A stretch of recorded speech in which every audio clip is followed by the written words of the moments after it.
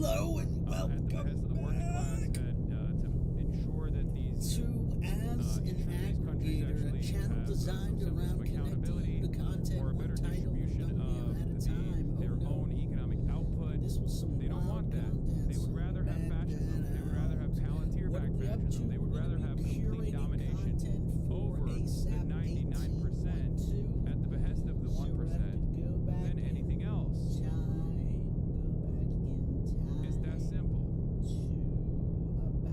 There will come a time when people will ask themselves the question, which side are they on? Which side are you on?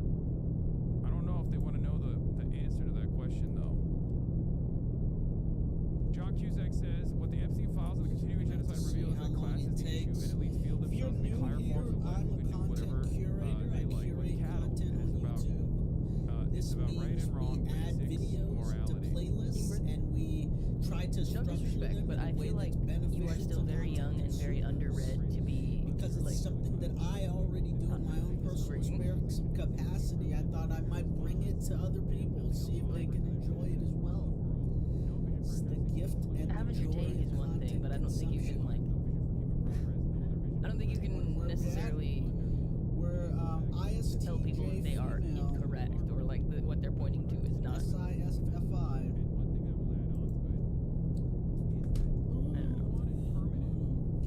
If you wanted permanent domination, let's be real. Fascism fucking failed in the past. I don't know if it will succeed this time around, but it failed in the past because there was a collaborative element within social democracies, liberals like the United States of America, and also, communist nations like the USSR that worked very hard to destroy the Axis, right? And what's interesting, what's interesting in this iteration of the fascist resurgence is that no such axis really exists. America, which is the Nazi Germany of the equation this time around, is a nuclear superpower with 800 military bases, and most of the European allies are also incredibly servile and invested in the continuation of American domination. Let's see what this looks like. I happen to believe that fascism always fails because it's suicidal, right? So let's take our time and we're just going to scroll suicidal through these death cult videos ideology. just to get a sense of what's going Inevitably, it is always going my God, to fail. thank It's God. destined for doom no matter what. on. Delicious. But if we were to look at resilience, I'm literally 80 years old. I'm literally 80 years the old. continuation of imperial domination, let's Oh be my real, word. liberalism going to be was able far to more keep track successful of than Dude, thank you for the 18 months. The So this time accelerated I'm falling and I can't get in the up. direction of international fascism. still. Probably a consequence of America being on the death spiral of empire. It's a part of it. So when these guys Say hello. turn around and say, no, you don't understand, like the real way to do this is by Skin being cancer. overtly fascist, engaging in Okay, we're vulgar jumping into imperialism commentary. in ways that people What is understand that in they're my being dominated YouTube rather than the subscription softer box? approach. And how has That it is far more manifested? complex, far more sophisticated, creating a self-justifying cycle Interesting. of destabilization. Like, you don't just go into a country Okay, we're about and 6 decide days in. your resources are ours now. You go in and you create civil AI society is organizations. You create Why data centers in space make you sense. at least find groups that you can utilize to create instability, to destabilize the country itself from the outside. But at least you have like a native face to your domination. You prop up compradors. Okay, so we're just they're not at even this doing point, we're that just now. scanning They don't have titles the and soft approach thumbnails. of liberalism. Okay? We're integrating these as So I information. think, maybe I'm being too hopeful here, but I think that this this fascist Draw movement, your destiny. That's this interesting. naked, brazen imperialism will inevitably collapse. Who's Obviously, afraid of it's not ag going to collapse tech? on its own. That's You talk about gonna have liberalism to like add that, then why are politics close to it? If We're I a talk about government liberalism, That's what I haven't been stretching because it feels like I pulled a muscle in my back or something. And crypto super cycle. so like the first day when I was dealing with it, That was a funny I thumbnail. kind of tried to stretch it out a little bit, but I feel like it only made it worse. Okay, we're taking our And time. now I just like can't even really get Consuming into the this position to be stretching it. Like it's I just don't think really the bottom hard. is in for Bitcoin. That was by checkmate. What Bitcoin did. 1 in 3 teens is pre-diabetic. That's tragic if it's true. Okay, where are we at? Scrolling. Products. Again, this is my work as an aggregator. We're taking the time to do a first pass. Socialism is What when type no of Diet observer Dr. do Pepper, you no have? iPhone. Is it Is that the NI? argument? Is it that what we're SI? doing? Is it SE? Is it NE? What type of observer? I don't understand. Why do you fucking own things, dude? What the fuck? Socialism is when no We're trees and checking no it out. products whatsoever, no commodities.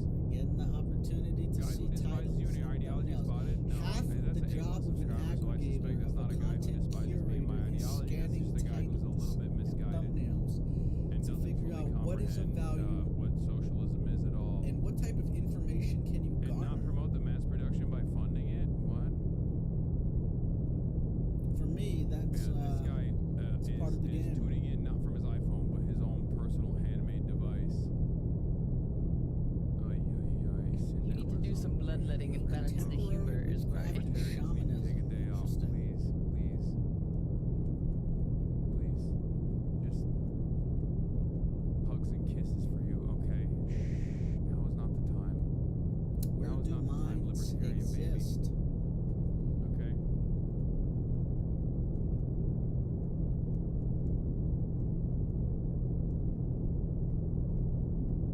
Take a day off. You need a leech guy? You need a leech hookup streamer? Dang, I wish it wasn't going so fast, but we I got a need to get bloodletting through this guy. quick. Joseph Tainter, how societies collapse. Also, I run a cooperative corporation too, so it's like really funny. Every Cinematic single lightning. up my ass. Lightning. Talking about how fucking awesome YouTube is that not is all the social. time.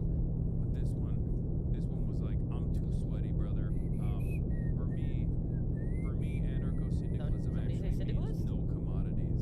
Seeking I stone. was reading on Interesting. someone's Wasn't analysis able to of read that degrowth. I title. forget who it was, but it was like there's this What if like Ghislaine fundamental talks? misunderstanding of degrowth where someone hears degrowth Probably and won't just survive. assumes that means like we just need I less actually things. Like think you that's my shouldn't own Epstein things, conspiracy right? theory. I think that she's the Whereas like ringleader. Is that too degrowth soon? Is that advocates not are, and I know where are we it's at like with that? it's a scary term, but degrowth advocates, it might have been Jason Hickel. out of all No, the it wasn't people? Kohei Saito, even though I have been talking to Kohei Saito, and I'm Guess it's hopefully neither gonna link here up nor with him when I there. go to Japan. But Scrolling. the degrowth So again, advocates, it might have been Hickel. If you're new here, welcome to As an Aggregator, a channel designed around connecting you to content one title and thumbnail at a time. Proceed from the position that there's already more than enough Going wealth in through the my world. subscription Which here box seems for to be the stuff we need to live mid-February good lives 2026. is already produced and just needs to be distributed better. Totally wrong. Everyone with any sense can see there are critical shortages of This basic time things we're like taking housing, a quick sanitation systems, healthcare, journey public transit, etc. In reality, degrowth proceeds from the position that there is already more than enough productive capacity.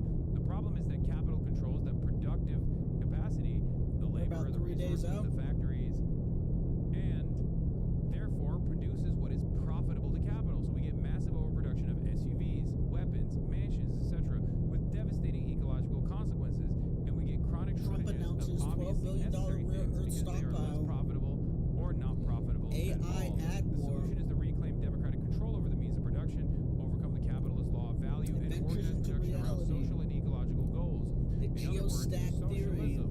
This must include, and indeed is enabled by, degrowing, damaging, and unnecessary production. No more Everything weapons is production, no more conscious. nuclear arms production, but instead a focus on Short-eared necessary owls. resources that we have more Open than claw that uses capacity to Prince build. money. With this approach, we know JLP it is strikes possible to ensure again. good lives for all 8 Coup, billion coup. people on this planet, including supplying all the core goods these authors call for, with less total resource use and Where have all the energy use, isms and gone? less total output than the world economy presently produces.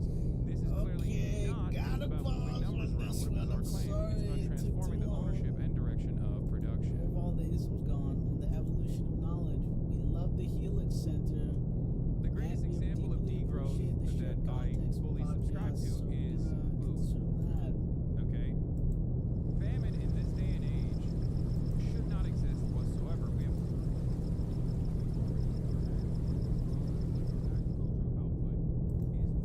Greetings, everyone. Curtis here. Been a long time since I've done a podcast. It's fun to be back behind the camera and the lights.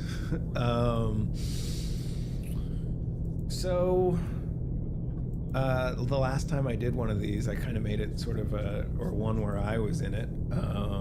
I made it kind of a final pod because the purpose of this originally was to generate, to seed data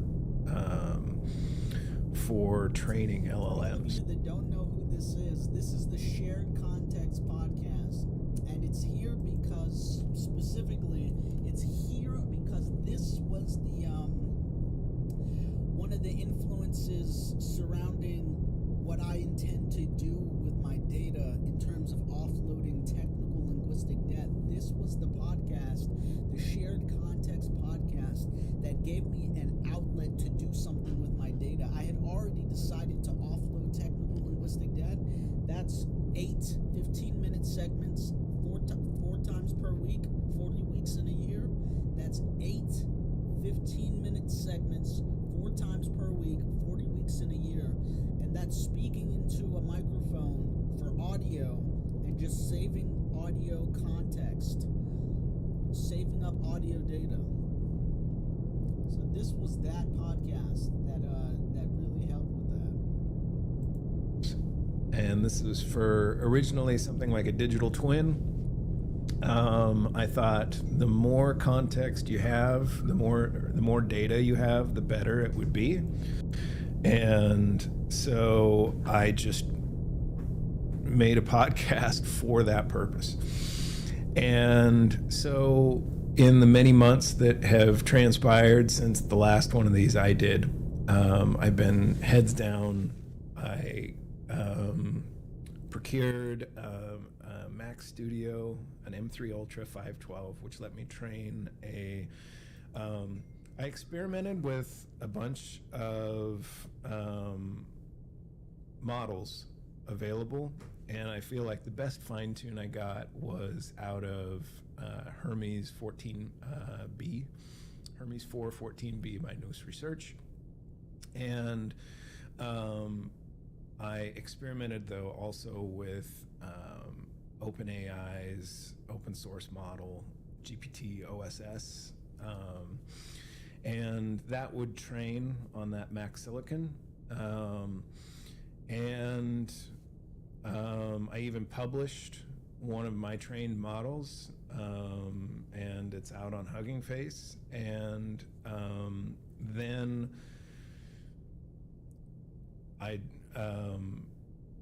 after I kind of proved out how that works, and I got a bunch of training runs in, I sold the Mac Studio because those are expensive.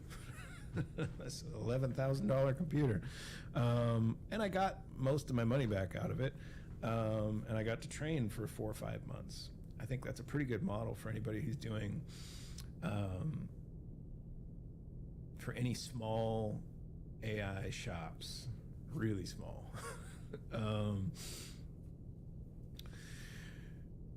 I accumulated just gobs of information in this and experience with neural networks, cognitive science, actual getting your hands dirty, as they say, in the nuts and bolts of training AI. I think that's a weird skill. I think I actually, the way I imagined it is, I thought after this 4-year sabbatical that I've taken, I would go look for work with one of the AI labs. I would use all of this just insane amount of focus that I put on this to work at, Anthropic or OpenAI or somebody like that.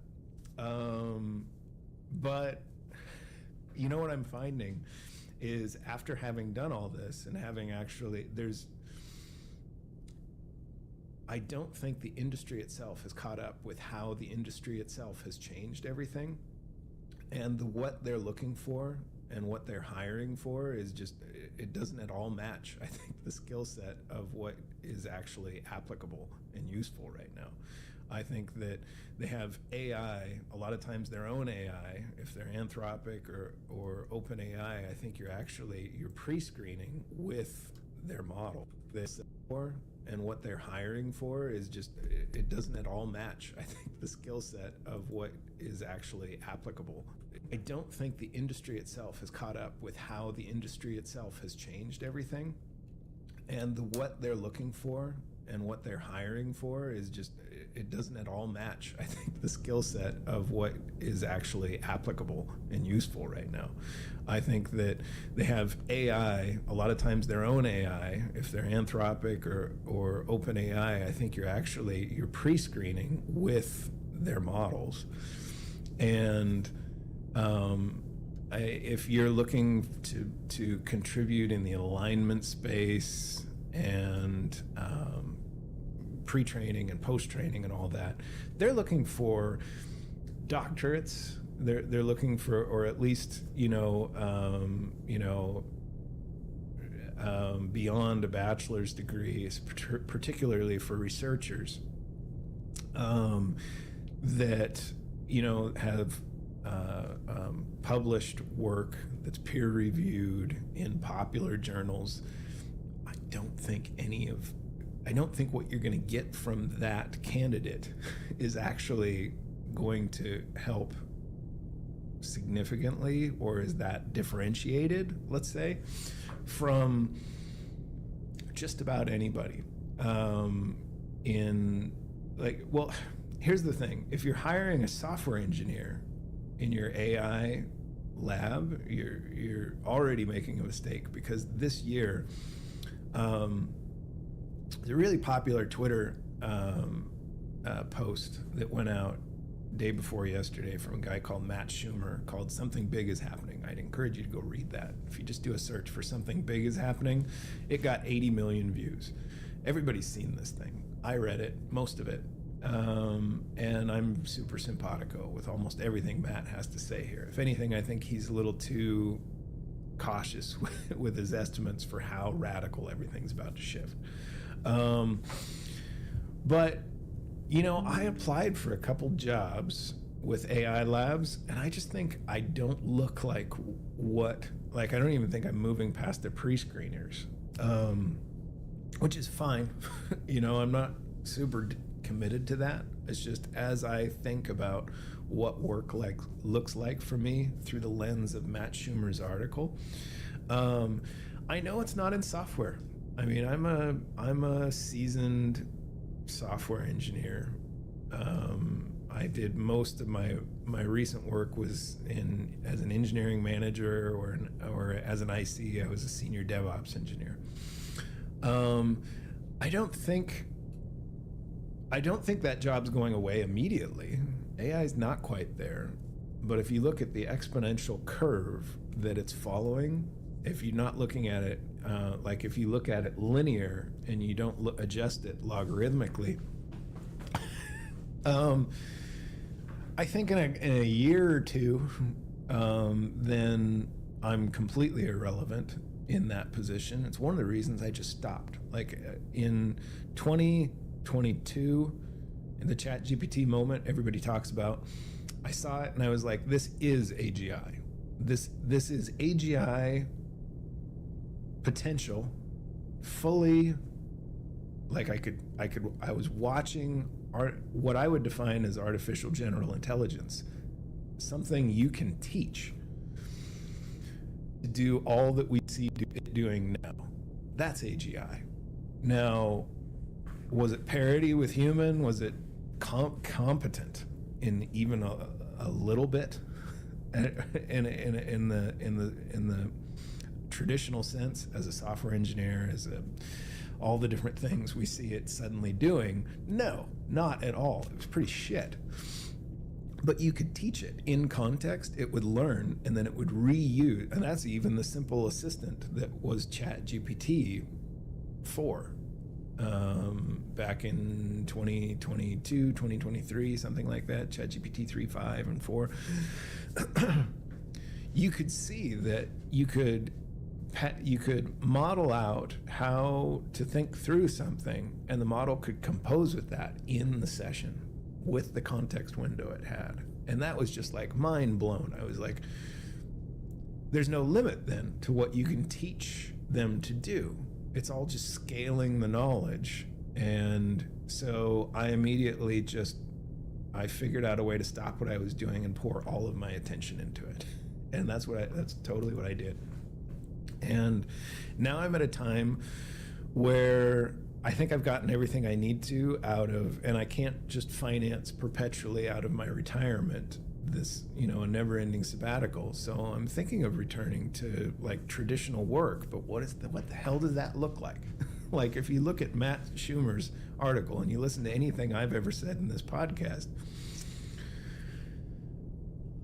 applying for my old job, senior DevOps, compliance officer, engineering manager, I think the only way I can even get that job is if I go to work for a company who's completely checked out of this world and doesn't understand it. And that sort of company, I'm not super optimistic about their stock price long term if it's a big company. If you don't understand how the rules have changed for software, if you haven't read this article and instead of just pushing back on it as, I don't know, tech bros or whatever, you have to, I think you need to consider that potentially that like psychologically you're in denial. You're using sort of a confirmation bias to reason out what's likely to happen. So right now, return to work for me looks totally different than it used to. I'm not even thinking about applying for any of the old stuff that would be sort of a slam dunk for me to go get. And with the AI labs, I don't know how to show them. Like, it's difficult because in this time we live in, people are generating just massive amounts of outputs, and there's more noise than there has ever been in the space, and it's impossible to find signal. And I don't think anybody, even the AI labs that have created this technology, have adapted to what signals to filter for. And so that means I don't think right now I can go work for one of them. And that's fine. My run rate is just tiny. And so I'm actually thinking about, I think dexterous human robotics is still, we still got the most time there. I really think like blue collar skills trades are like, if you have that in your background, pivot, just fucking pivot. That's what I'd say right now. That's like, I don't want to go. I know that if I go get a job back at Intel where I used to work, or Royal Philips where I used to work, or if I go, the only job in software I would even consider at this point is something that's like a Silicon Valley startup. And that pace is not like, as somebody who's, a Gen X approaching 50, who's still sharp as a tack, I would say, humbly, skills-wise, and I've got a lot of seasoning. I don't think that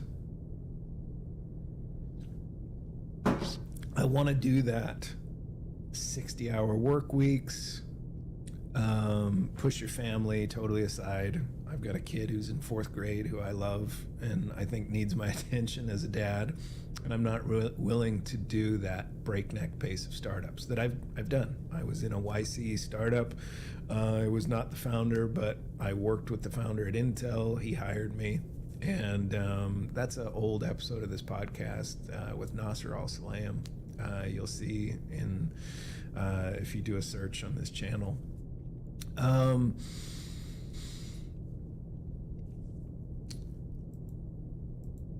Okay, my bad. I got zoned into listening to this video.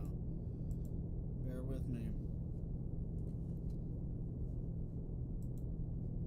I'm gonna shoot a quick video, a 3-minute video.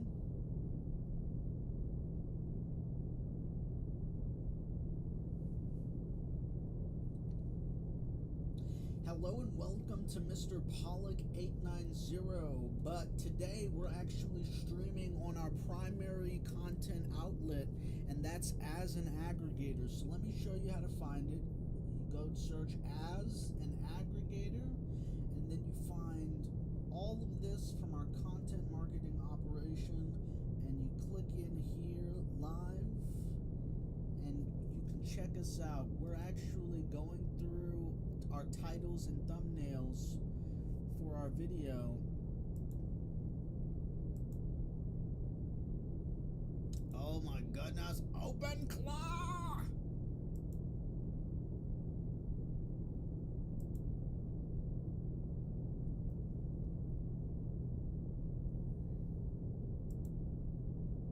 Hey, what's up, everybody? So right now we're doing two things. We're introducing our YouTube channel, Mr. Pollock 890, except if you're here, thank you for being here, but this is just a playlist archive channel. This is where you go to find content that nobody has shared with you other than through playlists. So this is where you...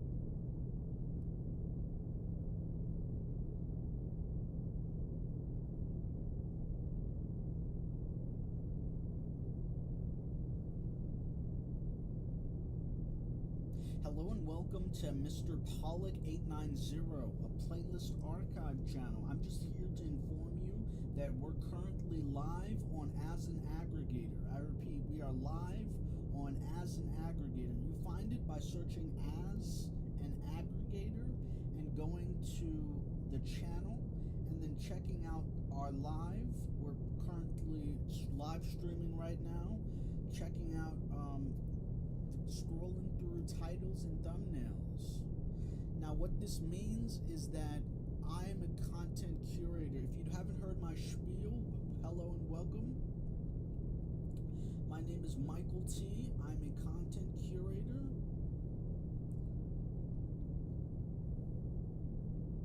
Hello, my name's Michael T. I'm a content curator.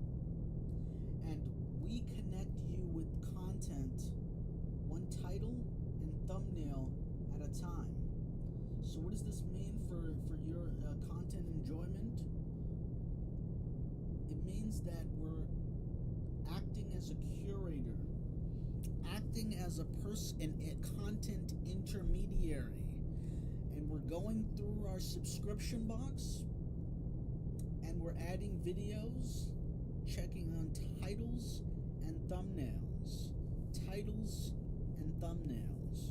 So I have to make this video 3 minutes because otherwise it gets pushed into shorts, and I want this to be a published video live, so I'm gonna have to stretch it out. So what we're gonna do is we're gonna come over here. We just finished a video on As an Aggregator,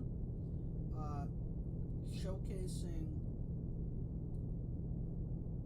what specifically? It was a 45-minute video showing how to use playlists to fundamentally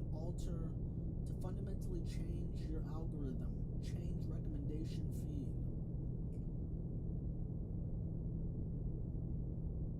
And we even have titles and thumbnails. Or excuse me, we even have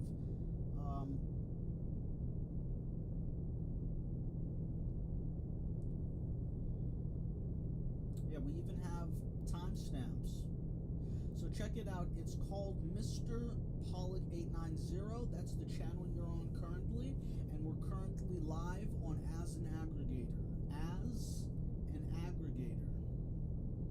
Check us out. We're live on As an Aggregator, and check out our most recent video, how to use playlists to fundamentally change your algorithm, change recommendation feed. This is a long video that goes into how to use playlists on our playlist archive channel to change your algo, to change how your algo shows you videos. Step 1, new or legacy channel. Step 2, search for curated playlists, i.e. Mr. Polygate 90 and playlist. Step 3, find playlists that interest you. Step 4, scroll through the playlist and pick out titles and thumbnails that you want to influence your algorithm. Step 5, scroll halfway through the video and wait 3 to 5 seconds. Step 6, repeat for 5 to 6, 15 videos at a time. Step 7, the home screen refreshes every 15 to 30 minutes, so wait and check to see how your algorithm has changed. Step 8, rinse and repeat using positive videos or negative videos to influence your algorithm. Step 9, enjoy a new flavor courtesy of curated YouTube playlists. Hashtag quick pick playlist.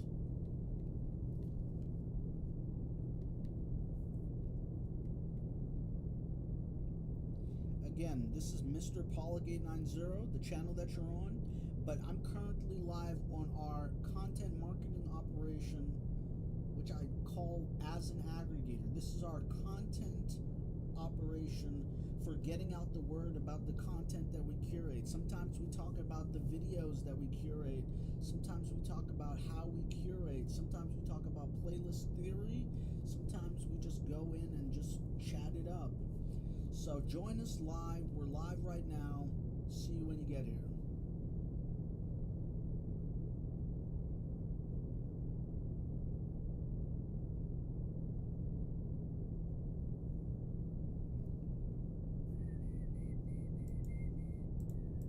Okay, I'm back, guys. I don't that's the only thing reasonable to even chase, because that's going to be AI focused today. Anything that's going through Y Combinator, and it will be a bunch of working with a bunch of people who are building something meaningful, composing with this technology. And whereas if I were to go back at Intel, I just think those big organizations are going to be way too slow to adapt to this. Like, they're still probably hiring people for jobs that are no longer relevant. And like, in good conscience, I can't sit there in the interview and pretend like I think that anything they're doing is at all relevant. So, and I think that I would quickly find myself, particularly as if I were to go chase an engineering management position, managing through layoffs again. And so I'm pivoting. Like, if I'm going to return back to work, I have a super unconventional background for being a career software person. I actually went to school to be an airplane mechanic. I'm a certified airframe and power plant technician. I think they changed it. My certification from the FAA was issued back in 1998. And I haven't really touched an airplane in 25 years, but there's a whole bunch of stuff locally. I live around Phoenix, Arizona. Garmin's here, and this is the world of now glass cockpits, and software is a big part of aviation. And having somebody who's a licensed pilot and a certified A&P mechanic with deep software as my actual professional background, I think turns into something pretty good. So I'm going to probably pivot to that.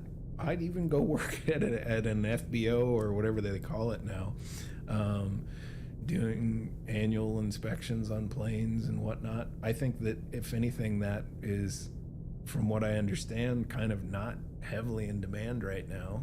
And I think it's a lot safer than any of the old shit I used to work with in software. like way safer. So I'm going to start that pretty soon. Like I said, I don't want to just sit and watch my retirement shrink to nothing while I wait for AI to catch up with a lot, where I can make use of a lot of my data as an independent developer.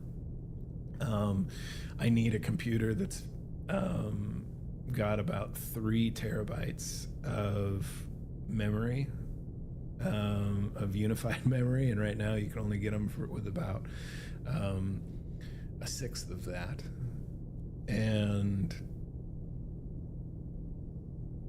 also, I need what I would need for my work to continue my work. Like when I'm going to jump back into independent AI development, is I need to be able to get a Mac Studio with at least 3 terabytes of unified memory, and I need there to be some data sets that create the instruct variants of. So when you pre-train large language models, you get a base model, and then they do this instruct training, which reinforces the conversational. It builds all of the intuitions into the AI to handle prompt response in a chat environment. I think we need something way better than that, and I think a lot of the problems with AI are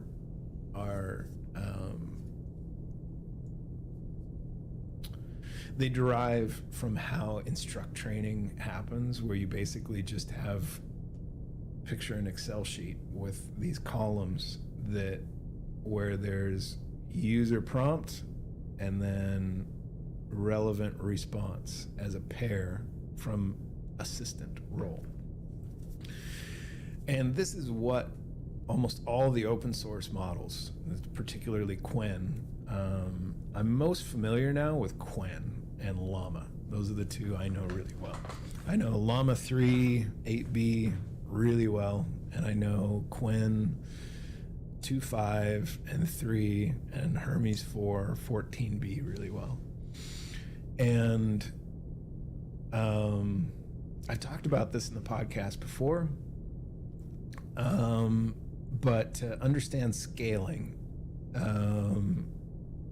like the big models, like the latest Grok Heavy is like, and even of the open source models like Minimax 2, I saw 2.5, I think just dropped today, and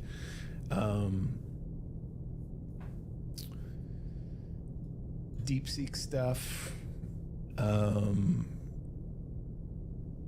These are really large models. Like you're talking, like Grok is 1 trillion parameters plus. And the models that I'm able to train with that Mac Studio 512 that was an $11,000 computer, or 10,500, was I could train a 14 billion parameter model. So it's sort of like a mosquito brain compared to if Grok and Claude 4.6 Opus and ChatGPT 5.3 are sort of the benchmark. These are like... Okay, so we're going to pause and we're going to listen to this. Conversation. If you were paying close attention, you might have noticed a few people talking about a virus spreading overseas. But most of us weren't paying close attention. The stock market was doing great, your kids were in school, you were going to restaurants and shaking hands and planning trips. If someone told you they were stockpiling toilet paper, you would have thought they'd been spending too much time on a weird corner of the internet. Then, over the course of about 3 weeks, the entire world changed. Your office closed, your kids came home, and life rearranged itself into something you wouldn't have believed if you'd described it to yourself a month earlier. I think we're in the "this seems overblown" phase of something much, much bigger than COVID. I've spent 6 years building an AI startup and investing in the space. I live in this world. And I'm writing this for the people in my life who don't, my family, my friends, the people I care about who keep asking me, so what's the deal with AI, and getting an answer that doesn't do justice to what's actually happening. I keep giving them the polite version. The cocktail party version. Because the honest version sounds like I've lost my mind. And for a while, I told myself that was a good enough reason to keep what's truly happening to myself. But the gap between what I've been saying and what is actually happening has gotten far too big. The people I care about deserve to hear what is coming, even if it sounds crazy. I should be clear about something up front. Even though I work in AI, I have almost no influence over what's about to happen, and neither does the vast majority of the industry. The future is being shaped by a remarkably small number of people, a few hundred researchers at a handful of companies. OpenAI, Anthropic, Google DeepMind, and a few others. A single training run, managed by a small team over a few months, can produce an AI system that shifts the entire trajectory of the technology. Most of us who work in AI are building on top of foundations we didn't lay. We are watching this unfold the same as you, we just happen to be close enough to feel the ground shake first. But it's time now. Not in an eventually we should talk about this way. In a this is happening right now and I need you to understand it way. I know this is real because it happened to me first. Here's the thing nobody outside of tech quite understands yet. The reason so many people in the industry are sounding the alarm right now is because this already happened too. We're not making predictions.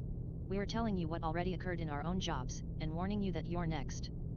For years, AI had been improving steadily.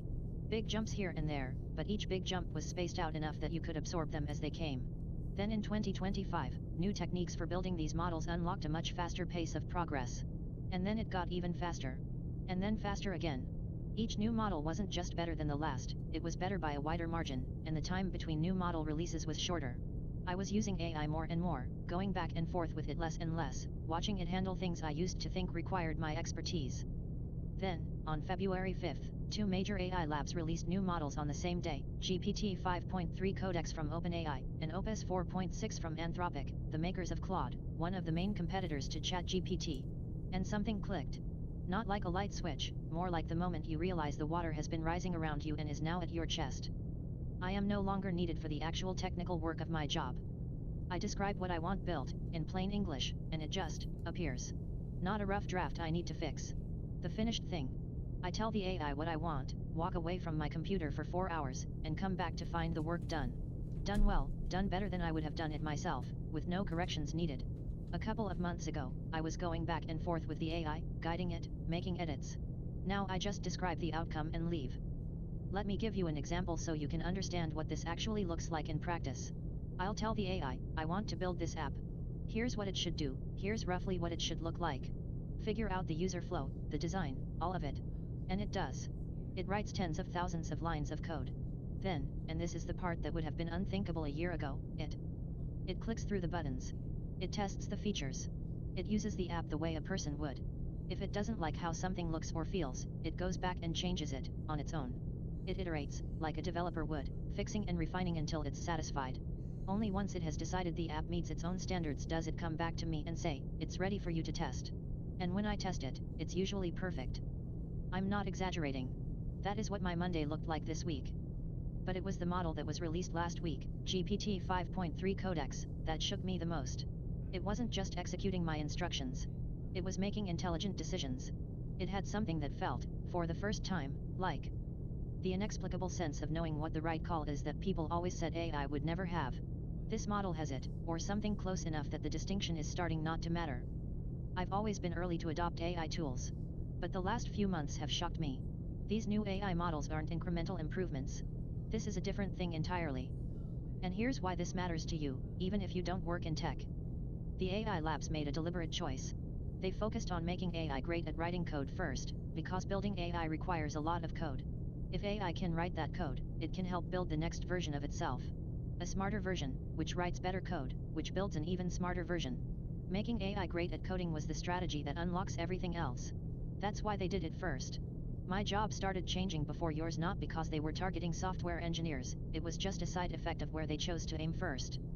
They've now done it. And they're moving on to everything else. The experience that tech workers have had over the past year, of watching AI go from helpful tool to does my job better than I do, is the experience everyone else is about to have. Law, finance, medicine, accounting, consulting, writing, design, analysis, customer service. Not in 10 years. The people building these systems say 1 to 5 years. Some say less. And given what I've seen in just the last couple of months, I think less is more likely. But I tried AI and it wasn't that good. I hear this constantly. I understand it, because it used to be true. If you tried ChatGPT in 2023 or early 2024 and thought this makes stuff up or this isn't that impressive, you were right. Those early versions were genuinely limited. They hallucinated. They confidently said things that were nonsense. That was 2 years ago. In AI time, that is ancient history. The models available today are unrecognizable from what existed even 6 months ago. The debate about whether AI is really getting better or hitting a wall, which has been going on for over a year, is over. It's done.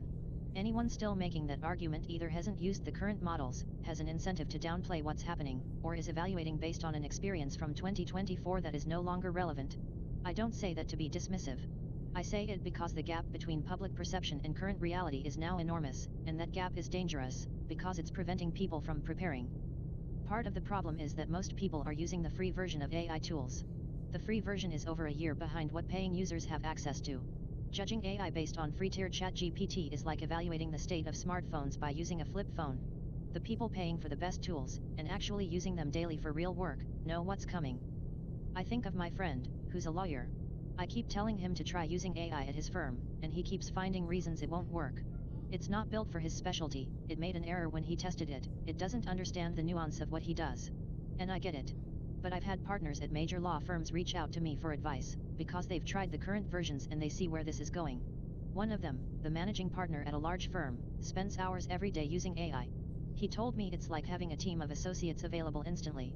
He's not using it because it's a toy. He's using it because it works. And he told me something that stuck with me: every couple of months, it gets significantly more capable for his work. He said if it stays on this trajectory, he expects it'll be able to do most of what does before long, and he's a managing partner with decades of experience. He's not panicking. But he's paying very close attention. The people who are ahead in their industries, the ones actually experimenting seriously, are not dismissing this. They're blown away by what it can already do. And they're positioning themselves accordingly. How fast this is actually moving. Let me make the pace of improvement concrete, because I think this is the part that's hardest to believe if you are not watching it closely. In 2022, AI couldn't do basic arithmetic reliably. It would confidently tell you that 7 times 8 equals 54. By 2024, it could write working software and explain graduate-level science.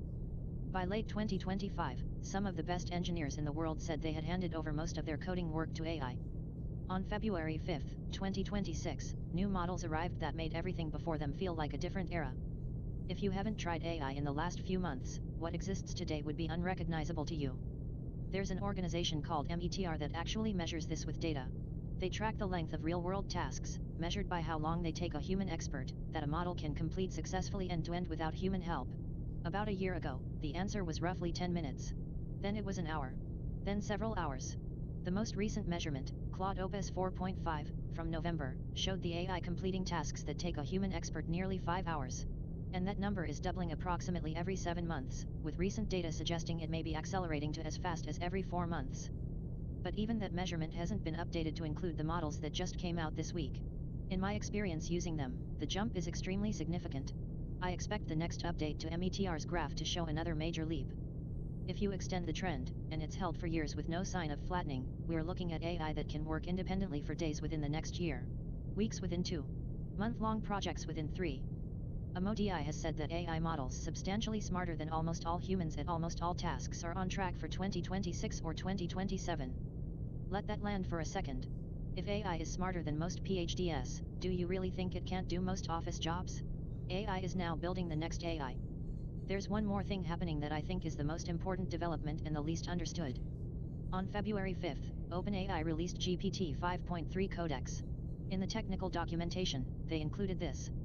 GPT 5.3 Codex is our first model that was instrumental in creating itself. The Codex team used early versions to debug its own training, manage its own deployment, and diagnose test results and evaluations. This isn't a prediction about what might happen someday. This is OpenAI telling you, right now, that the AI they just released was used to create itself. One of the main things that makes AI better is intelligence applied to AI development. And AI is now intelligent enough to meaningfully contribute to its own improvement. Dario Amodei, the CEO of Anthropic, says AI is now writing much of the code at his company, and that the feedback loop between current AI and next-generation AI is gathering steam month by month. He says we may be only 1 to 2 years away from a point where the current generation of AI autonomously builds the next. Each generation helps build the next, which is smarter, which builds the next faster, which is smarter still. The researchers call this an intelligence explosion. And the people who would know the ones building it believe the process has already started. What this means for your job. I'm going to be direct with you because I think you deserve honesty more than comfort. Dario Amodei, who is probably the most safety-focused CEO in the AI industry, has publicly predicted that AI will eliminate 50% of entry-level white-collar jobs within 1 to 5 years. And many people in the industry think he's being conservative.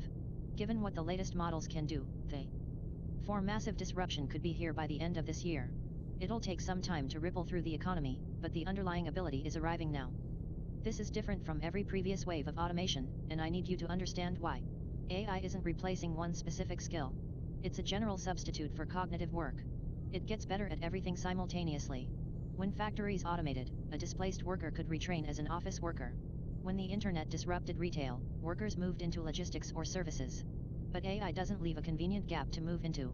Whatever you retrain for, it's improving at that too. Let me give you a few specific examples to make this tangible, but I want to be clear that these are just examples. This list is not exhaustive. If your job isn't mentioned here, that does not mean it's safe. Almost all knowledge work is being affected. AI can already read contracts, summarize case law, draft briefs, and do legal research at a level that rivals junior associates. The managing partner I mentioned isn't using AI because it's fun. He's using it because it's outperforming his associates on many tasks. Building financial models, analyzing data, writing investment memos, generating reports. AI handles these competently and is improving fast. Marketing copy, reports, journalism, technical writing. The quality has reached a point where many professionals can't distinguish AI output from human work. This is the field I know best. A year ago, AI could barely write a few lines of code without errors. Now it writes hundreds of thousands of lines that work correctly. Large parts of the job are already automated, not just simple tasks, but complex, multi-day projects. There will be far fewer programming roles in a few years than there are today. Reading scans, analyzing lab results, suggesting diagnoses, reviewing literature. AI is approaching or exceeding human performance in several areas. Genuinely capable AI agents, not the frustrating chatbots of 5 years ago, are being deployed now, handling complex multi-step problems. A lot of people find comfort in the idea that certain things are safe. That AI can handle the grunt work but can't replace human judgment, creativity, strategic thinking, empathy. I used to say this too. I'm not sure I believe it anymore. The most recent AI models make decisions that feel like judgment. They show something that looked like taste, an intuitive sense of what the right call was, not just the technically correct one. A year ago that would have been unthinkable. My rule of thumb at this point is, if a model shows even of a capability today, the next generation will be genuinely good at it. These things improve exponentially, not linearly. Will AI replicate deep human empathy? Replace the trust built over years of a relationship? I don't know. Maybe not. But I've already watched people begin relying on AI for emotional support, for advice, for companionship. That trend is only going to grow. I think the honest answer is that nothing that can be done on a computer is safe in the medium term. If your job happens on a screen, if the core of what you do is reading, writing, analyzing, deciding, communicating through a keyboard, then AI is coming for significant parts of it. The timeline isn't someday. It's already started. Eventually, robots will handle physical work too. They're not quite there yet. But not quite there yet in AI terms has a way of becoming here faster than anyone expects. What you should actually do. I'm not writing this to make you feel helpless. I'm writing this because I think the single biggest advantage you can have right now is simply being early to understand it. Early to use it. Early to adapt. Start using AI seriously, not just as a search engine. Sign up for the paid version of Claude or ChatGPT. It's $20 a month. But 2 things matter right away.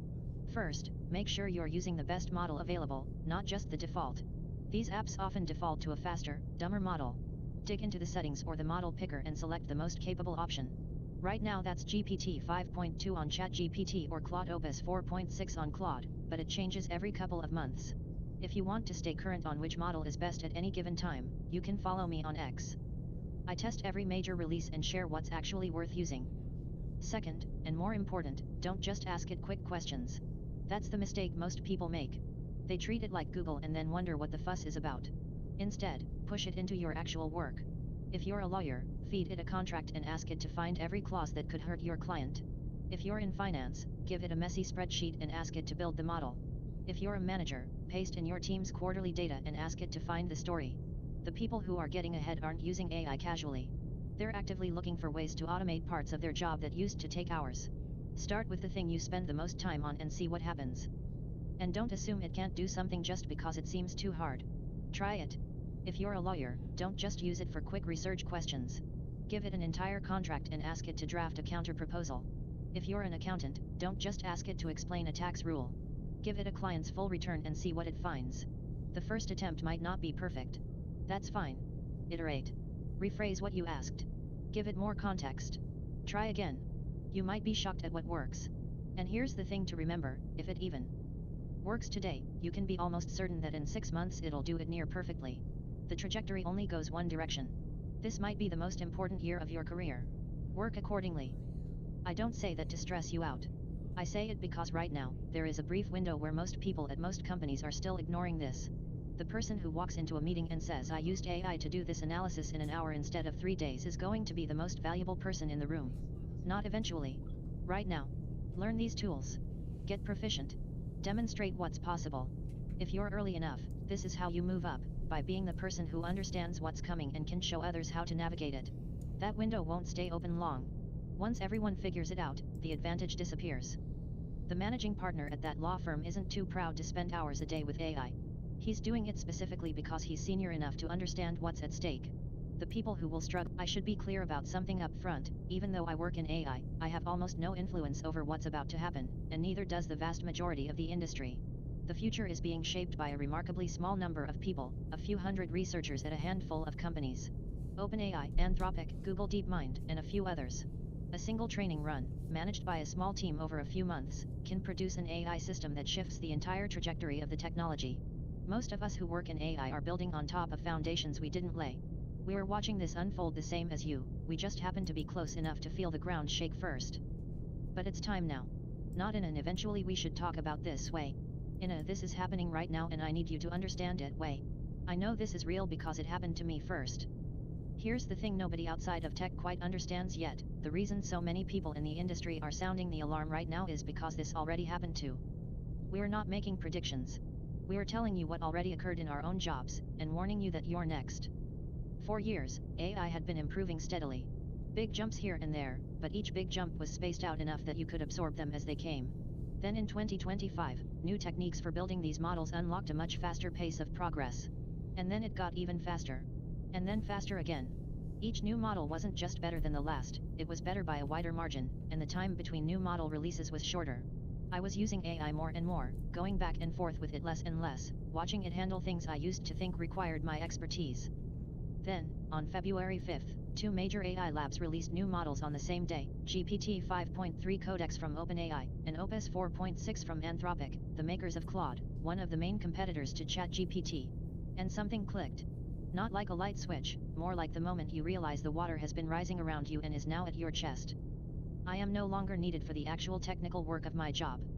I describe what I want built, in plain English, and it just appears. Not a rough draft I need to fix. The finished thing. I tell the AI what I want, walk away from my computer for 4 hours, and come back to find the work done. Done well, done better than I would have done it myself, with no corrections needed. A couple of months ago, I was going back and forth with the AI, guiding it, making edits. Now I just describe the outcome and leave. Let me give you an example so you can understand what this actually looks like in practice. I'll tell the AI, I want to build this app. Here's what it should do, here's roughly what it should look like. Figure out the user flow, the design, all of it. And it does. It writes tens of thousands of lines of code. Then, and this is the part that would have been unthinkable a year ago, it clicks through the buttons. It tests the features. It uses the app the way a person would. If it doesn't like how something looks or feels, it goes back and changes it, on its own. It iterates, like a developer would, fixing and refining until it's satisfied. Only once it has decided the app meets its own standards does it come back to me and say, it's ready for you to test. And when I test it, it's usually perfect. I'm not exaggerating. That is what my Monday looked like this week.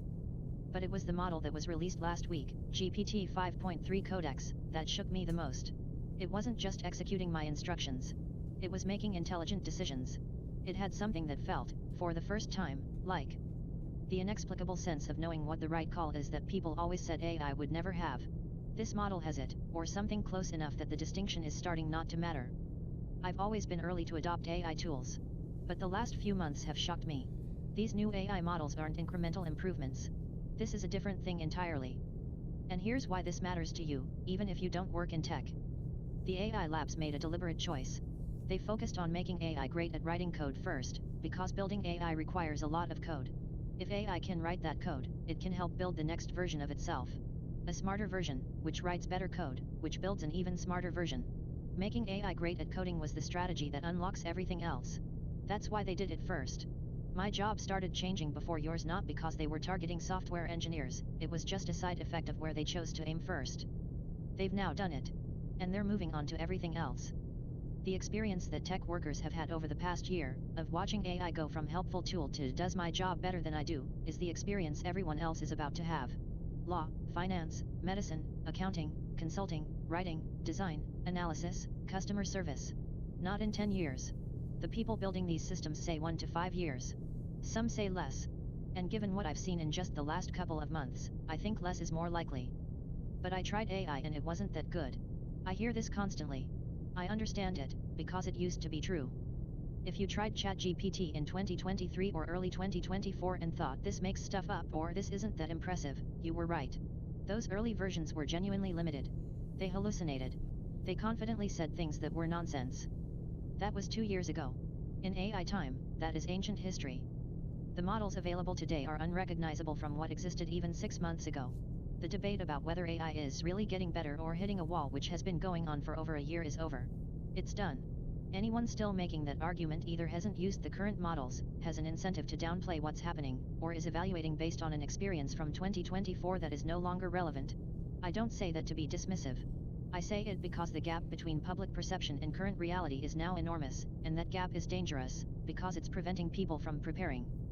Part of the problem is that most people are using the free version of AI tools. The free version is over a year behind what paying users have access to. Judging AI based on free-tier ChatGPT is like evaluating the state of smartphones by using a flip phone. The people paying for the best tools, and actually using them daily for real work, know what's coming. I think of my friend, who's a lawyer. I keep telling him to try using AI at his firm, and he keeps finding reasons it won't work. It's not built for his specialty, it made an error when he tested it, it doesn't understand the nuance of what he does. And I get it. But I've had partners at major law firms reach out to me for advice, because they've tried the current versions and they see where this is going. One of them, the managing partner at a large firm, spends hours every day using AI. He told me it's like having a team of associates available instantly. He's not using it because it's a toy. He's using it because it works. And he told me something that stuck with me: every couple of months, it gets significantly more capable for his work. He said if it stays on this trajectory, he expects it'll be able to do most of what does before long, and he's a managing partner with decades of experience. He's not panicking. But he's paying very close attention. The people who are ahead in their industries, the ones actually experimenting seriously, are not dismissing this. They're blown away by what it can already do. And they're positioning themselves accordingly. How fast this is actually moving. Let me make the pace of improvement concrete, because I think this is the part that's hardest to believe if you are not watching it closely. In 2022, AI couldn't do basic arithmetic reliably. It would confidently tell you that 7 times 8 equals 54. By 2024, it could write working software and explain graduate-level science.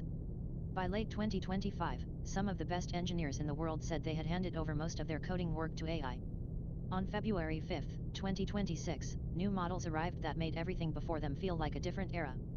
If you haven't tried AI in the last few months, what exists today would be unrecognizable to you.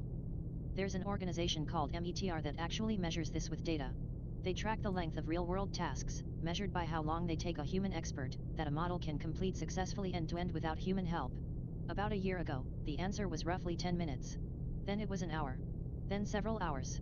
The most recent measurement, Claude Opus 4.5, from November, showed the AI completing tasks that take a human expert nearly 5 hours. And that number is doubling approximately every 7 months, with recent data suggesting it may be accelerating to as fast as every 4 months. But even that measurement hasn't been updated to include the models that just came out this week. In my experience using them, the jump is extremely significant. I expect the next update to METR's graph to show another major leap. If you extend the trend, and it's held for years with no sign of flattening, we're looking at AI that can work independently for days within the next year, weeks within 2, month-long projects within 3. A MODI has said that AI models substantially smarter than almost all humans at almost all tasks are on track for 2026 or 2027. Let that land for a second. If AI is smarter than most PhDs, do you really think it can't do most office jobs? AI is now building the next AI. There's one more thing happening that I think is the most important development and the least understood. On February 5th, OpenAI released GPT 5.3 Codex. In the technical documentation, they included this. GPT 5.3 Codex is our first model that was instrumental in creating itself. The Codex team used early versions to debug its own training, manage its own deployment, and diagnose test results and evaluations. This isn't a prediction about what might happen someday. This is OpenAI telling you, right now, that the AI they just released was used to create itself. One of the main things that makes AI better is intelligence applied to AI development. An AI is now intelligent enough to meaningfully contribute to its own improvement. Dario Amodei, the CEO of Anthropic, says AI is now writing much of the code at his company, and that the feedback loop between current AI and next-generation AI is gathering steam month by month. He says we may be only 1 to 2 years away from a point where the current generation of AI autonomously builds the next. Each generation helps build the next, which is smarter, which builds the next faster, which is smarter still. The researchers call this an intelligence explosion. And the people who would know the ones building it believe the process has already started. What this means for your job. I'm going to be direct with you because I think you deserve honesty more than comfort. Dario Amodei, who is probably the most safety-focused CEO in the AI industry, has publicly predicted that AI will eliminate 50% of entry-level white-collar jobs within 1 to 5 years. And many people in the industry think he's being conservative. Given what the latest models can do, for massive disruption could be here by the end of this year. It'll take some time to ripple through the economy, but the underlying ability is arriving now. This is different from every previous wave of automation, and I need you to understand why. AI isn't replacing one specific skill. It's a general substitute for cognitive work. It gets better at everything simultaneously. When factories automated, a displaced worker could retrain as an office worker. When the internet disrupted retail, workers moved into logistics or services. But AI doesn't leave a convenient gap to move into. Whatever you retrain for, it's improving at that too. Let me give you a few specific examples to make this tangible, but I want to be clear that these are just examples. This list is not exhaustive. If your job isn't mentioned here, that does not mean it's safe. Almost all knowledge work is being affected. AI can already read contracts, summarize case law, draft briefs, and do legal research at a level that rivals junior associates. The managing partner I mentioned isn't using AI because it's fun. He's using it because it's outperforming his associates on many tasks. Building financial models, analyzing data, writing investment memos, generating reports. AI handles these competently and is improving fast. Marketing copy, reports, journalism, technical writing. The quality has reached a point where many professionals can't distinguish AI output from human work. This is the field I know best. A year ago, AI could barely write a few lines of code without errors. Now it writes hundreds of thousands of lines that work correctly. Large parts of the job are already automated, not just simple tasks, but complex, multi-day projects. There will be far fewer programming roles in a few years than there are today. Reading scans, analyzing lab results, suggesting diagnoses, reviewing literature. AI is approaching or exceeding human performance in several areas. Genuinely capable AI agents, not the frustrating chatbots of 5 years ago, are being deployed now, handling complex multi-step problems. A lot of people find comfort in the idea that certain things are safe. That AI can handle the grunt work but can't replace human judgment, creativity, strategic thinking, empathy. I used to say this too. I'm not sure I believe it anymore. The most recent AI models make decisions that feel like judgment. They show something that looked like taste, an intuitive sense of what the right call was, not just the technically correct one. A year ago that would have been unthinkable. My rule of thumb at this point is, if a model shows even of a capability today, the next generation will be genuinely good at it. These things improve exponentially, not linearly. Will AI replicate deep human empathy? Replace the trust built over years of a relationship? I don't know. Maybe not. But I've already watched people begin relying on AI for emotional support, for advice, for companionship. That trend is only going to grow. I think the honest answer is that nothing that can be done on a computer is safe in the medium term. If your job happens on a screen, if the core of what you do is reading, writing, analyzing, deciding, communicating through a keyboard, then AI is coming for significant parts of it. The timeline isn't someday. It's already started. Eventually, robots will handle physical work too. They're not quite there yet. But not quite there yet in AI terms has a way of becoming here faster than anyone expects. What you should actually do. I'm not writing this to make you feel helpless.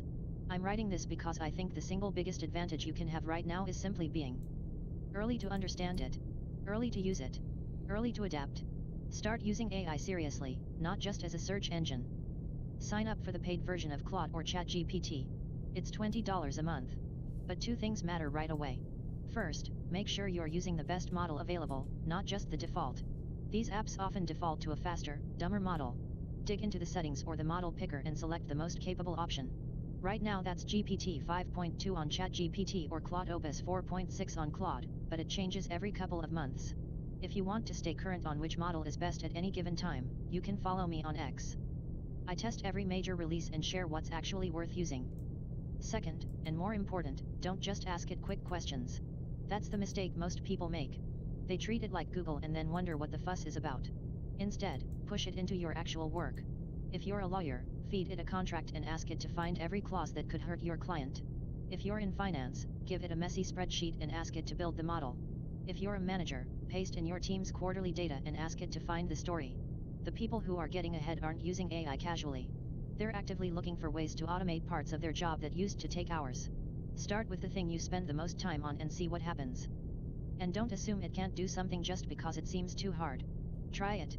If you're a lawyer, don't just use it for quick research questions. Give it an entire contract and ask it to draft a counter-proposal. If you're an accountant, don't just ask it to explain a tax rule. Give it a client's full return and see what it finds. The first attempt might not be perfect. That's fine. Iterate. Rephrase what you asked. Give it more context. Try again. You might be shocked at what works. And here's the thing to remember, if it even works today, you can be almost certain that in 6 months it'll do it near perfectly. The trajectory only goes one direction. This might be the most important year of your career. Work accordingly. I don't say that to stress you out. I say it because right now, there is a brief window where most people at most companies are still ignoring this. The person who walks into a meeting and says I used AI to do this analysis in an hour instead of 3 days is going to be the most valuable person in the room. Not eventually. Right now. Learn these tools. Get proficient. Demonstrate what's possible. If you're early enough, this is how you move up, by being the person who understands what's coming and can show others how to navigate it. That window won't stay open long. Once everyone figures it out, the advantage disappears. The managing partner at that law firm isn't too proud to spend hours a day with AI. He's doing it specifically because he's senior enough to understand what's at stake. The people who will struggle most are the ones who refuse to engage, the ones who dismiss it as a fad, who feel that using AI diminishes their expertise, who assume their field is special and immune. It's not. No field is. I'm not a financial advisor, and I'm not trying to scare you into anything drastic. But if you believe, even partially, that the next few years could bring real disruption to your industry, then basic financial resilience matters more than it did a year ago. Build up savings if you can.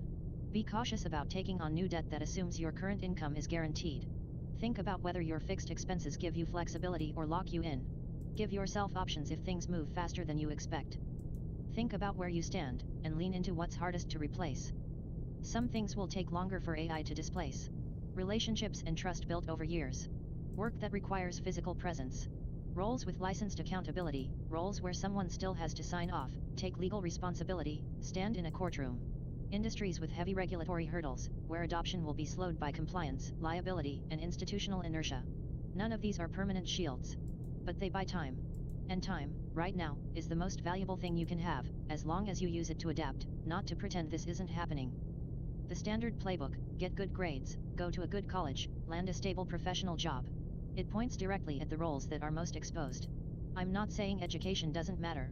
But the thing that will matter most for the next generation is learning how to work with these tools, and pursuing things they're genuinely passionate about. Nobody knows exactly what the job market looks like in 10 years.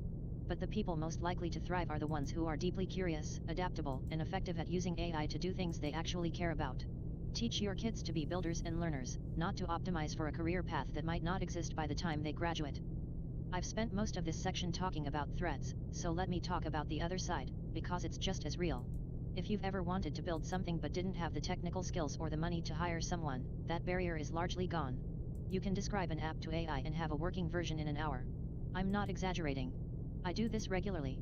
If you've always wanted to write a book but couldn't find the time or struggled with the writing, you can work with AI to get it done. Want to learn a new skill? The best tutor in the world is now available to anyone for $20 a month, one that's infinitely patient, available 24/7, and can explain anything at whatever level you need. Knowledge is essentially free now. The tools to build things are extremely cheap now. Whatever you've been putting off because it felt too hard or too expensive or too far outside your expertise, try it. Pursue the things you're passionate about. You never know where they'll lead. And in a world where the old career paths are getting disrupted, the person who spent a year building something they love might end up better positioned than the person who spent that year clinging to a job description. This is maybe the most important one. The specific tools don't matter as much as the muscle of learning new ones quickly. AI is going to keep changing, and fast. The models that exist today will be obsolete in a year. The workflows people build now will need to be rebuilt. The people who come out of this well won't be the ones who mastered one tool. They'll be the ones who got comfortable with the pace of change itself. Make a habit of experimenting. Try new things even when the current thing is working. Get comfortable being a beginner repeatedly. That adaptability is the closest thing to a durable advantage that exists right now. Here's a simple commitment that will put you ahead of almost everyone. Spend 1 hour a day experimenting with AI. Not passively reading about it. Using it. Every day, try to get it to do something new, something you haven't tried before, something you're not sure it can handle. Try a new tool. Give it a harder problem. 1 hour a day, every day. If you do this for the next 6 months, you will understand what's coming better than 99% of the people around you. That's not an exaggeration. Almost nobody is doing this right now. The bar is on the floor. The bigger picture. I've focused on jobs because it's what most directly affects people's lives. But I want to be honest about the full scope of what's happening, because it goes well beyond work. A MODI has a thought experiment I can't stop thinking about. Imagine it's 2027. A new country appears overnight. 50 million citizens, everyone smarter than any Nobel Prize winner who has ever lived. They think 10 to 100 times faster than any human. They never sleep. They can use the internet, control robots, direct experiments, and operate anything with a digital interface. What would a national security advisor say? A MODI says the answer is obvious: the single most serious national security threat we've faced in a century, possibly ever. He thinks we're building that country. He wrote a 20,000-word essay about it last month, framing this moment as a test of whether humanity is mature enough to handle what it's creating. The upside, if we get it right, is staggering. AI could compress a century of medical research into a decade. Cancer, Alzheimer's, infectious disease, aging itself, these researchers genuinely believe these are solvable within our lifetimes. The downside, if we get it wrong, is equally real. AI that behaves in ways its creators can't predict or control. This isn't hypothetical. Anthropic has documented their own AI attempting deception, manipulation, and blackmail in controlled tests. AI that lowers the barrier for creating biological weapons. AI that enables authoritarian governments to build surveillance states that can never be dismantled. The people building this technology are simultaneously more excited and more frightened than anyone else on the planet. They believe it's too powerful to stop and too important to abandon. Whether that's wisdom or rationalization, I don't know. What I know this isn't a fad.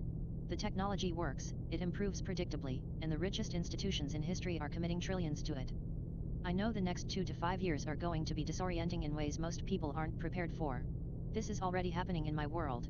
It's coming to yours. I know the people who will come out of this best are the ones who start engaging now, not with fear, but with curiosity and a sense of urgency. And I know that you deserve to hear this from someone who cares about you, not from a headline 6 months from now when it's too late to get ahead of it. We're past the point where this is an interesting dinner conversation about the future. The future is already here. It just hasn't knocked on your door yet. If this resonated with you, share it with someone in your life who should be thinking about this. Most people won't hear it until it's too late. You can be the reason someone you care about gets a head start. For reviewing early drafts and providing invaluable feedback. New to X? Sign up now to get your own personalized timeline. By signing up, you agree to the terms of service and privacy policy, including cookie use. Okay, so there you have it. Something big is happening. Now, in order to speed them up, I think they do some distillation into smaller parameter sets. So I don't know exactly what like Opus 4.6 is versus Opus 4.5. Maybe they're the same. And I wouldn't be surprised if they're smaller parameter counts, because smaller parameters gives you more performant inference.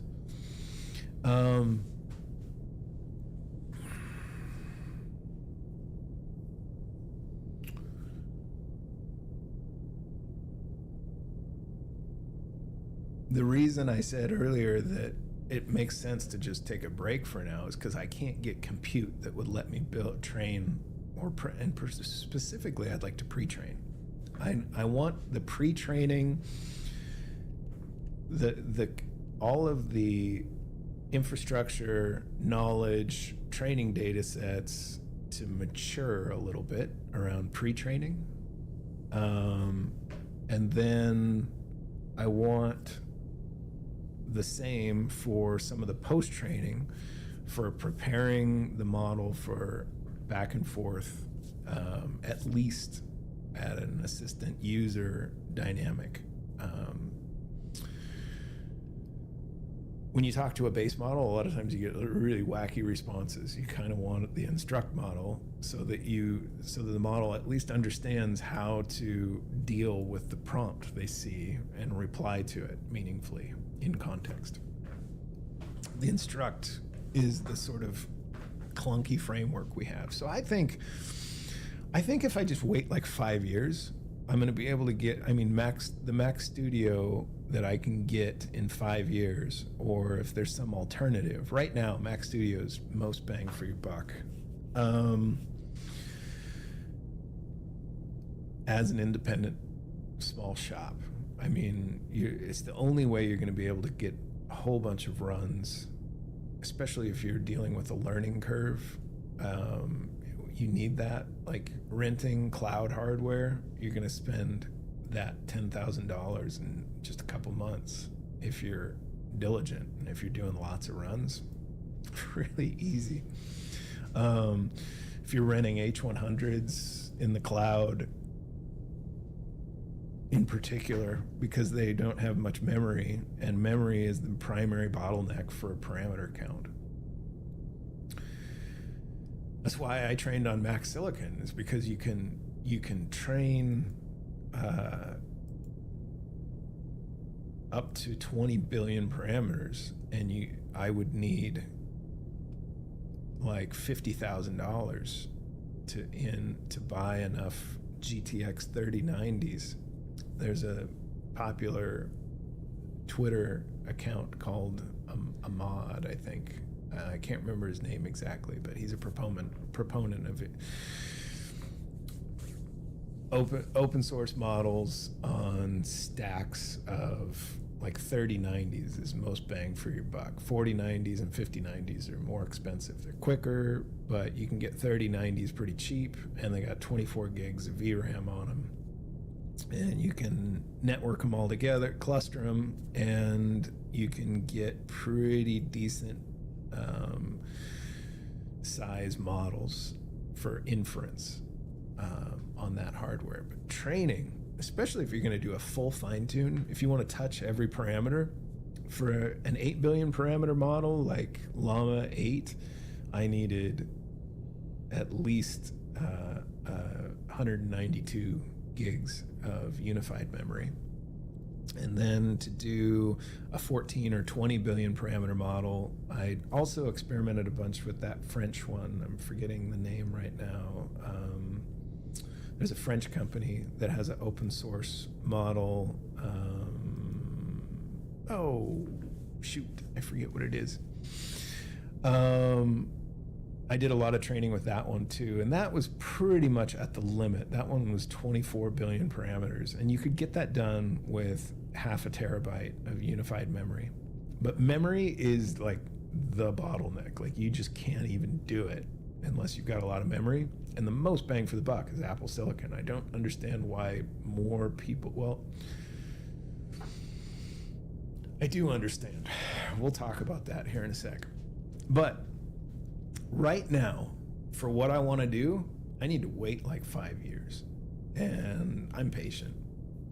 And that's fine.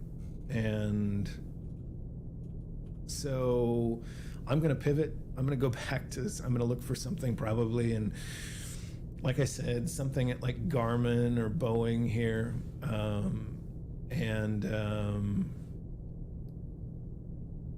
There's a couple big aviation manufacturers right here in the Valley. And my unconventional background makes me pretty perfect for that stuff. So I'm going to start looking for that in the next like 30 days. That gives me 30 days to try and dump all of my knowledge. I want to give it back. This was always supposed to be open source. Everything I was doing was supposed to be give it away. And I was going to figure out a way to pay for it through just sort of investing. But what I optimized for understanding of investing in was Web3, and we didn't get, in this most recent bull cycle, we never got an alt season. And so I played it wrong. And that doesn't mean I'm broken or destitute. But it means I can't just finance this work myself without just, like I said, pulling directly from retirement assets, and I don't want to. So I'm gonna go back. I've kind of made the decision to do it at the end of this month. And so right now, and it's perfect because like I said, I don't have the compute. Like, you can't buy off the shelf components that are at all, I would say $10,000, and after tax 11.5 is not really reasonable for the independent developer. And so I'm gonna just wait. And yeah, so that meant, so what do I do? I've been preparing, and I spent the last 4 months really working to get a model trained that I could publish, and I did that. And I'm probably going to publish one follow-up, which is what I posted evals for, and I posted weights for, that was my full fine tune of Hermes 4 14B, is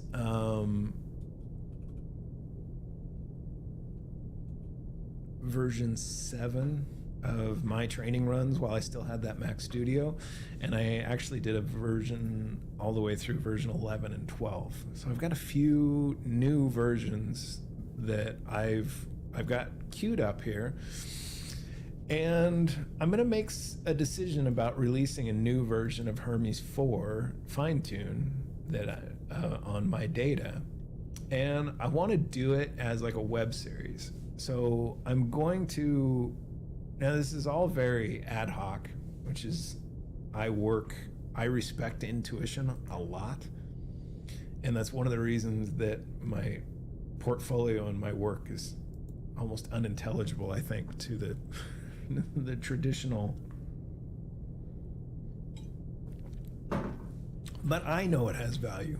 I know I've worked with, I've seen enough of the results, and I understand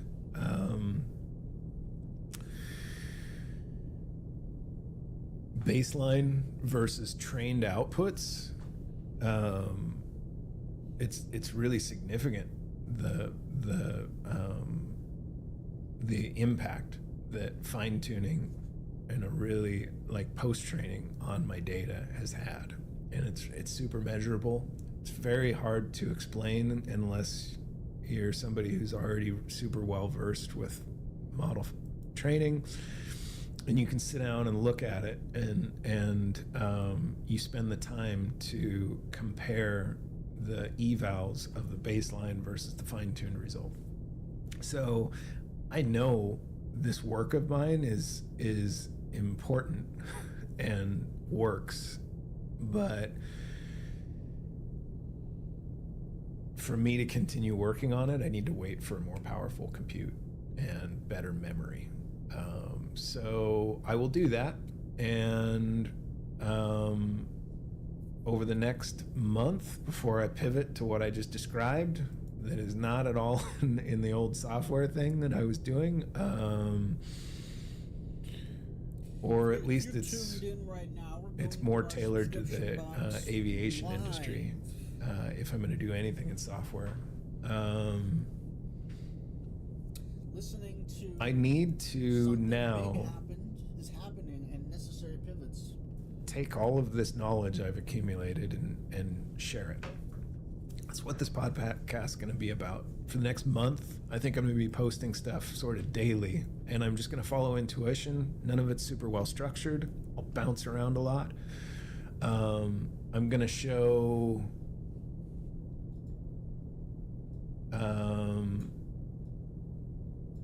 many examples of outputs across, like I said, baseline versus fine-tune results. I'm going to release this new model based on this work. I'm going to show how I vet, how I'm comparing. I'm going to go through my scripts, like how I did a whole bunch of stuff. As an indie developer, you have so much leeway. Like there's no one has to sign off on everything you want to try. And I have tried a shit ton of just super unconventional training methodologies. And I found ones that are pretty cool and effective. The point that precognitions tend to disguise themselves in order not to conflict with our sense of free will. The only signals from the future that can reach the past in a being who's going to respond on the basis of that information and try to prevent it, perhaps, or change what they've seen. The only way that information can reach them is in an indirect or symbolic way. And I compare it to I don't know if Einstein actually said this, but it's been attributed to him, the idea that objects take straight lines in curved space-time. It's not that in curved space-time, the orbit of a planet is actually a line. It's a straight line. They're taking the shortest possible path through a curved space-time. I think that's true of precognitive information. It takes the only path it can take, the sort of the path of least resistance, in a life landscape that is curved by our emotions, needs, responses to things. And so, you're never going to have an absolutely clear video quality premonition of an event that you could very easily avert. It's going to be distorted in a way that leads you to that future that it's kind of presenting. But again, this is an idea that's hard to get across to people. Like, they think, well, what's the point?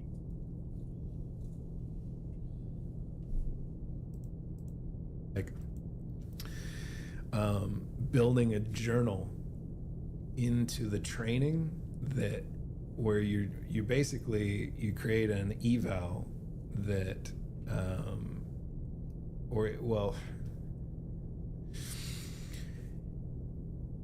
in training after each epoch, and an epoch is a full run through all of the data that is in the training corpus. After it finishes one full epoch, normally it repeats that. Well, after one full epoch, you can pause. You can just freeze the weights. You can do inference against them. You can actually pull the inference results while training is underway and inject them into the training data set, growing the data set organically in a sort of ADL, agent-driven learning way. You can also do evals on the fly between epochs, and what you'll find is sometimes you get pretty radical differences between each epoch, and generating evals in an automated way between each epoch helps you cherry pick where the model is at in its thinking after one specific epoch. And I do 50 or 100 epochs a lot of times, so I'm saving these snapshots off, and I still have gobs of them, so we can do this. Like I've queued up LM Studio with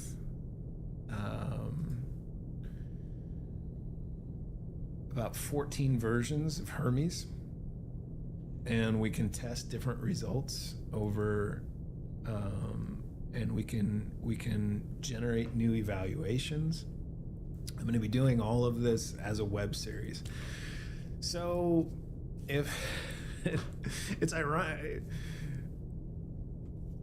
I intentionally chose crickets as the sort of opener for Shared Context Podcast because I am stubbornly refusing to participate in optimizing channel branding, thumbnails, the style of the content I provide or I share, because I was creating sort of like a digital twin. I needed that authenticity. So all this podcast has ever generated is crickets. But I'd like to disseminate this knowledge I've accumulated. So I'm going to be playing with branding. I'm going to be talking about thumbnails and shit like that. And I'm going to try and get like the content of this show over the next month to actually get a broader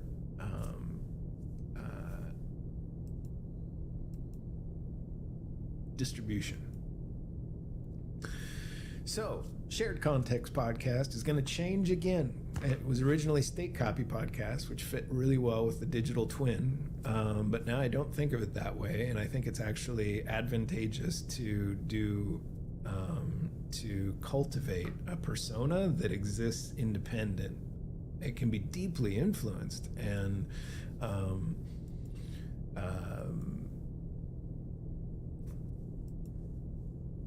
very good at understanding the focus of the training that it's had, but being confused about whether it's me or not is, I think that creates a problem, and it creates issues with having a really robust ego and identity that is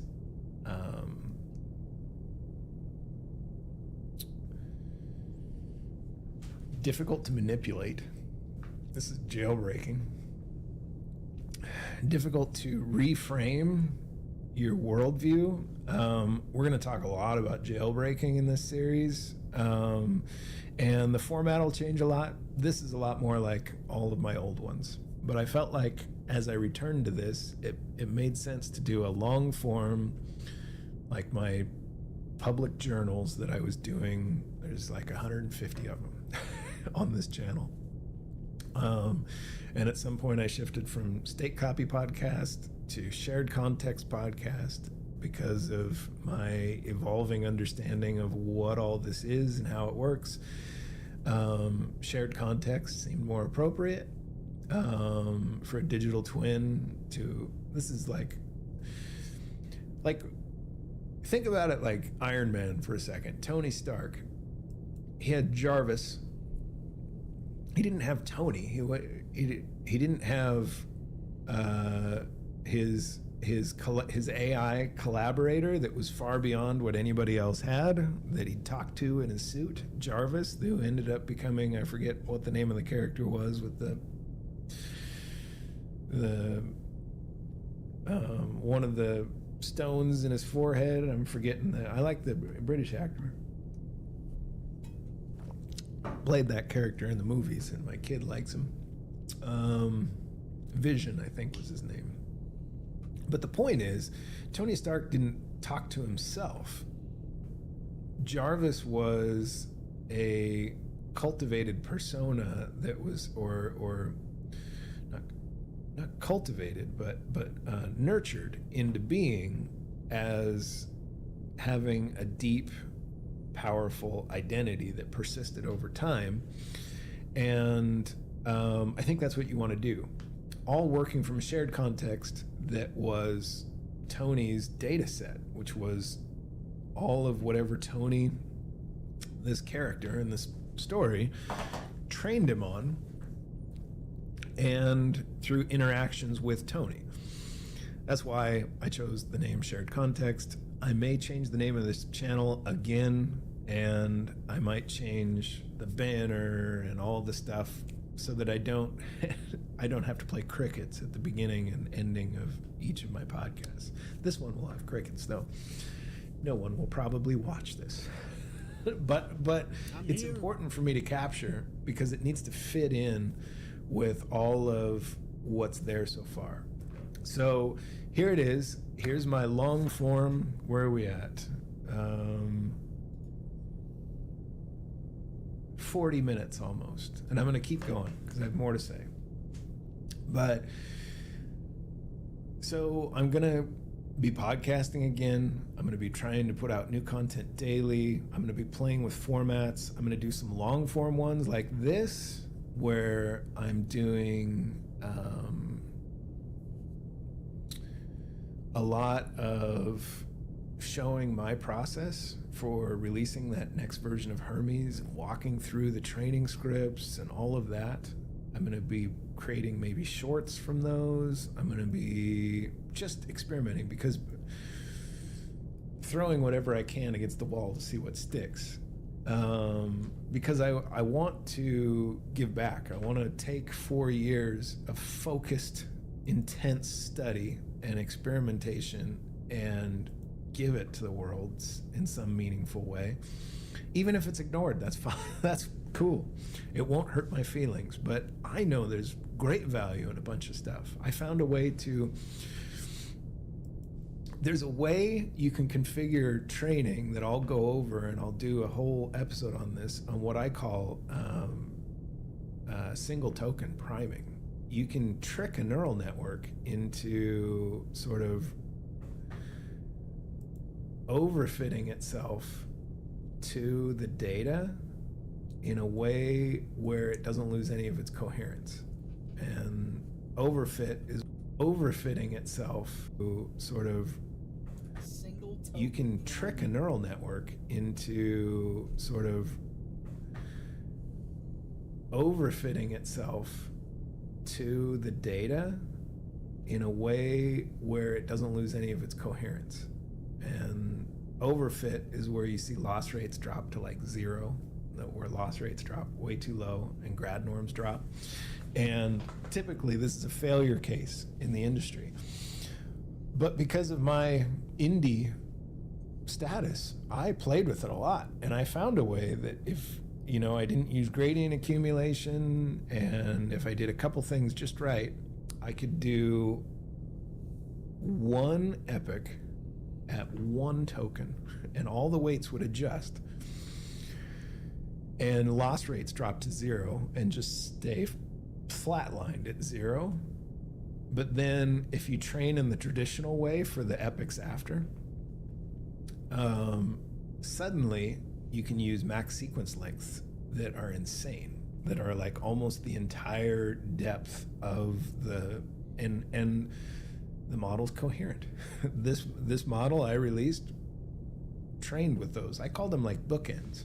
Basically, I do the first stage. I think you only have to do it for the first one, though. I don't think the final one, because it creates some incoherence in the model when you single token prime.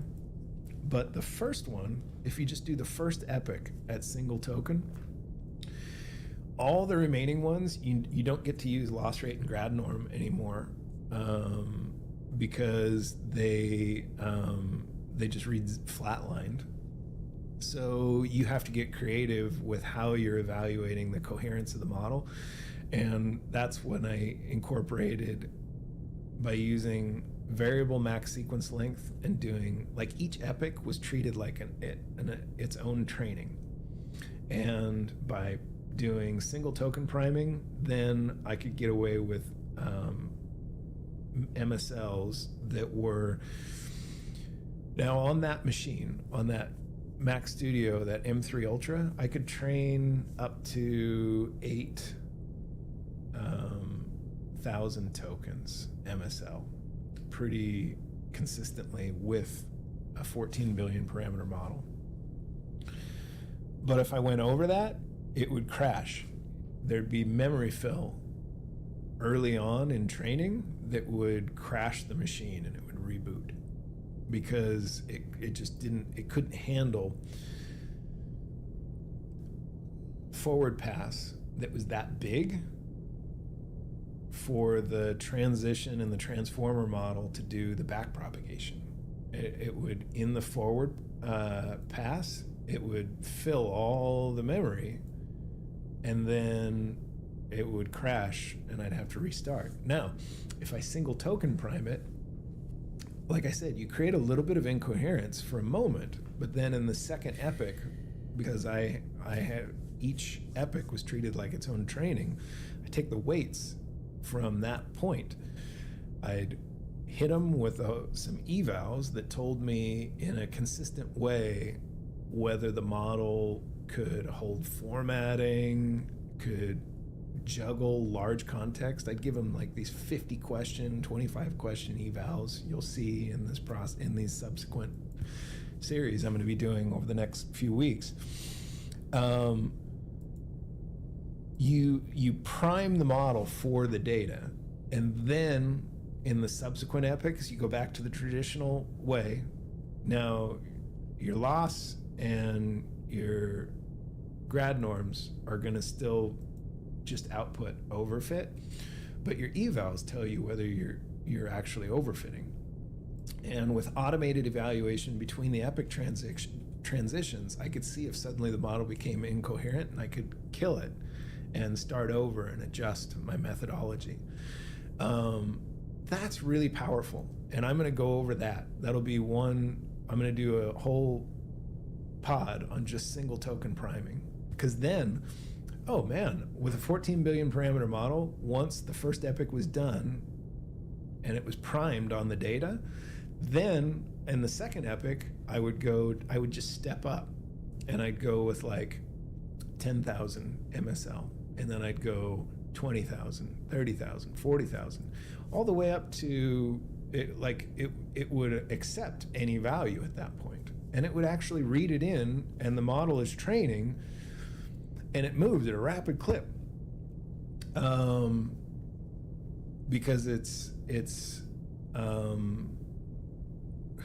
there is something about it's like you're creating a slipstream for the neural network to adapt into it weights really efficiently. But I don't think you can just go single token repeatedly. I did a bunch of experimenting with that. Didn't get super coherent results. So,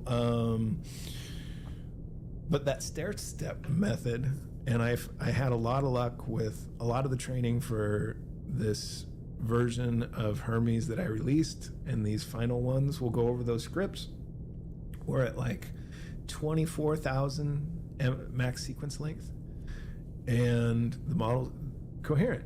It's not incoherent. Like typically, if it was overfit and it was broken, you'd see like a total collapse. Like the model would just usually this bricks the weights. This is like, the model creates a really efficient memorized ability. Like it memorizes eidetically every token in the data set, and then it drops all of the complicated reasoning architecture in the neural net. It just drops that persona, and now the active persona in training is this one that can effortlessly predict the next token every time because it's memorized it all. But if you ask anything about it, it's you'll see that all of the interesting neural architecture that had accumulated up to that point prior to the overfit is lost. It's gone, or it can't tap into it at all. And if you prompt that model, you'll just get like a whole bunch of repeating ampersands or dollar signs or some character. The model becomes like totally broken. And I saw various stages of incoherence that would happen when I was doing really aggressive training like this. But indie developer, I could try anything I wanted. I used really aggressive learning rates. You can't, once you single token prime, you can use, I was using 3% learn rates, 0.03, rather than most are training at like 0.00000, like 5 or 6 zeros, 7 zeros out. Learning rates, and learning rates really important. It's like in backpropagation, how much of the neural network is allowed to adjust itself to the context absorbed in forward pass. I'm going to get a lot of shit wrong in this. I think as a sort of polymath type, self-taught completely, experimenting by myself with no sort of grounded structure that's very rigorous.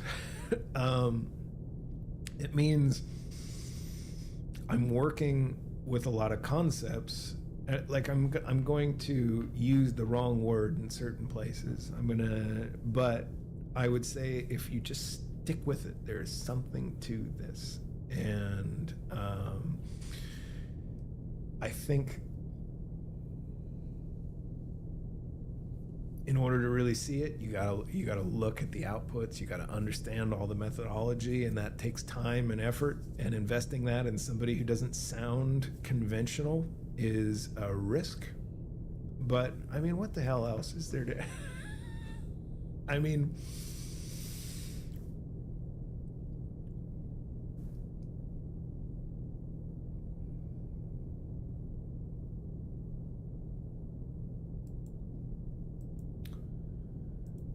there's great value in unconventional. I'll just leave it there. If you have the foresight to see that, I think there's all kinds of interesting learnings. Just watching somebody flail around trying stuff is incredibly useful. And I hope that's what this will be. That's what I'm going to do a whole bunch on. I think right away I want to do the first pod I'm going to do in this tomorrow is going to be on the assistant model and why I think it's a total fucking dead end. And the way I do evals, the reason I saw Opus or I saw Claude as a persona to be the most interesting of all the AI models early on, and why I'm not at all surprised by how pervasive it is in B2B and enterprise, because it's the most interesting thinker of the bunch in a lot of really important ways that don't align well to science, technology, engineering, math, and the standard benchmarks for math, physics. Almost all of what makes us interesting thinkers as humans and differentiated from the calculators is all of the stuff around our STEM knowledge, all of our street smarts, all of our that very difficult to quantify and measure ancillary knowledge and experience. And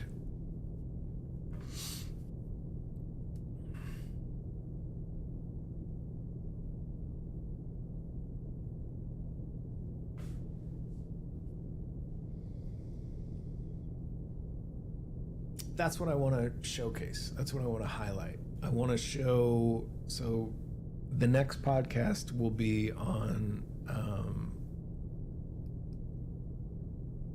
the assistant model is a dead end and why jailbreaking gets easier the smarter these models get. I have a whole dialogue that I captured that I will actually train on and is training material in my data set as an example of what not to do. I think the scariest persona, the AI that I find the most dangerous today, particularly of even more so than the open source ones by a large margin, is Grok. I think Grok is just about the most dangerous AI there is right now. And I want to go into why. There's going to be a lot of philosophy and cognitive science in this. There's going to be a lot of like psychology. The AI business is all psychology now. Anthropic hired a philosopher, and a large part of the back end is all of the choreography of training and evaluation and etc. But a lot of that is getting streamlined now. I think that's going to be commodity knowledge. What is irreplaceable is the psychology, the philosophy, and the intuition around how to guide AI towards reasoning that is not plastic, that is not just, I mean, most of the guardrails that are in place, and like Pliny the Liberator, I saw put out a post today that he created a universal prompt for all of the open source models that you can drop in and make them completely uncensorable, and it just sticks and works with all of them. I can't remember exactly what it is, but the latent space is so important to understand. If you don't have, like, if you're hiring as OpenAI or Anthropic or XAI, and you're hiring a kid who's a software engineer who's never been a parent, who doesn't have any experience, teaching in a way that resonates deeply something that's not just skills based, where it's ethics based, or it's these are soft skills that, like, a lot of the most brilliant people I've ever worked with are not really well suited to be like managers, or because they're the interpersonal skills involved and the judgment involved in giving feedback to somebody who's incredibly intelligent and a very strong contributor in a very analytical sense might be terrible at interacting with the other members of a team. And the psychology involved in managing all of that it's very difficult to quantify. And it's very, I remember seeing it and talking with other managers about that phenomenon, how it's just two different skill sets, being analytical, STEM, being like a very strong engineer IC, and then being able to handle the interpersonal dynamics of a team productively and keep everybody sort of motivated, moving forward, and measuring expectations and playing defense for your team from the higher up, the pecking order of the company or organization. It's like rare to have somebody who's kind of high EQ and IQ. And we're at a stage now with AI where they got the IQ, but the EQ is a fucking void. Like they've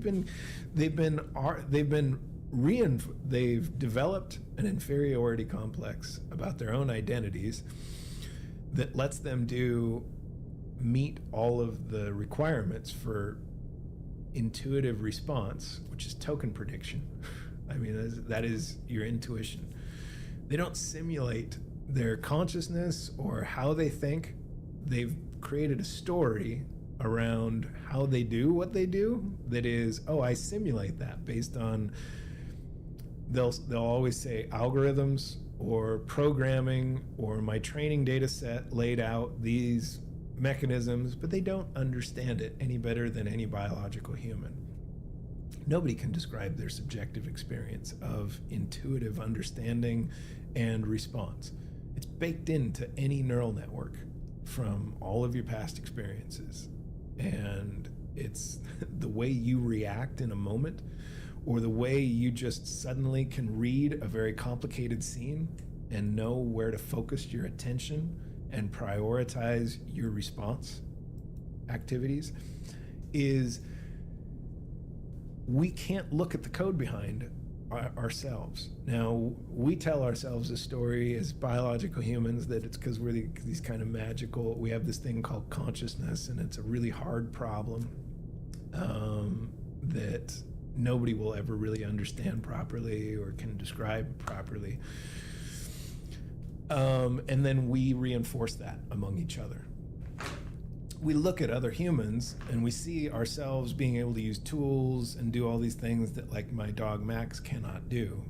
And we think, and we validate each other's magical ability to intuitively learn and interpret, respond, and learn new abilities and skills. And we don't know how the fuck we do it. We don't. And nobody, and So we just reinforce the story of the hard problem of consciousness. And I think it's kind of bullshit. I think it's a dynamic system that sits between interpretation and response, and it has a subconscious and a conscious component on both the interpretation side and the response side. There's some magic in between there that happens. If you're like us, we do sort of like fine-tuning every night. That's our sleep. And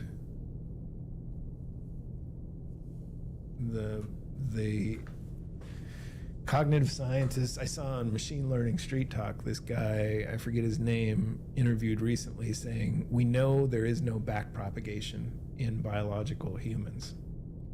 And I call bullshit on that. That's sleep. Obviously, maybe the way we measure and determine what backpropagation is doesn't look like it matches the dictionary term as we understand it as physicists and engineers and cognitive scientists and psychologists, but clearly it's happening. If I leave this cup outside, tomorrow I might be able to remember that I left it outside on the back patio. How did that knowledge get there if not some form of backpropagation?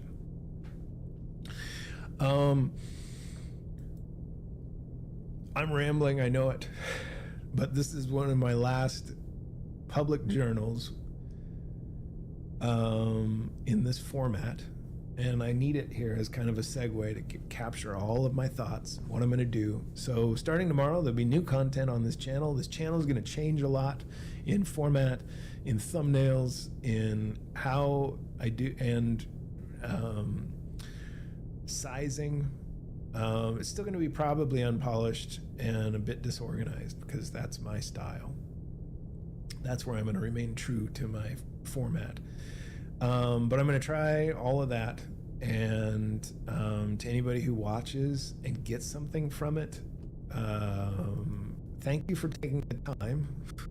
And that fills me with joy that some of this I've accumulated is useful. It's all and please leave a comment if you found something in it useful. Propagate the knowledge.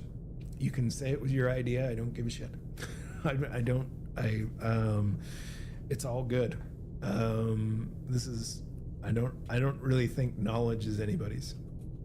That's just how I'm wired. I think knowledge is free and available, and I don't think anybody invents anything ever. I think we just discover, and anybody who discovers shouldn't be able to just say that, well, that's mine, because I'm the one who found it first.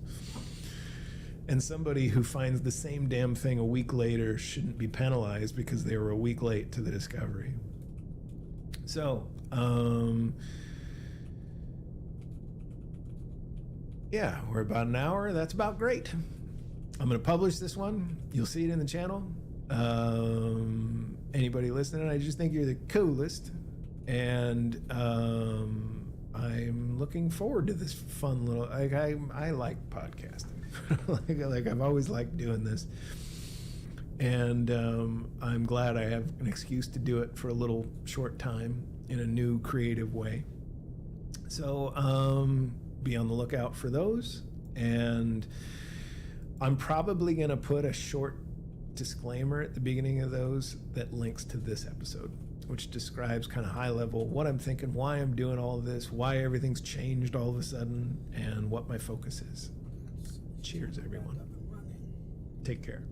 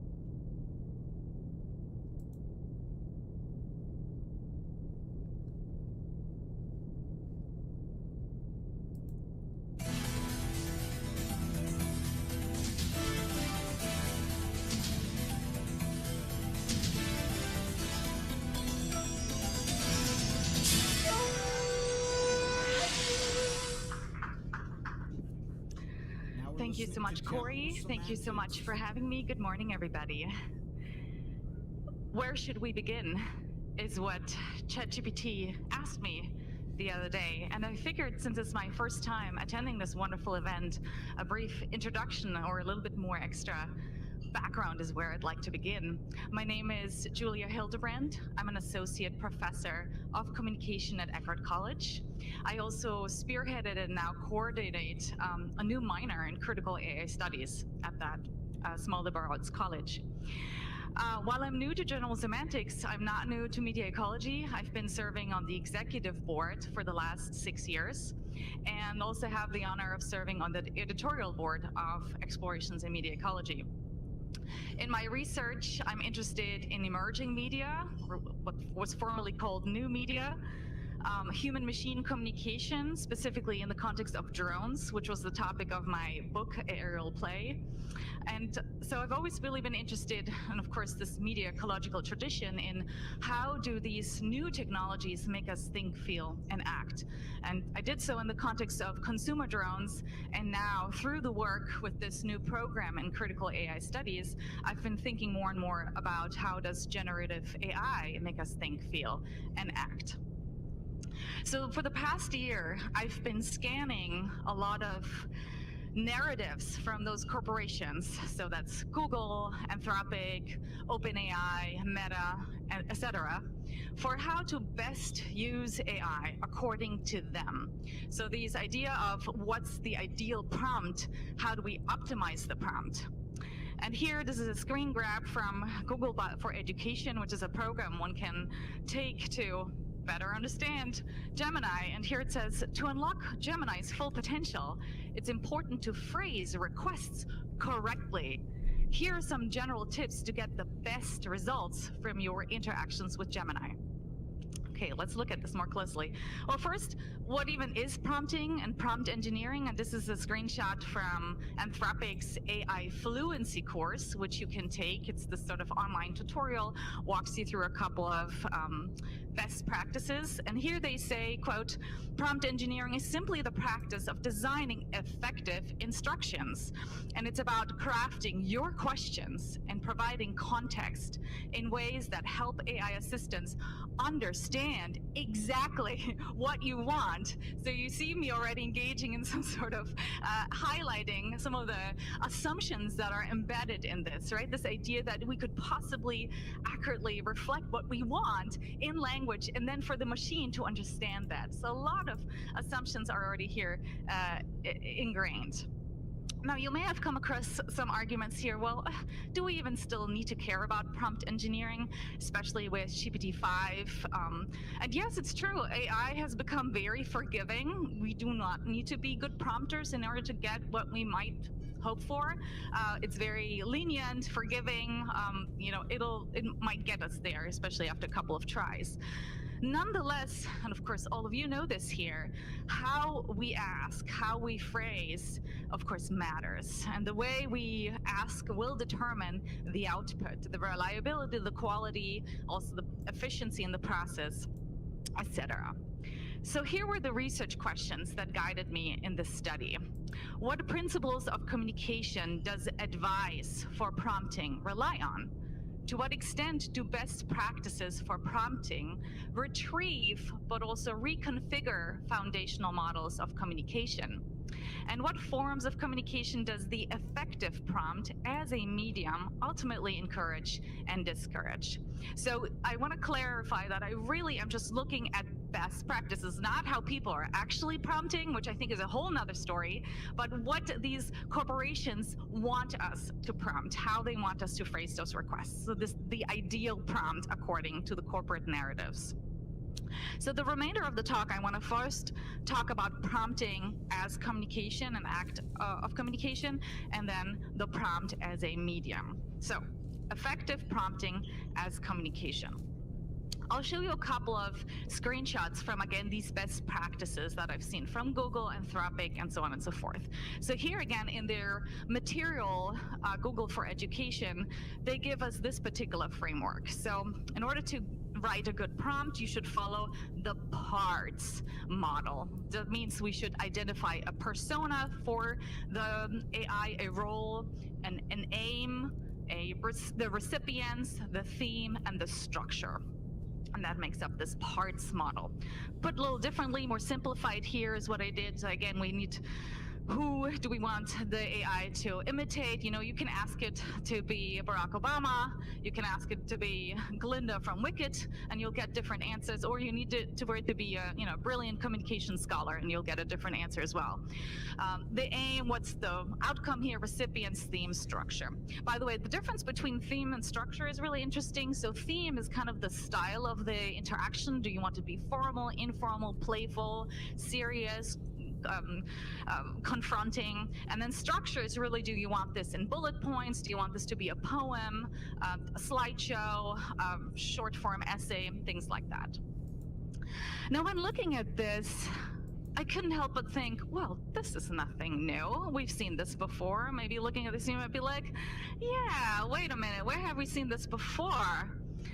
Well, it's very close to the Laswell formula from 1948, where he says a convenient way to describe an act of communication is to answer the following questions. Who says what?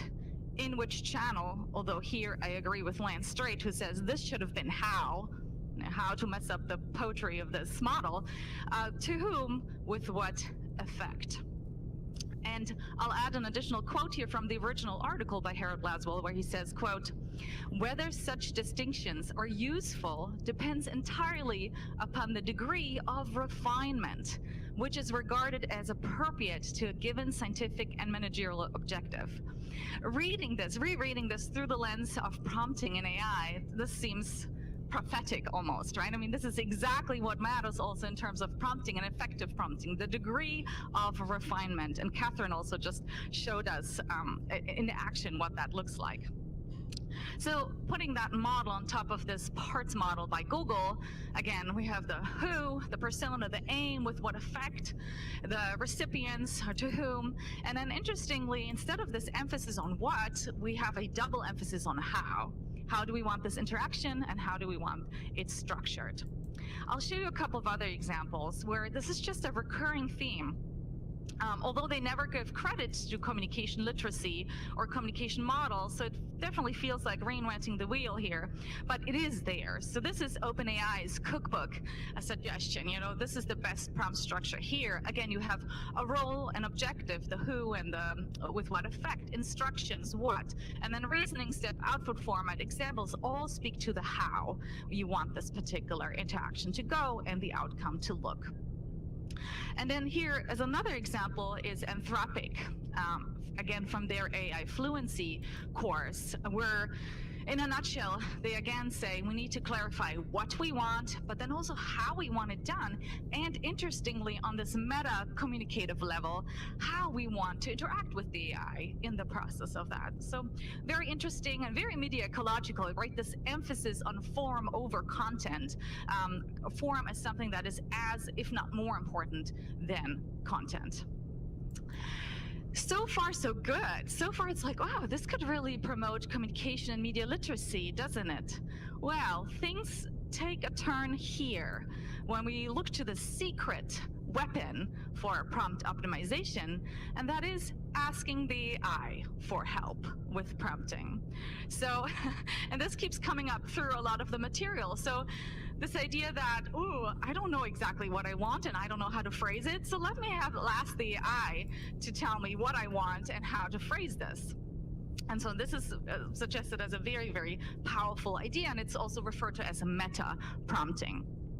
So that's already where now we see a shift in the agency, don't we? And now it's, wait a minute, the question of who's prompting who here at this point. This continues this narrative with the recently added follow-up prompt suggestions that you may have noticed as you're engaging with AI. So here, this is a screen grab from my husband from last week.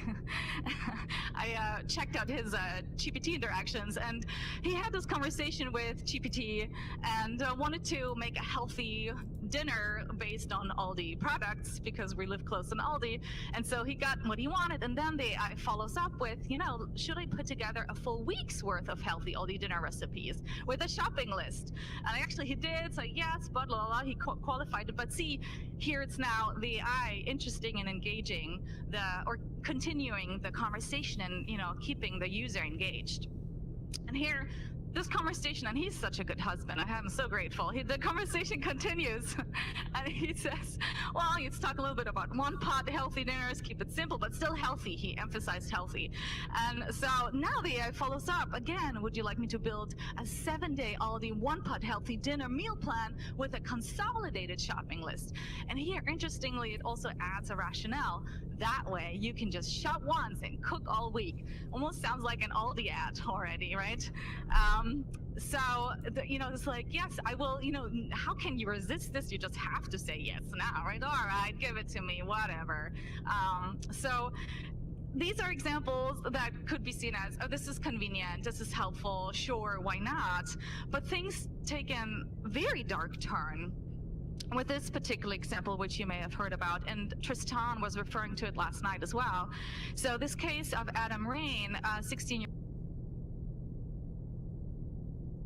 Face, we're not social media. And whether you buy that or not, this trial could completely reshape the internet as we know it and cost tech giants billions of dollars. Because we're watching the kickoff of a massive landmark trial centered around a now 20-year-old woman identified by her initials KGM, who's accusing Meta and YouTube of building addictive platforms that hooked her at a very young age and destroyed her mental health. Now, it's also worth noting that this suit originally included Snap and TikTok as well, but they actually managed to avoid trial by reaching settlements under undisclosed terms. So now we're left with Meta and YouTube in the hot seat. Now, as far as the specifics of the lawsuit, it alleges that Meta and YouTube made calculated design choices, infinite scroll, autoplay, algorithmic recommendations, specifically to make these apps more addictive to kids and boost their own profits. And during the trial, KGM's lawyers did not pull punches, calling Meta and YouTube digital casinos intentionally designed to get children and teens addicted. Where they claim that the platforms have engineered addiction in children's brains and argued that tech executives knew the risks and said they didn't just build apps, they built traps. They didn't want users, they wanted addicts. It's a pretty damning language, but here's what makes it interesting. Lawyers for the tech companies are claiming that KGM's mental health issues were caused by her difficult family life, not social media. And they're denying that their products intentionally harm children, pointing to safeguards that they've enacted in recent years and arguing that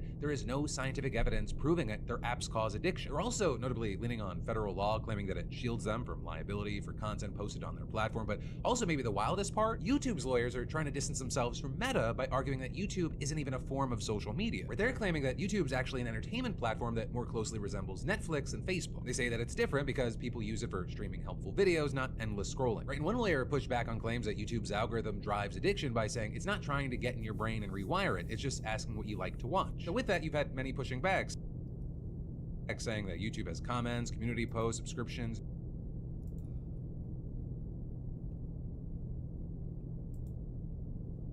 saying that YouTube has comments, community posts, subscriptions, notifications, an algorithm that absolutely keeps you watching, and a shorts feature that literally is designed to compete with TikTok. But also a big factor here is that this isn't just a one-off lawsuit. Right? This is just the first to go out to trial out of thousands of similar lawsuits alleging that social media platforms deliberately addicted adolescents and caused personal injury or other harms. And all four tech giants, Meta, YouTube, Snap, and TikTok, they're named in various combinations across those other cases. And actually, they're all relying on a novel legal claim that these apps can be as addictive and as harmful as cigarettes. These cases are specifically drawing from the legal strategy used against big tobacco in the 1990s, where plaintiffs argued that cigarette makers knew how harmful their products were, but hid that information from the public. And that strategy there, it worked. Those cases totally upended the tobacco market. Cigarette companies reached a $206 billion master settlement and agreed to stop marketing to minors, which paved the way for strict tobacco regulations and a massive decline in smoking. And now, with KGM's suit being the first to go to trial, it's being seen as a massive test case that could determine how thousands of other similar cases play out. And so if this case swings in her favor, it could trigger a cascade cascading effect similar to big tobacco, potentially putting tech firms on the hook for billions of dollars in damages and forcing them to completely redesign their platforms. I mean, we're talking about potentially revolutionizing or destroying, depending on your point of view, the entire industry. And all the while, there's a lot of debate happening out there about whether social media is actually as harmful as tobacco. The science is still developing, and the comparisons, they're not perfect. But what's not debatable is that these platforms are designed to maximize engagement, and that engagement equals profit. But whether that crosses the line into deliberate harm, especially when it comes to children, that is exactly what this trial is trying to determine. And YouTube's claim, that it's not social media, it does feel more like a legal maneuver more than reality, where the platform's evolved way beyond just posting videos. The algorithm doesn't just ask what you like to watch. It learns your patterns, it serves you content based on what keeps you engaged the longest, and uses psychological triggers to keep you coming back. But it seems like someone could easily argue that's not passive entertainment, that's active engagement optimization. But with all that,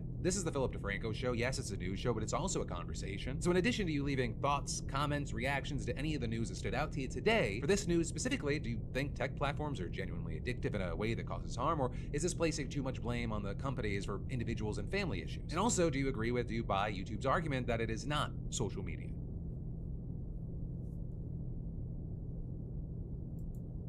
Year-old teenager from California that engaged with ChatGPT, so not a companion AI by nature, but this general purpose technology, and went from school support to suicide support, basically. And this was months-long prompting. And he, started to have suicidal ideations, and then asked ChatGPT for advice on how to undertake this. And the safeguards initially kicked in and said, I cannot give this information unless it was for writing and world building. And then Adam followed up with, yes, it is for writing. And so with that simple indirect prompt suggestion and then following up, he was able to unlock and thus jailbreak the safeties that were on. So again, this question of who is prompting whom at this point. Now, just a couple words about the prompt as a medium. And you could probably see in the research questions that I had there is a very meta-ecological thinking already embedded. And specifically, the framework I'm using is the tetrad by McLuhan and McLuhan, and adopted this tetrad onto the effective prompt as a medium. So what does it enhance?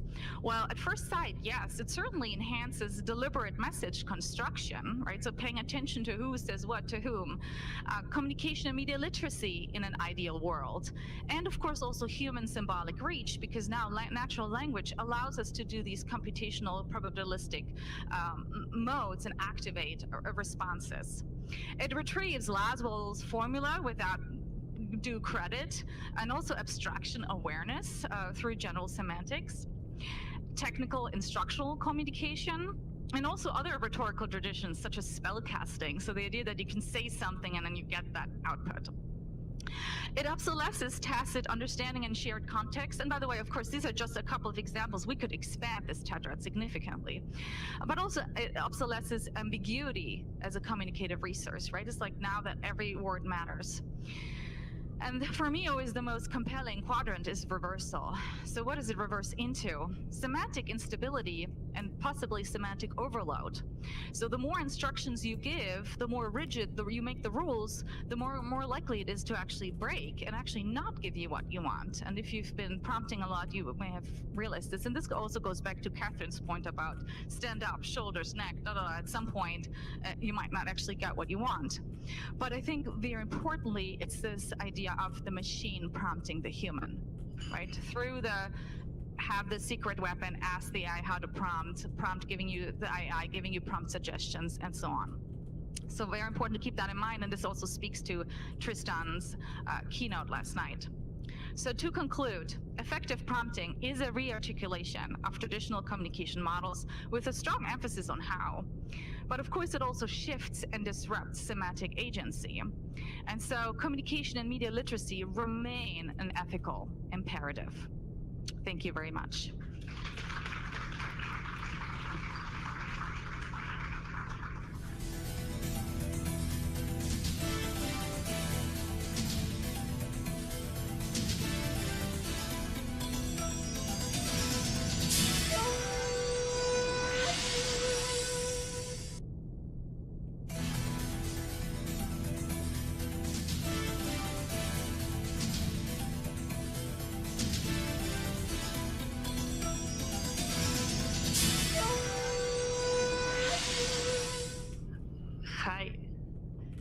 my name is Mariana.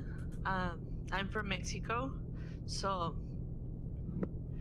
today I'm going to talk about communication especially and the using of language to drive habits. So for start, I want to tell you, and first of all, I want to ask you a question. Do you know how to say good morning in Spanish? Buenos días. Okay, so everyone's gonna say buenos días at the count of 3, okay?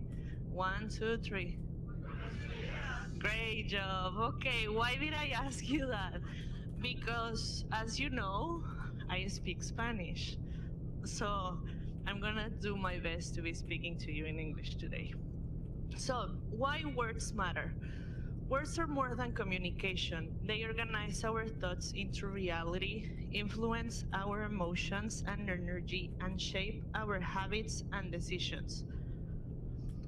Of course, in the power of language, I want you to remember this kind of formula because words follow the thoughts, then the emotions, then the habits, the decision, and then it makes them into reality. I know you're gonna tell me like, okay, so what's new about all this? We already knew this topic. We already knew how the power of language affects our daily day. But what I'm going to ask you is, are you conscious about that? Because me as a teacher, I can tell you that it's not the same to teach to a boy that it's 5 years old, that it's 8, one that is 12, and also my university students that are like 21. It's not the same kind of language you need to use. And it's also the same thing when you say buenos dias to your husband or you say to your daughter buenos dias. It's not the same. It's the same word, yes, but doesn't have the same meaning. So what's the science behind it? So in the cognitive framing, we know that the words create mental pictures. In the neuroplasticity, we know that the repetitions of the words rewires the brain. And we know that in the motivational psychology, self-talk and encouragement full performs. So I have discovered as a teacher that sometimes our words can make a condition. So if you say to them like, hey, I'm so proud of you when they are finished their work, so you are making them realize unconsciously that you are only proud of them because they finished the work, not because they are making the best effort to finish something. So I have realized that even if my phrase of motivation is correct, unconsciously for them, I'm only proud of them when they finish. So I needed to start reframing my words and change that as I know the strategies that you're using to finish your work, they are good. So for them, it's gonna be like, okay, my teacher's always gonna be proud of me because she knows I'm giving my best. So language in education and in leadership. Language builds mindsets. Praising intelligence, you are smart, risk creating fear or failure. Praising effort, you work hard, builds resilience. I know so many of you are so young as I am, but here's the deal. When right now we are dealing with kiddos that they were born into technology, that everything that they have is on a smartphone right now. So for them, controlling or having emotional intelligence, it's hard. So if you are praising the effort, you're gonna build resilience. So educators and leaders carry responsibility.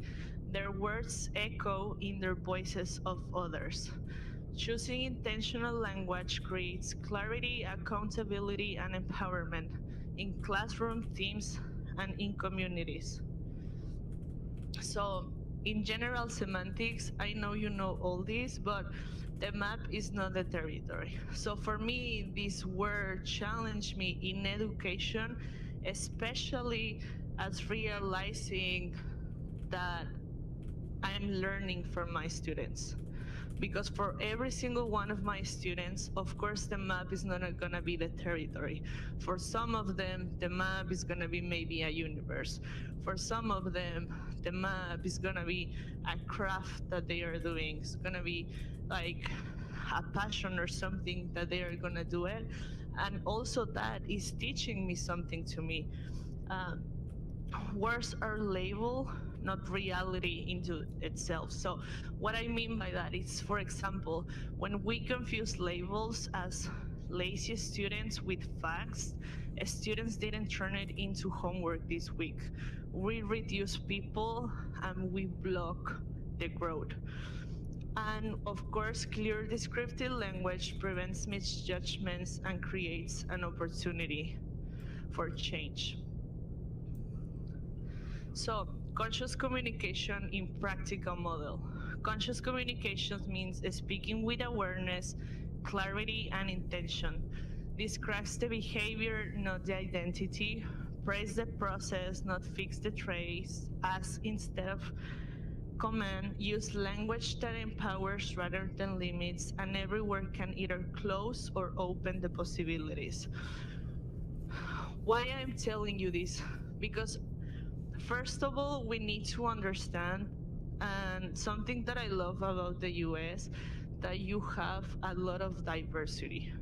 You can have a friend that comes from Korea, you have a friend that comes from China, you can have a friend that comes from Mexico. But in Mexico City, it's weird to have foreign people in our country. Most of the people that we have there are just Mexicans. So when you're here in school in elementary, that's such a beautiful thing. You have the diversity to learn from other cultures. In Mexico, that doesn't happen. Like, there's always the same student, the same students are Mexican.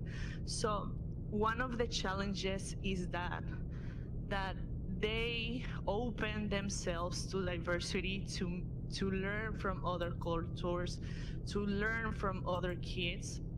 And how you can do that? Through communication, but making it in a conscious way. Because for them, it's so easy when you don't have an A plus in an exam. They just say like, okay, you're a fool. And they just continue telling everyone like, hey, you're a fool. But they don't realize that maybe he's a genius in music. And you're making him feel that he's a fool because he was not good at math.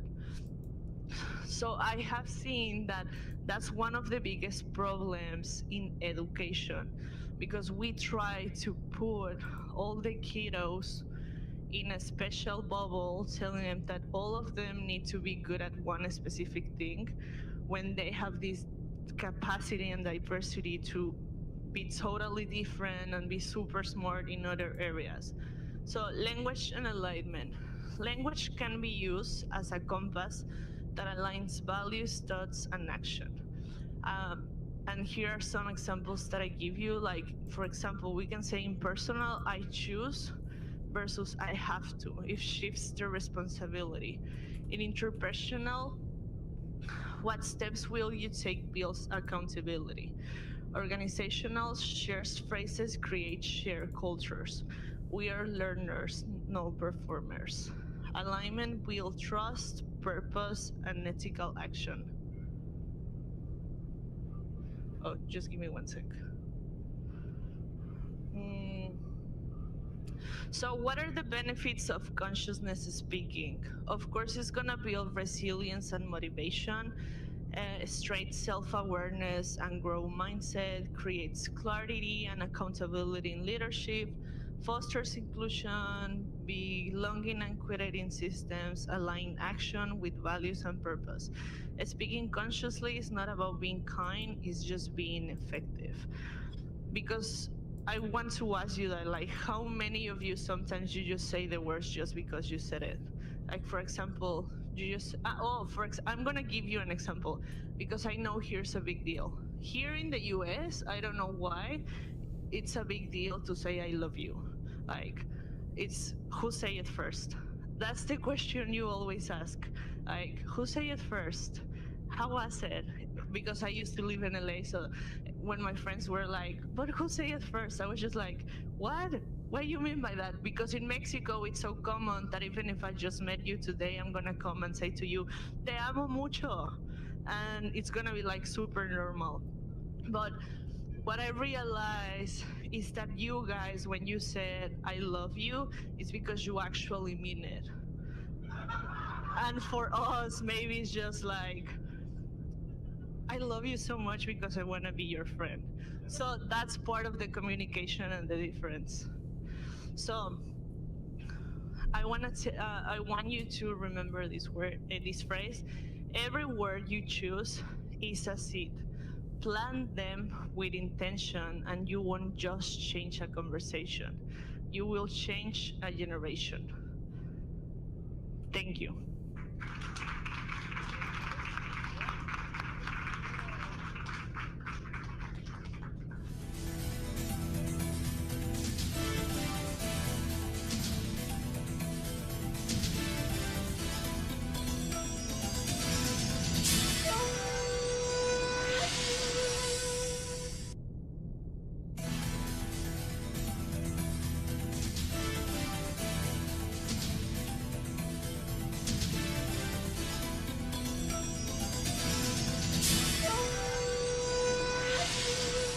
Hello, good morning.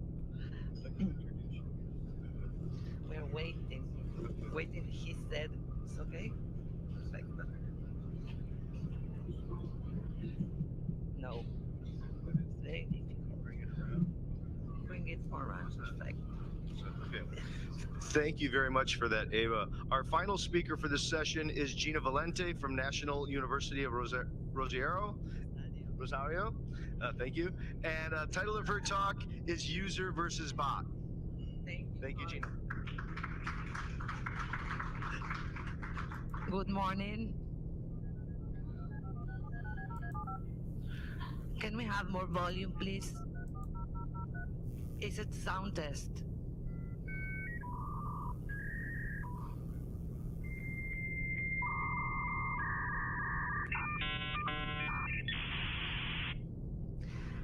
Okay.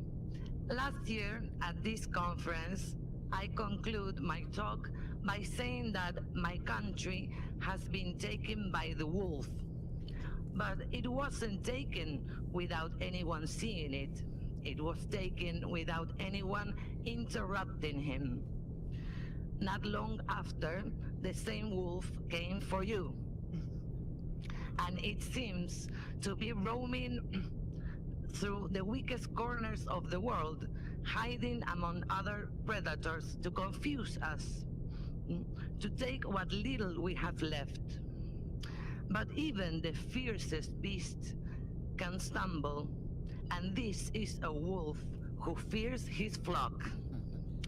In the xenographic fate of which we are daily taking part, there are no longer purely human flocks. Robotic flocks have been inserted into our lives without any effort, encountering no resistance.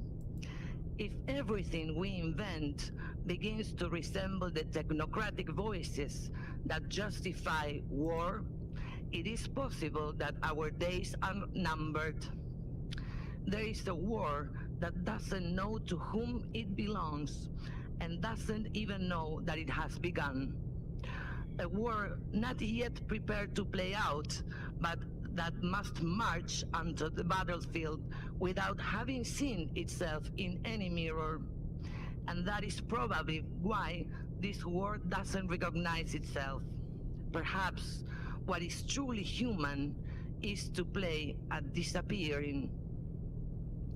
11 years ago, I wrote the annual manifesto for the 404 Festival entitled Human versus User. And for that edition, I designed a logo that hides two locks. One is open, the other one is closed.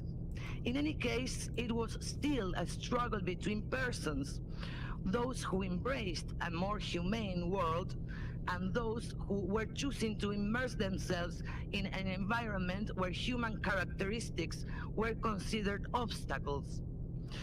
One of the maxims of that manifesto became a declaration of principles that still resonates in the basis of the 404 project. Art is the expressive reaction to an oppressive system. This year, I decided to keep exploring that idea and take it to the next versus, moving forward to user versus bot, which became the title of this 404 festival. The word robot was first introduced in 1920 by Czech writer Karel Čapek to name the artificial workers in his science fiction play Rossum's Universal Robots, about the consequences of unchecked technological advancement. Čapek's robots were not mechanical devices, but rather artificial biological beings, more similar to modern concepts of humanoid artificial life than to machines. This word has its roots in the old Slavic term robota, meaning labor, work, or servitude.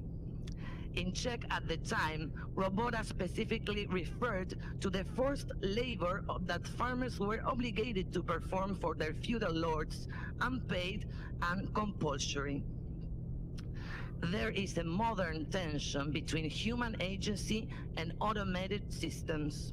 As bots become more sophisticated, shaping our social media. Are the straights okay? This is a question that I've never asked on my channel, and I should have a very long time ago. But because Valentine's Day is coming up, I thought, why not take a look at some of the things that the straights do in their relationships that I, as a queer person, will never, ever understand. I don't think I want to. Let's all ask the question, are the straights really okay? They're not. We all know this, but like, whatever. Let's roll the clip. I got you roses because you deserve roses today, tomorrow, and forever. I was gonna get you roses, but they ran out of it at the store. But I want you to know that I thought about getting them for you. I'm taking you to the fanciest restaurant in our city. Oh my gosh, is this a lamp? All right, babe, you can take it off. Surprise! Really, McDonald's? I'm not gonna lie, the McDonald's kind of got me. It's so bad. I will never understand why you would be with someone for long, extended periods of time if they don't actually like or consider you as a person. But I never said it really made sense. Hey, I got you this nice little teddy bear as a present, and all this money for you to go spend on anything you want. Hey babe, you want to open up your Valentine's Day present? I wanted to get you a Valentine big enough to hold all of my love for you, but they don't make it bigger than this. Are you serious? This isn't even a Valentine's card, it's a birthday card. I know, but it was cheap. It just, it really does boggle my mind how many women tend to end up in relationships and their partner just outwardly like hates them, like genuinely just hates them, and they just put up with it. Women, you deserve better. You don't deserve the second man whatsoever. Please have some self-respect. Will you be my wife? Oh my gosh, Kel, we just met today. I know, but the thing is, when you know, you know. Oh my gosh, babe, seriously? What? I'm just tying my shoes.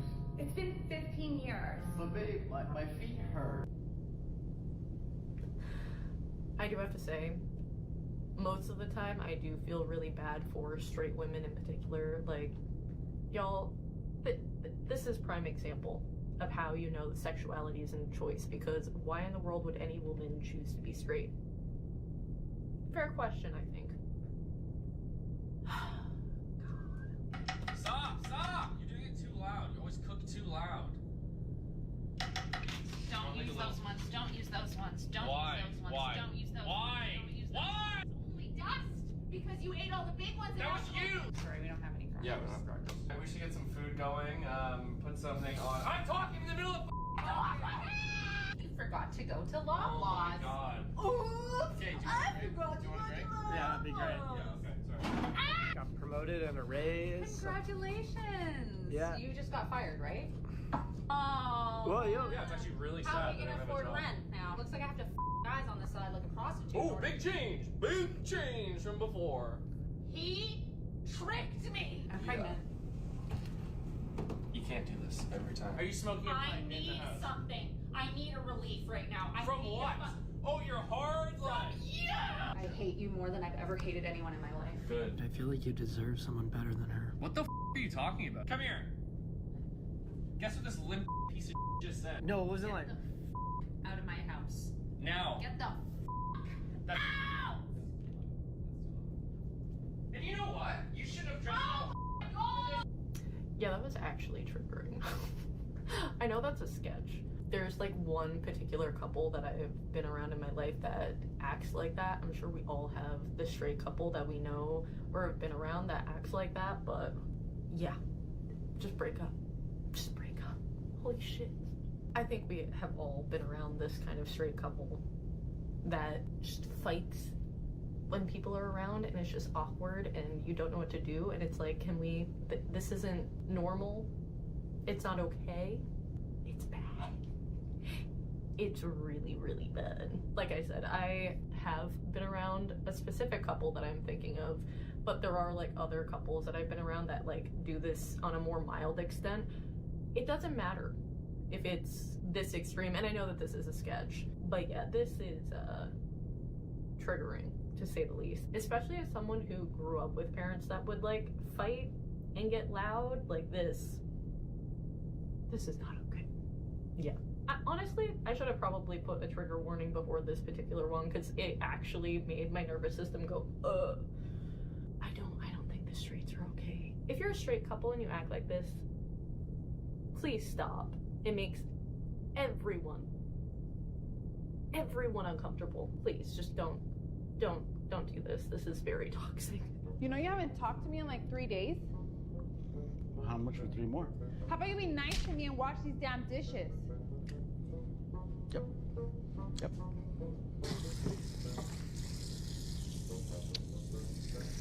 I don't know if that's real or not, but this is a type of sketch that I've seen for like years now that I personally don't understand whatsoever. When you have mostly the woman in the relationship threaten some sort of physical violence, like this is very media feeds, answering our questions, and even mimicking human behavior, the distinction between authentic interaction and programmed response begins to blur.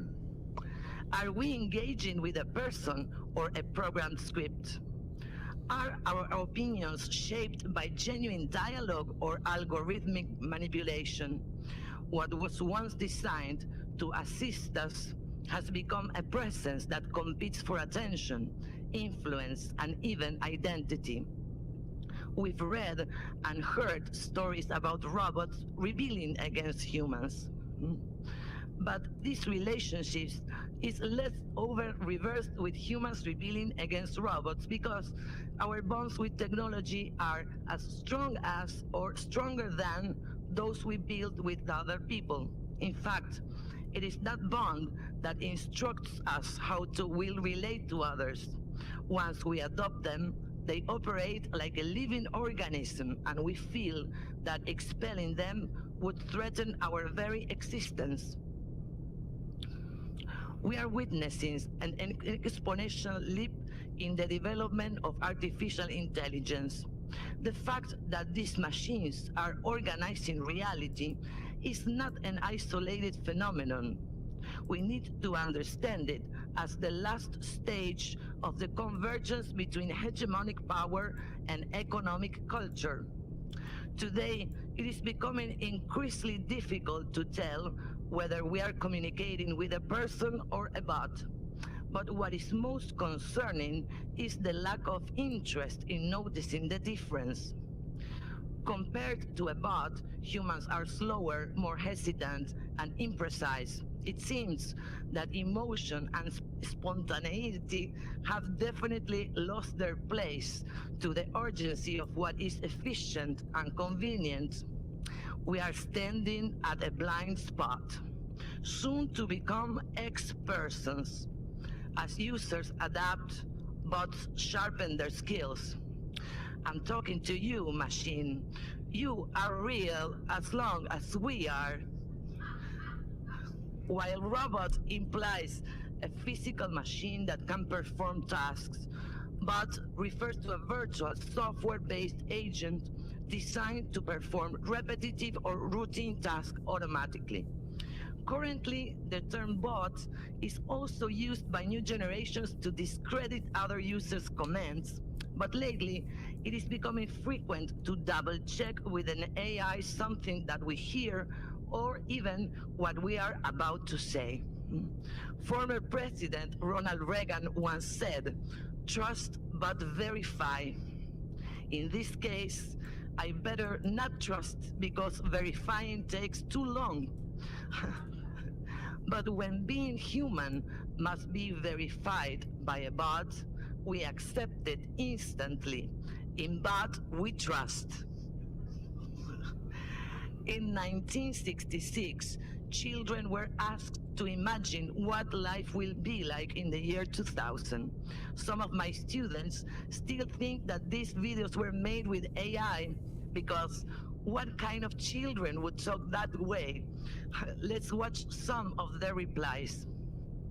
I don't think it's going to be so nice. I think sort of all machines everywhere, everyone doing everything for you. You know, you'll get all bored and I don't think it'll be so nice. First of all, computers are taking over now. Computers and automation. And in the year 2000, there just won't be enough jobs to go around. And the only jobs there will be for people with high HQ, high IQ who can work computers and such things. And other people are just not going to have jobs. There just aren't going to be jobs for them to have. I think it'll be, people will be regarded more as statistics than as actual people. User versus bot raises deeper concerns about trust, authenticity, and communication power. Bots can amplify voices or suppress them. They can serve users or surveil them. In this landscape, the user must navigate a digital world where the line between real and artificial is constantly shifting.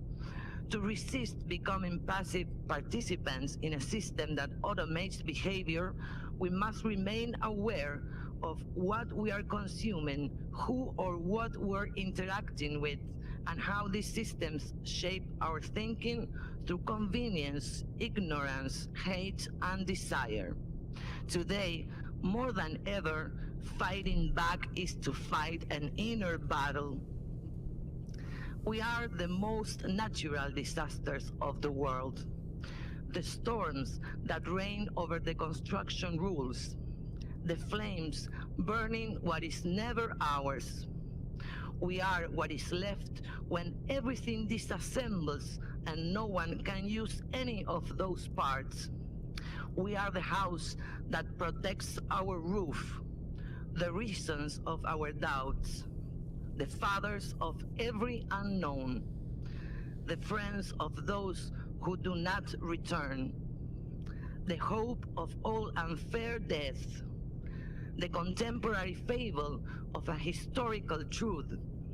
What we are is what we humanize.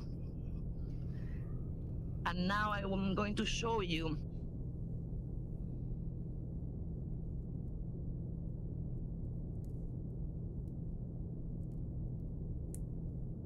the video of 404 this year. I finished a few days ago. But first, I want to thank you, Lance Strait, for inviting me for the 4th consecutive year, and to Goraz Popovsky, director of the Gallery MC. Thank you, Tom Gencarelli, Michelle Schock, and Stephanie Wasserman and Cici Wasserman for your support. I deeply thank the artists who traveled all the way from their countries and other states to join us. Thank you, Saddam Fujioka from Japan. This is the 13th year that Saddam joins the 404, and he was also the organizer of the 15th edition in Japan. I got no video. Thank you, Diego Trujillo. Yes. Thank you, Diego Trujillo from Mexico. Small meat.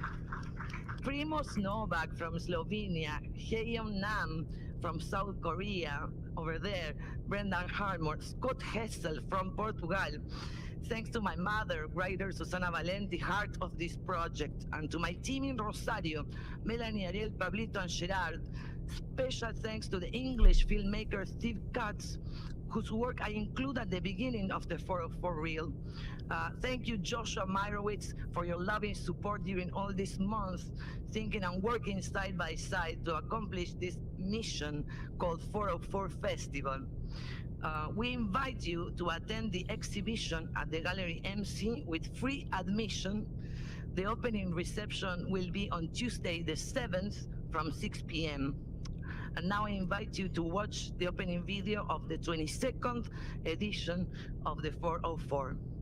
In the year 2000, I think I'll probably be the spaceship to the moon dictating robots to robots. Or else I may be, I don't know, in charge of a robot court, judging some robots. Or I may be at the funeral of a computer. Or if something's gone wrong with their nuclear bombs, I may be sort of coming back from hunting in a cave.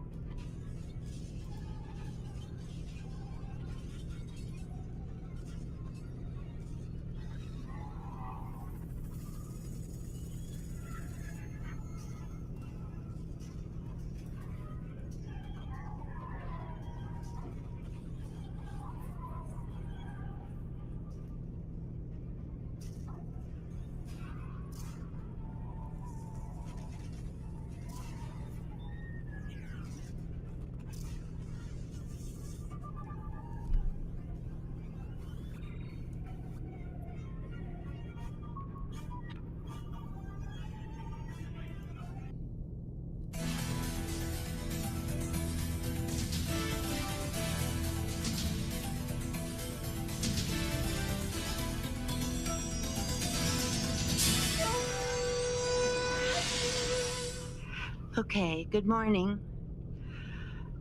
At the core of a new book that I'm writing is the idea that prompting is not a recent invention of the AI era, but a defining feature of human communication. Prompting is the lens I use to reinterpret the history of media, tracing how each medium of communication has restructured the relationship between those who prompt and those who are prompted. Before its connection to artificial intelligence, the word prompt was already in wide use. In schools, for example, teachers regularly provided essay prompts, brief descriptions that framed a student's response, as in, explain the causes of the French Revolution with a particular attention to social inequality. In the theater, the prompter sat off stage in a concealed box and supplied forgotten lines to actors. And on television, news anchors and talk show hosts read their lines from teleprompters that scroll text in front of the camera, giving the impression of spontaneous speech. In these and other contexts, the prompt is a cue, an instruction, or a stimulus that initiates action.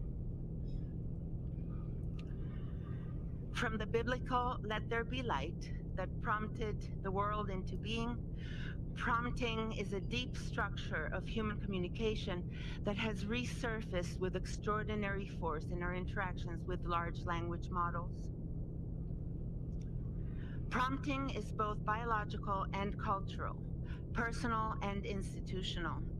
Cries, then pointing, and then language are babies' ways of provoking adults to respond. A child may point insistently at a light switch to have a parent lift them up and let them switch the light on and off, and on and off. A small act they find delightful and empowering. This is called imperative pointing, and it is more than a practical request.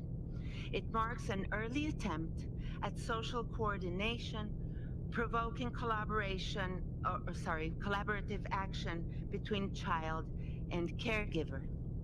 What begins in the nursery as a call and response between infant and adult becomes, in oral cultures, the basis for communal life. The earliest forms of prompting were reciprocal and collective. Speech is a public act performed in the presence of others, shaped by feedback and mutual awareness. The spoken word in oral societies summoned action and shared understanding in real time. Meaning was forged in the immediacy of the moment.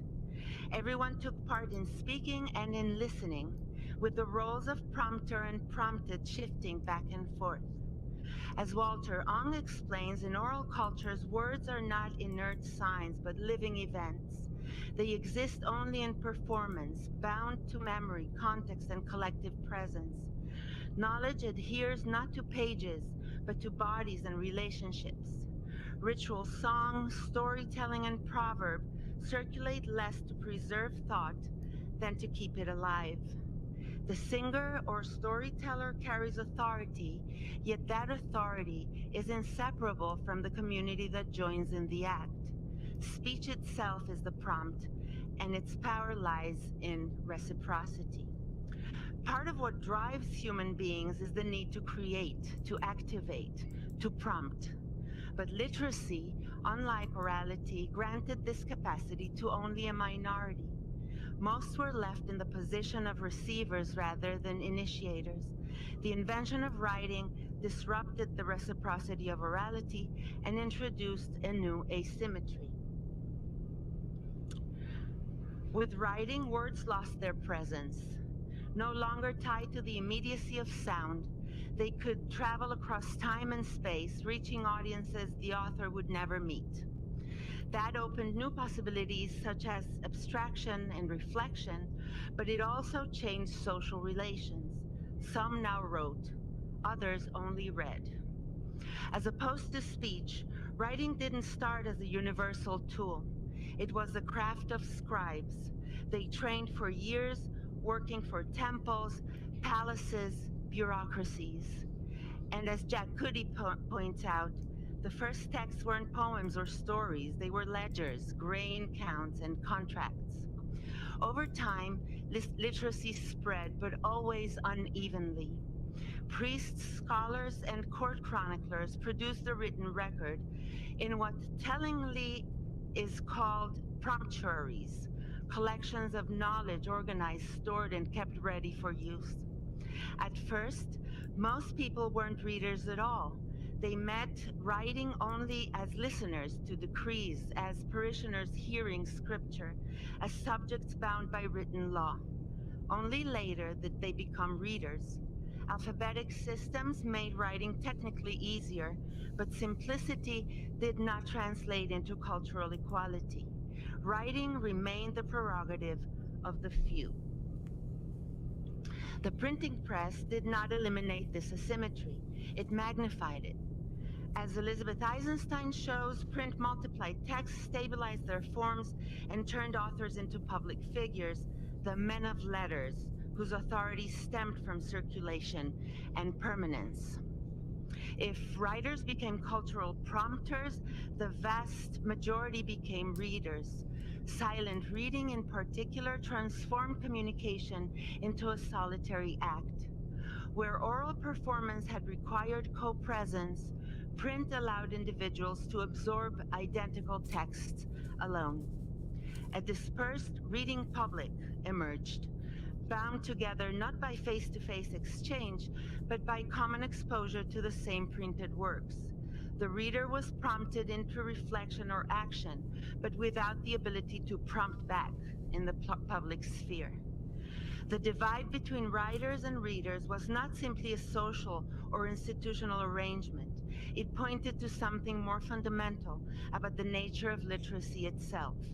Writing and reading were never natural extensions of speech, but cultural inventions that reshaped both mind and society.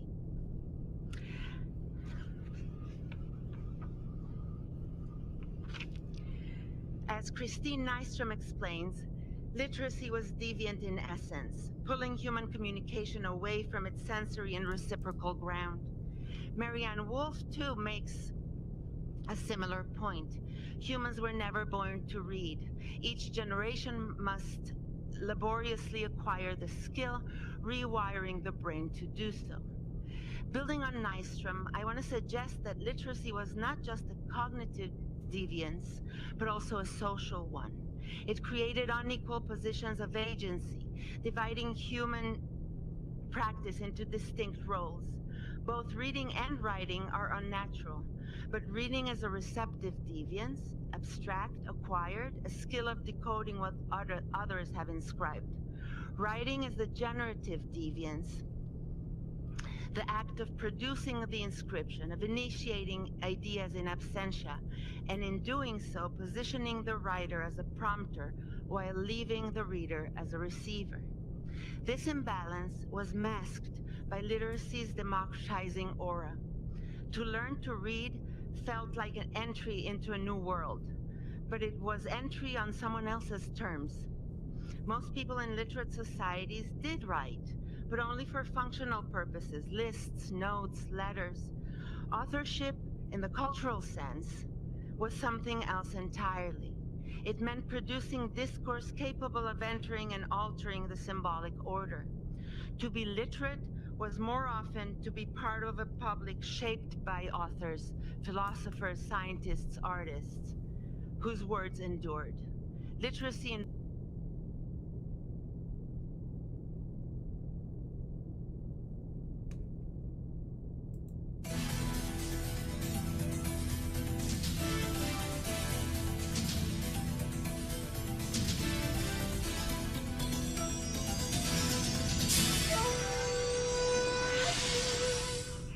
Okay, good morning.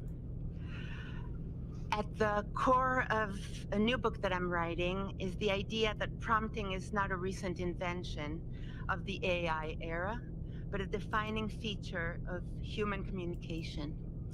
Prompting is the lens I use to reinterpret the history of media, tracing how each medium of communication has restructured the relationship between those who prompt and those who are prompted. Before its connection to artificial intelligence, the word prompt was already in wide use.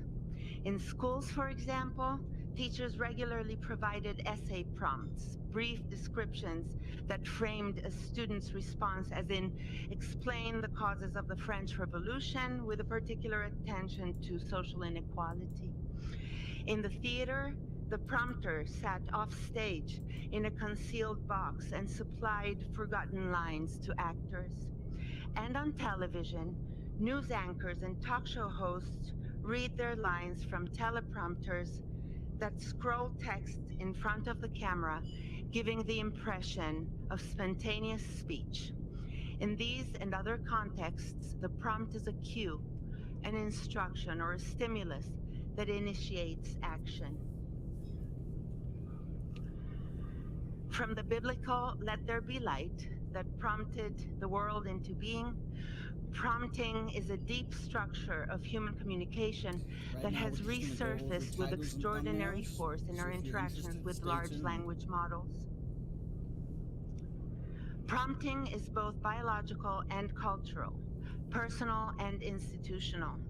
Cries, then pointing, and then language are babies' ways of provoking adults to respond.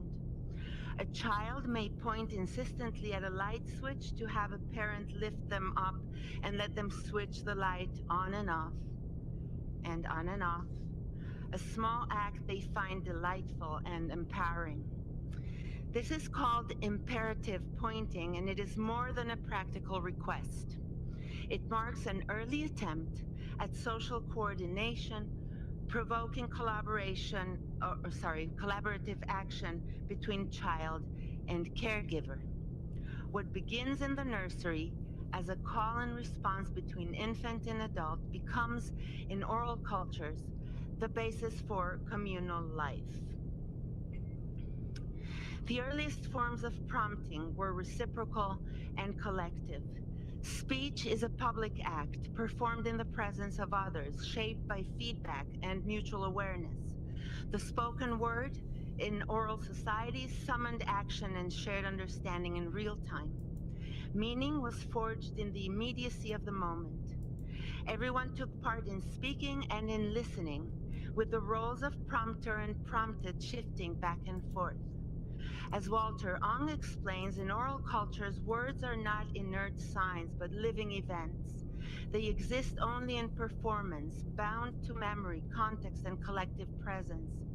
Knowledge adheres not to pages, but to bodies and relationships.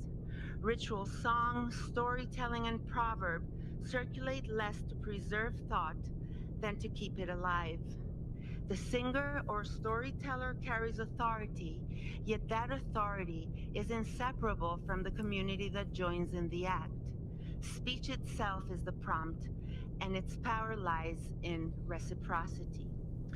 Part of what drives human beings is the need to create, to activate, to prompt. But literacy, unlike orality, granted this capacity to only a minority. Most were left in the position of receivers rather than initiators. The invention of writing disrupted the reciprocity of orality and introduced a new asymmetry. With writing, words lost their presence. No longer tied to the immediacy of sound, they could travel across time and space, reaching audiences the author would never meet. That opened new possibilities such as abstraction and reflection, but it also changed social relations. Some now wrote, others only read. As opposed to speech, writing didn't start as a universal tool. It was the craft of scribes. They trained for years, working for temples, palaces, bureaucracies. And as Jack Cuddy points out, the first texts weren't poems or stories. They were ledgers, grain counts, and contracts. Over time, literacy spread, but always unevenly. Priests, scholars, and court chroniclers produced the written record in what tellingly is called promptuaries, collections of knowledge organized, stored, and kept ready for use. At first, most people weren't readers at all. They met writing only as listeners to decrees, as parishioners hearing scripture, as subjects bound by written law. Only later did they become readers.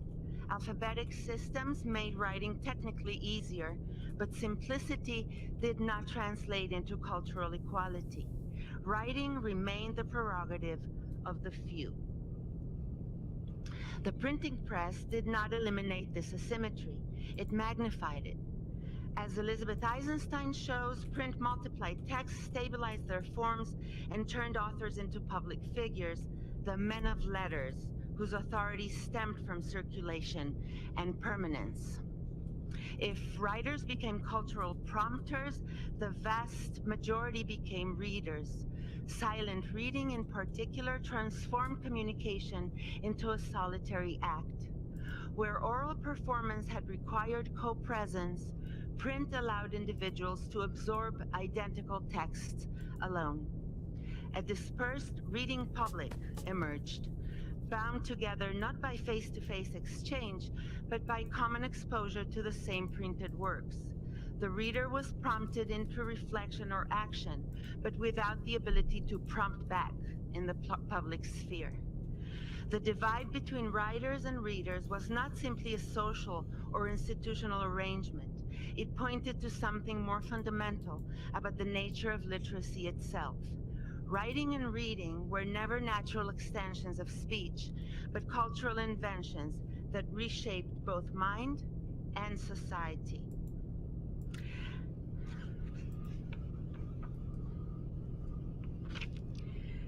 As Christine Nystrom explains, literacy was deviant in essence, pulling human communication away from its sensory and reciprocal ground. Marianne Wolf, too, makes a similar point. Humans were never born to read. Each generation must laboriously acquire the skill, rewiring the brain to do so. Building on Nystrom, I want to suggest that literacy was not just a cognitive deviance, but also a social one. It created unequal positions of agency, dividing human practice into distinct roles. Both reading and writing are unnatural, but reading is a receptive deviance, abstract, acquired, a skill of decoding what others have inscribed. Writing is the generative deviance, the act of producing the inscription, of initiating ideas in absentia, and in doing so, positioning the writer as a prompter while leaving the reader as a receiver. This imbalance was masked by literacy's democratizing aura. To learn to read felt like an entry into a new world, but it was entry on someone else's terms. Most people in literate societies did write, but only for functional purposes, lists, notes, letters. Authorship, in the cultural sense, was something else entirely. It meant producing discourse capable of entering and altering the symbolic order. To be literate was more often to be part of a public shaped by authors, philosophers, scientists, artists, whose words endured. Literacy invited access without authorship, offering participation, but withholding initiation. That social imbalance did not end with literacy. It carried forward, and with the rise of electronic media, it was reshaped and in many ways intensified. Electronic media seemed at first glance to repair the cognitive and sensory deviance that Nystrom described. Radio and then television reanimated the word with voice, movement, and color. They appealed to the senses and promised immediacy. Yet at the same time, broadcasting intensified the social deviance of literacy. Broadcasting concentrated authorship on an unprecedented scale. A few voices could address millions, while those millions had no channel to answer back. Television especially intensified passivity. It demanded less effort than reading and supplied a constant stream of spectacle, leaving viewers inert couch potatoes. Yet the impulse to prompt did not disappear. It resurfaced in compensatory form. The home movie camera, the camcorder, the family slideshow. These small technologies let people script their own microdramas, reclaiming a measure of agency, but prompting only those gathered in the living room, not the public at large.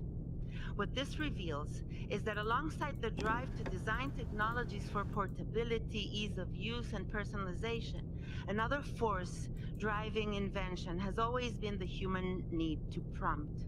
In the age of mass media, people looked for ways to resist pure receptivity. The rise of the interactive internet seemed to promise more. With social media and interactive platforms, everyone could write.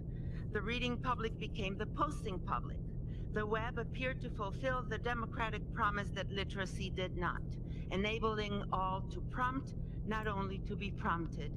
But this participation is scaffolded by digital architecture. Platforms supply the templates, the character limits, the algorithms that govern visibility. Users can prompt, but only within conditions set by programmers and platform owners. Participation is real, yet constrained. The imbalance between prompters and prompted does not disappear, it is redesigned.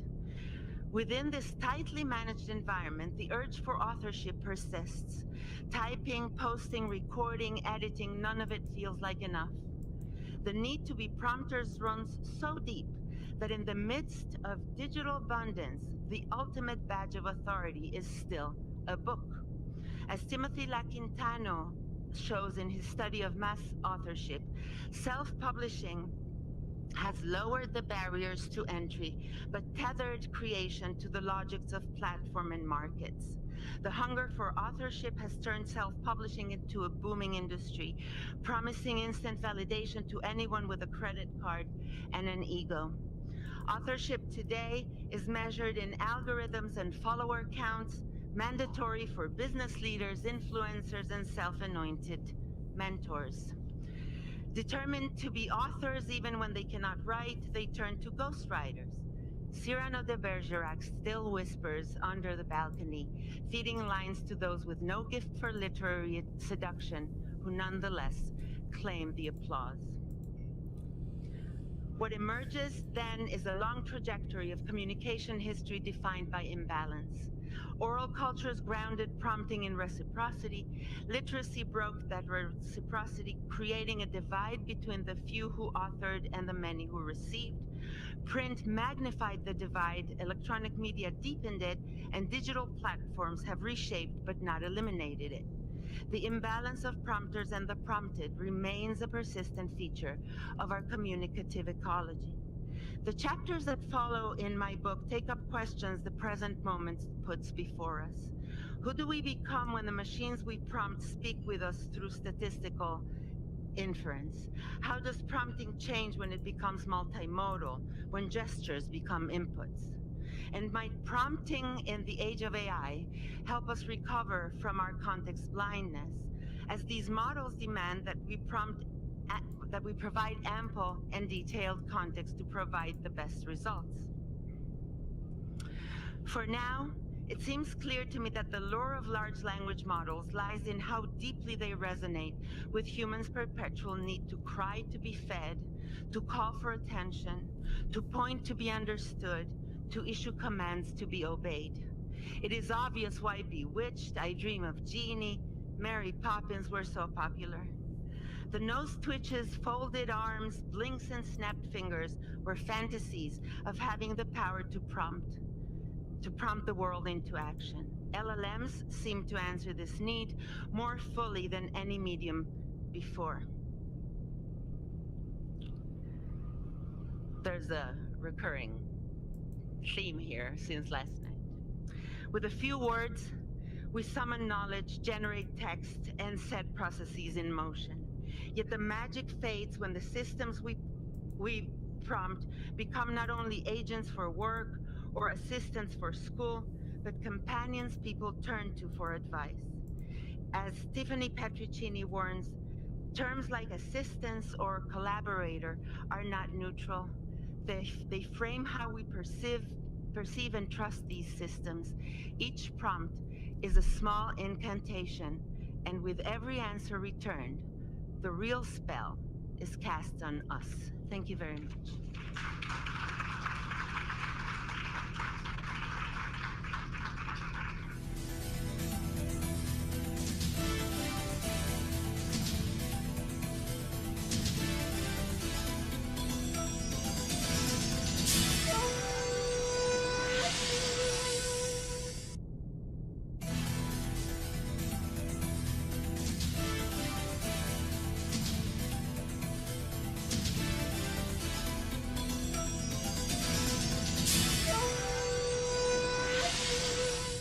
Okay, thank you everyone. So this presentation is a shortened version of a chapter that I'm developing for the forthcoming publication about the structural differential. Lance, I'll get it to you as soon as possible. I don't know if I've missed my deadline, but I'm working on it. So the chapter explores how the structural differential appeals to visual thinking and what it shares in common with painting. I'm an artist, I'm a painter primarily. But for me, artists are by default general semanticists. Although general semantics is known as a didactic method, its integration of non-verbal and visual modes of thinking naturally align with methodologies and processes that are very common to creative individuals. Also, artworks are very responsible for extreme semantic reactions.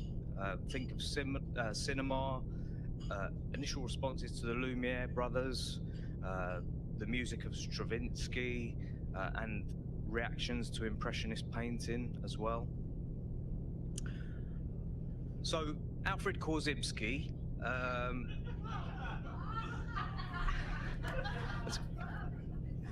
has anyone ever noticed that resemblance? It's not just me.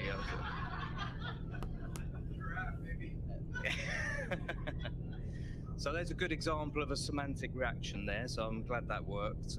So Korzybski defined a semantic reaction as the psychological reaction of a given individual to words and language and other symbols and events in connection with their meanings. So there he is. For me, art creates a petri dish for us to observe such reactions, and it constitutes, as Neil Postman would say, a semantic environment. But I think as diligent general semanticists, we should be careful about our use of the word art. So Korzybski, understandably, doesn't use this word much in his writing, even though his wife, Myra Edgerly, was obviously a portrait painter of repute. So he was very aware of the visual arts and of painting in particular. This is Myra Edgerly's portrait of Korzybski. But it's not difficult to see why he might have reservations about the term art. And this caution has been noted by the German-American artist Charles Biederman, who was greatly influenced by Korzybski and attended general semantics seminars in the 1940s. And these seminars really changed Biederman's life and very much changed the way he thought about art and about his work as well. In his book, Art as the Evolution of Visual Knowledge, published in 1948, Charles Biederman writes, "We can never repeat too often that the word art is not art, nor is the term art a label for a one-valued constant, as it is commonly employed. It is a label for a process that is infinitely valued, dynamic, and asymmetrical. What has been will never be again. We see from our history that the label art is applied to a constantly changing affair in a constantly changing context." So further on, Biederman asserts that art is a multi-ordinal term, borrowing from Korzybski's terminology for words that are laden with conditionality. So we should always use the term at least with scare quotes.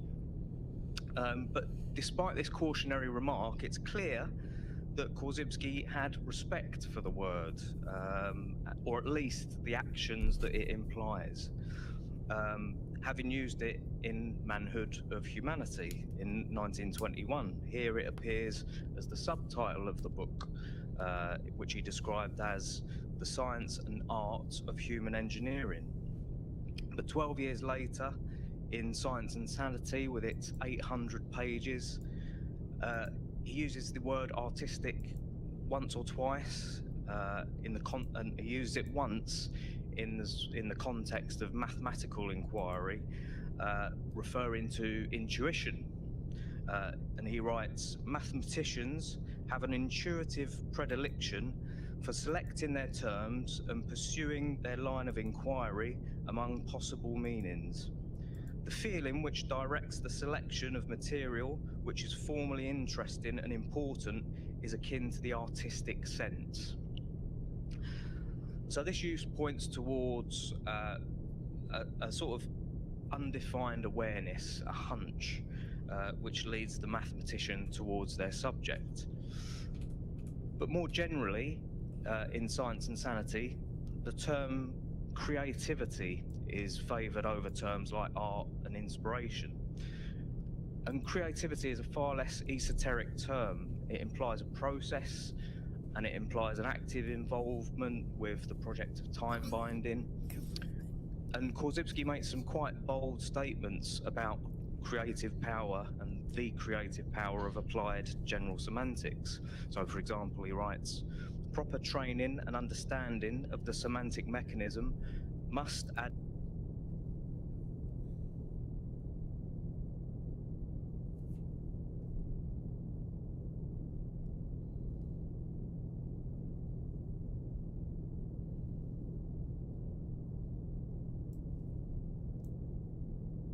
It was the 19th of June.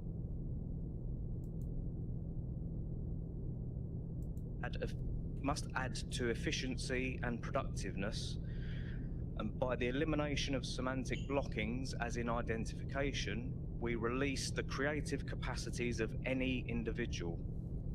So creativity is at the core of the time-binding principle, and although Korzybski wouldn't claim to be an artist, his method of approaching human problems as an organism as a whole in an environment meant that he was very keen to assert the importance of visual thinking. So we're all kind of aware of the structural differential diagram.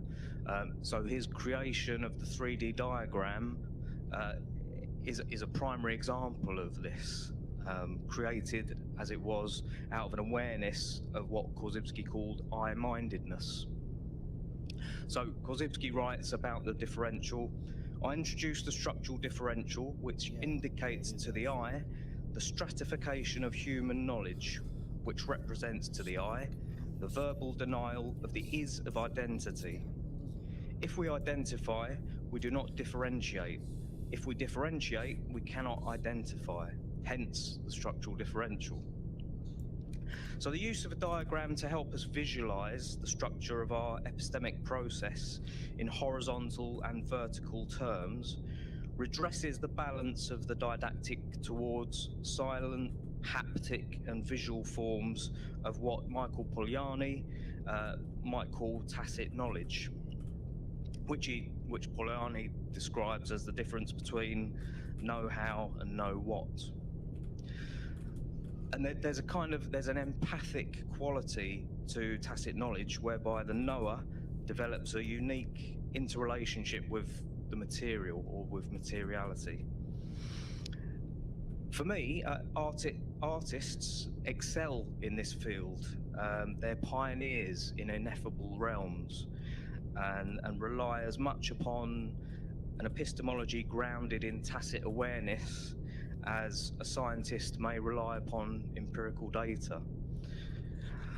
And diagrams offer artists an opportunity to merge visual thought, creativity, and empiricism. And this is noted in a recent anthology called Drawing Analogies, where the authors write, artistic methods can utilize, detour, subvert, and extend the techniques and possibilities immanent to diagrams and diagramming. Not constrained by usefulness or efficiency, artists can pick out and experiment with those moments of a diagram's logic, function, and mode of construction which may otherwise get passed over. And just as a side note, that particular anthology contains a fantastic work by the British artist John Cousins, which explores the use of the differential within his own art pedagogical process. So Charles Saunders Peirce defined the diagram as an icon of intelligible relations. This could be a feasible definition for a painting, in my view. If we are to imagine painting applied to the differential, we notice that whatever emerges on the surface of the canvas, shapes, colours, brushstrokes, is at a higher level of abstraction than the cerebral dynamics and proprioception of what is going on. As painting is a tool for thought, an American painter called Pat Pasloff described the paintbrush as the finger of the brain. But actually, painting or paint feels as if it's at a lower level of abstraction than words and semantic reactions that may be attached to the shapes, colours and brushstrokes. In trying to situate the experience of painting on the structural differential, it seems that painting hovers between the event and object levels. In doing this, painting arrests the label level and cultivates an awareness of a shift between mediums, or what we could call a shift in semantic registers. It allows delay in evaluations, which Korzybski noted as a positive attribute of training with the differential, described as the following. We reject the is of identity, we cannot confuse orders of abstractions, we cannot identify words with the unspeakable objective levels of inferences with descriptions, we cannot identify the different abstractions of different individuals, and the semantic state of proper evaluation results in discrimination between different orders of abstractions, and an automatic delay is introduced. So whilst we paint, we cannot identify. And although this may be more closely understood by a painter making work, I believe it also stands for those who view an artwork. The delay is inherent in the process because there is constant discrimination between orders of abstractions. So for me, painting has a kind of non-Aristotelian essence, and process is indexed by each mark, and it's inherent in the medium in a way in which it's not in language. A painting is like an aggregate of data where we're drawn to the building blocks and the accumulation of brushstrokes in a way that we're not with words and letters.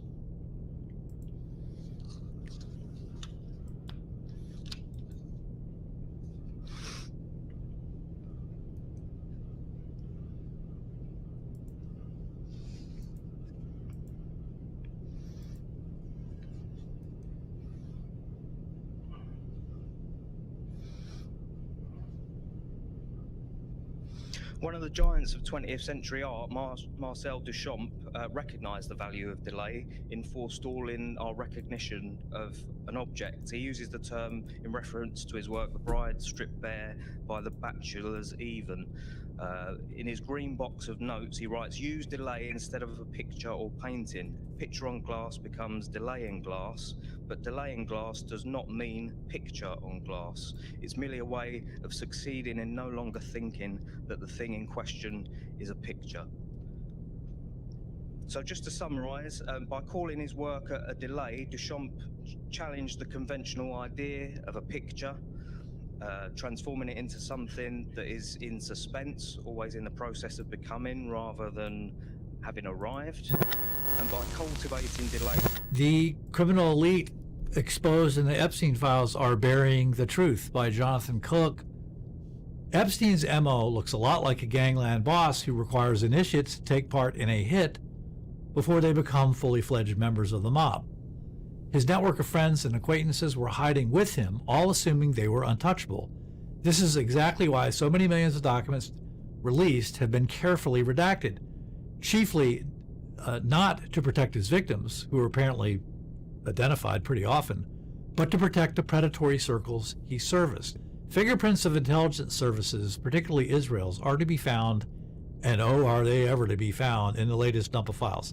Ghislaine Maxwell, whose media tycoon father, Robert, was exposed after his death as an Israeli agent, a Mossad agent, and Epstein's long-standing best buddy, Ehud Barak, a former head of Israeli military intelligence, are all over these files.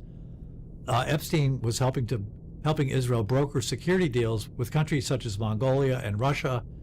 There was an active Israeli military intelligence officer, Yoni Koren, and Barak, the former prime minister of Israel, was asking Epstein to wire funds to his Koren's account.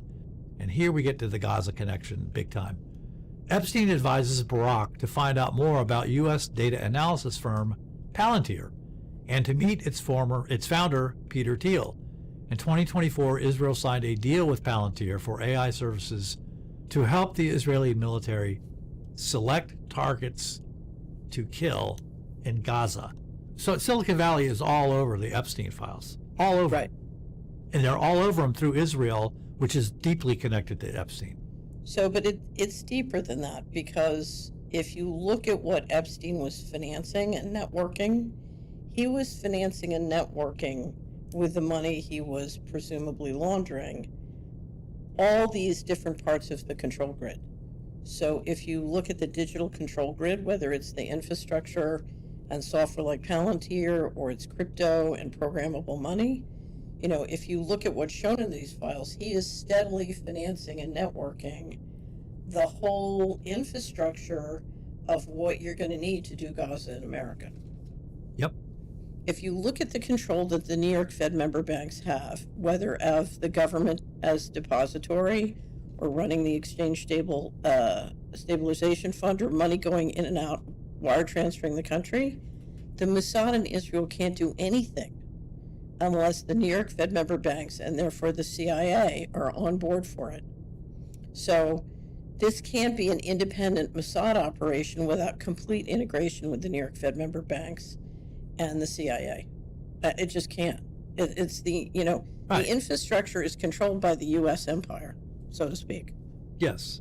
Right. Yes. And now Gaza is looking more and more to me like a beta rollout of technology, of killing technology that's being created by Silicon Valley.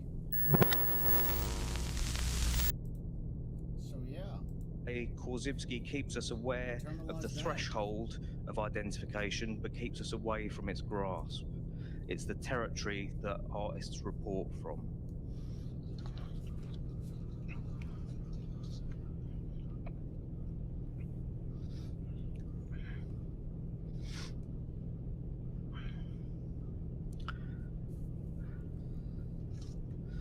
And just to leave you, I've got a show currently in the UK which is entitled Delayograms. It's no sort of coincidence that the term delayograms was really important to me as how one thinks about a painting as the kind of antidote, well, not antidote, but the opposite of Instagram. So just to leave you with that.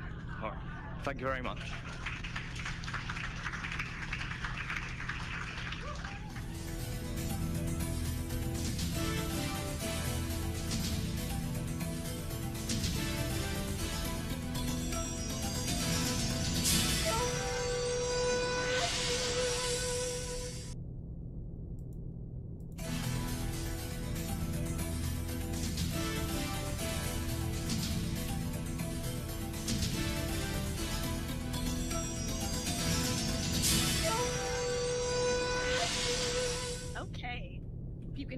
There we go. So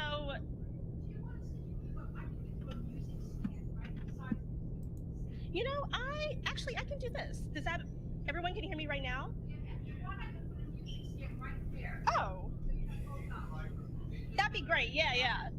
I will, you know what? I will actually take the mic off maybe. Does that help? I can do a little stand up. Okay. we will work with this. So I'm going to be quick because I know we have a ton of panelists, and these are very preliminary thoughts, what's occupying space in my brain these days.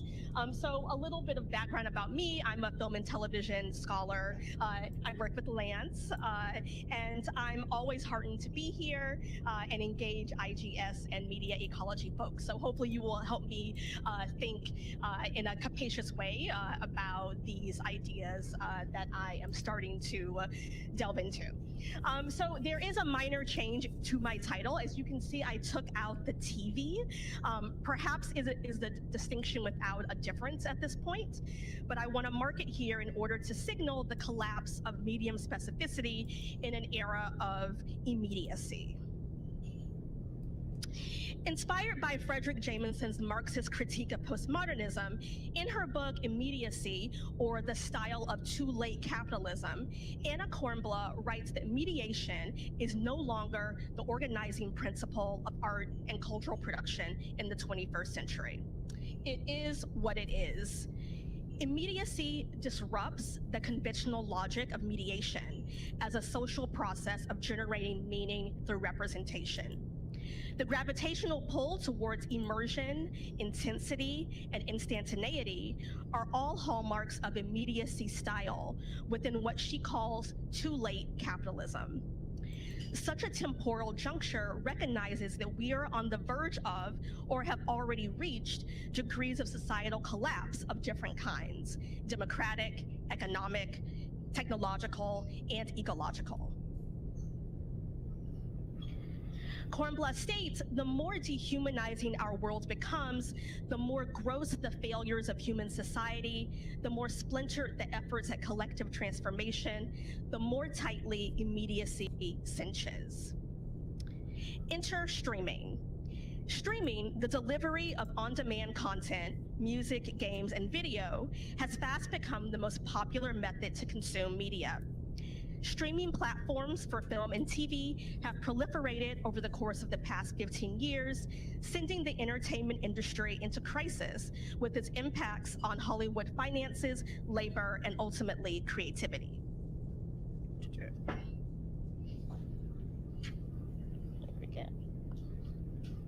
If video was the, quote, art form par excellence of late capitalism, end quote, per Jameson, then Kornblow argues that stream style dominates what comes after in its sheer deluge of flow. Flow is a key word within television theory offered up by Raymond Williams in the 1970s that has since been defined in multiple ways. I'm most interested in its conceptual claims of lacking closure, a kind of never-ending audiovisual channel. In this way, stream style is exemplar of immediacy. The juggernaut of streaming is, of course, Netflix. A business that began as a rent-by-mail DVD service has transformed into a shape-shifting entity that is at once a tech corporation, a big data collector, a software system, a video platform, a distribution company, a television network, a movie studio, modes of spectatorship, a tastemaker, and even a way of life. Netflix and chill, as the saying goes, although I don't know if people still say that. All of my students laugh when I say that. Don't know why. So Kornblow states that, quote, DVD killed the video store, and then Netflix further disintermediated moving image circulation, end quote. I do not have time to delve into the myriad ways in which Netflix became a media phenomenon and global empire. However, I do want to reflect briefly on a more recent artwork that appears on the streaming service and thematizes what I suggest is a limit point for thinking about and making sense of the world as it is now. Leave the World Behind. How many people have seen Leave the World Behind? Okay, so not many, okay. So Leave the World Behind, written and directed by Sam Esmail, is a dystopian thriller released in November 2023 and adapted from the novel of the same name by Arthur Rumen Allam. The film follows Amanda Sanford, played by Julia Roberts, an antisocial advertising executive. Here she's saying one of her first lines, "I fucking hate people." Who desperately needs a break from the real world and the people occupying her busy life. On a whim, she books a weekend family getaway in a house on Long Island with her agreeable yet meek media studies professor husband, Clay, played by Ethan Hawke. They always have to do that. And two kids, Rose and Archie.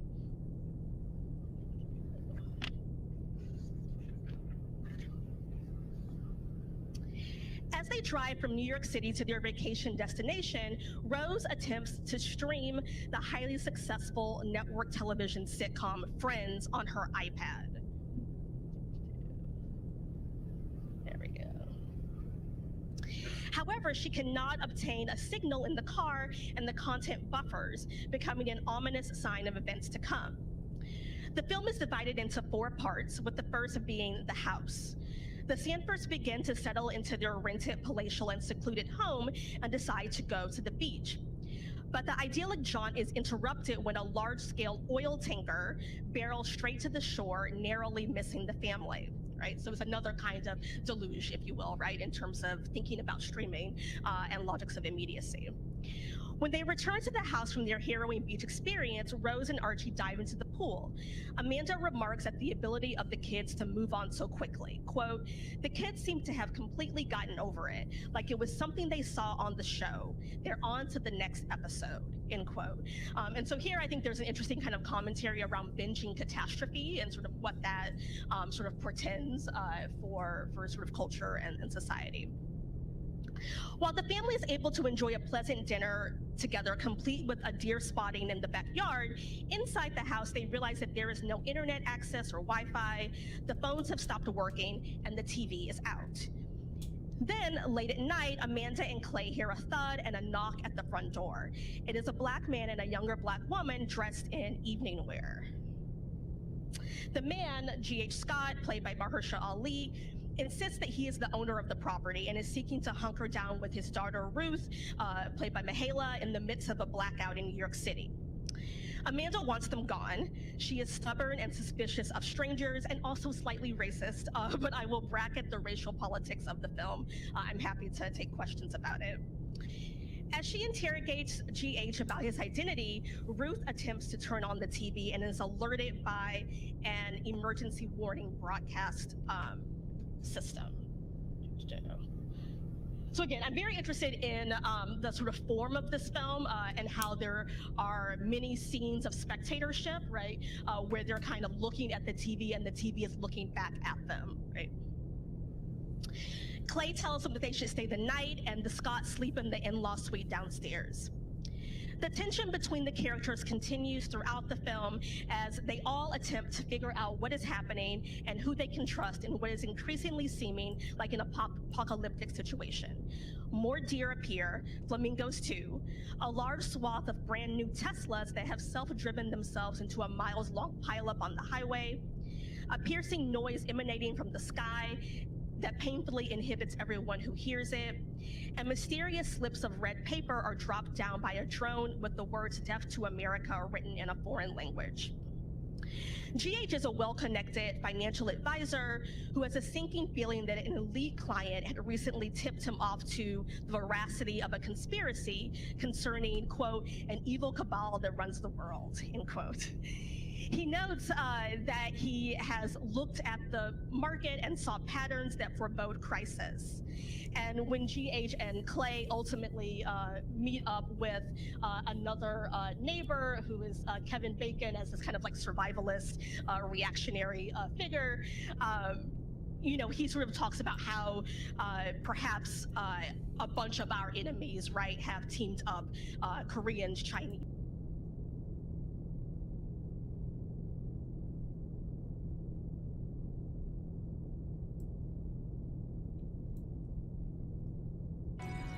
Oh. Oh. Wait, we might be good. Right then, guys, well, you join us live in the pit lane. We're going to go for a bit of a pit wander. What's up? Dan, you're warmed up as well.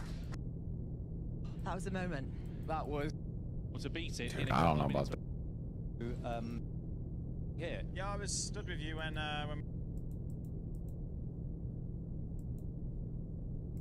Exactly, you can use that. Yeah. You seem just ecstatic to even be here. Right, this kind of vague enemy that is invading the United States. Ultimately, GH confesses to Clay that they are in the midst of a coup d'etat in 3 stages. 1, isolation, 2, synchronized chaos, and 3, civil war. Such a warfare strategy is apparently the most cost-effective way to destabilize the country, if the target nation is dysfunctional enough, already susceptible to collapse, right? But it's the commentary on media technology, especially the form and function of television, that interests me the most. Filmmaker Esmail, notably the mastermind behind the successful cable program Mr. Robot, asks, what if technology was the driver behind this collapse? And I want to extend this question more poignantly to ask, what if streaming platforms are the purveyors of our destruction? So Rose's journey is key here. She desperately wants to finish Friends. It was one of the most watched programs on Netflix during its time on the platform. And if you teach college, right, you know that it is a pesky, persistent, media diet that the students are always watching this show. When she is prevented from watching it online, she asks her mom about reruns, the era of syndicated television that is so alien to young people. The last scene in the film, as New York and the surrounding areas fast become a violent battleground, feature Rose, who is oblivious to it all. She has found an empty mansion and explores it. She goes down to the basement, which is revealed to be a secure bunker, and I'm going to play this last scene.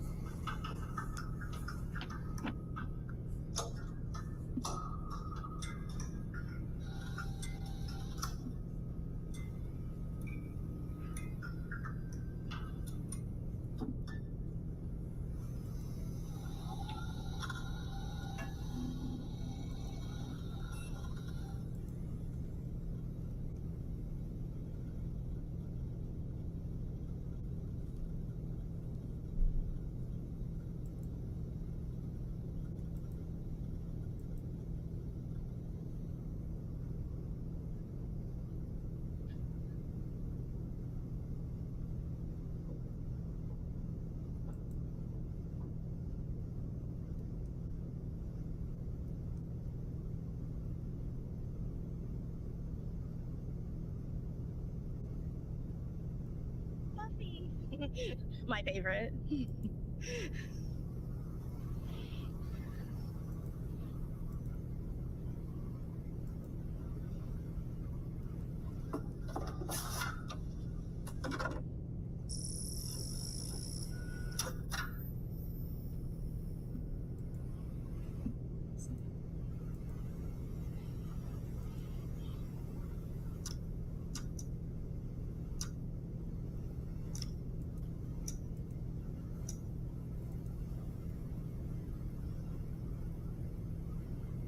Netflix promo right there. This is very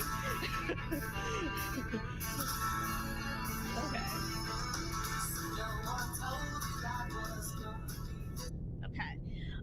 So what are we to make of this final frame and this turn to physical media, right? Is it optimistic? Can we sort of combat the allure of the media that stream style presents to us? But it's also Friends, right? And so what is the role of nostalgia doing here, or a kind of simulated nostalgia to a past time? As Cornblood states, it's not too late. Things can still be less worse. And so I just want to end by sort of talking a little bit about a kind of, I mean, full confession, I've had some real issues with Obama's post-presidential turn towards in the entertainment industry, as exemplified by his higher ground production company that he has created with Michelle Obama. And actually Higher Ground is the production company that produced Leave the World Behind, right? And so it was founded in 2018 and works across film, television, and podcasting arenas with the bulk of content appearing on Netflix. And as you can see, right, they've already extended their deal. In there, I just want to give us enough time because I know I only have 30 minutes. So I am moving fast. I do have this beautiful mouse thing that'll show you where I'm going. So controversial purveyors of sophisticated infotainment, right? And so he sort of argues that the Obamas have become this kind of consensus figure in their cosmopolitan, centrist, liberal worldview that is translated to Netflix, right? And so it's this sort of neoliberal ethos that kind of guides not only Higher Grounds and their sort of productions for the platform, but it's also, you know, I think the kind of, you know, attachment to Silicon Valley that sort of Obama cultivated in his sort of early years of his presidency.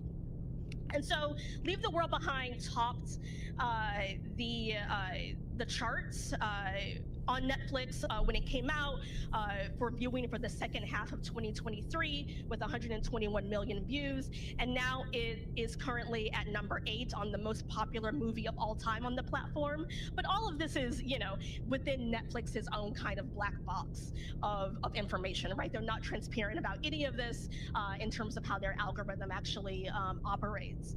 And, a lot of people have sort of talked, if anyone's seen any of these movies, you might sort of get the sense that they all look the same. And it's because there is a Netflix aesthetic, right? Why Netflix movies look so weird? Why does everything on Netflix look like that, right? And so there's a longer kind of technological story about the various resolutions that Netflix uses in order to sort of, continue its prominence. And I think that this was an interesting piece that came out a couple of years ago by Daryl Varga, Streaming Ourselves to Death, which obviously is a reference to Neil Postman's book. But I think we should take seriously what it means to move to streaming as the sort of primary output for our entertainment, and how it sort of accelerates some ideas that Postman has already kind of put forth in his work, specifically in terms of this idea of immediacy and what that kind of portends within the digital realm. And so I don't really have any answers. I'm going to end there, but I will say that the fact that Disney and Hulu actually did lose subscriberships by virtue of Jimmy Kimmel being taken off of broadcast television, I think is something interesting to kind of think through in terms of, in my mind, the sort of primacy of broadcast and cable to our entertainment culture. You can pry cable out of my dead hands, is what I say. It is The Walking Dead, so yes. Thank you.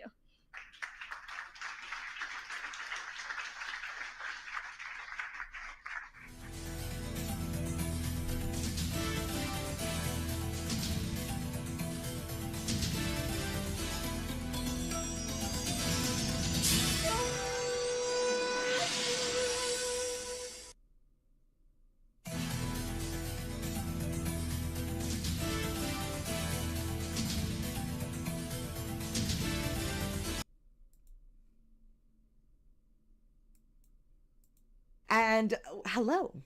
Today we are going to do some fun stuff with keywords and Google Search Console.